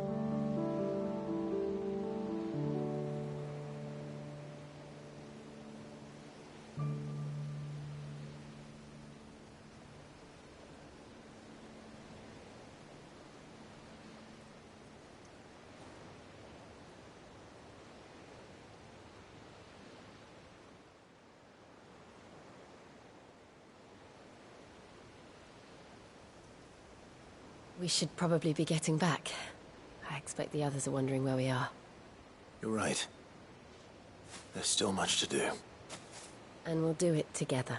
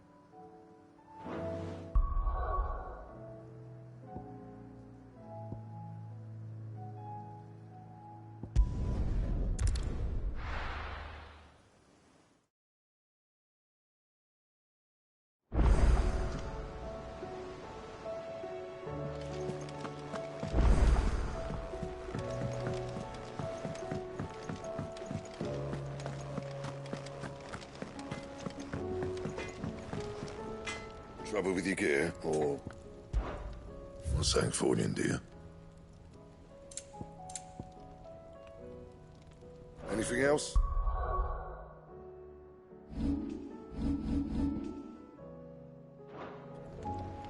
So what do I owe the honour? So, will it be?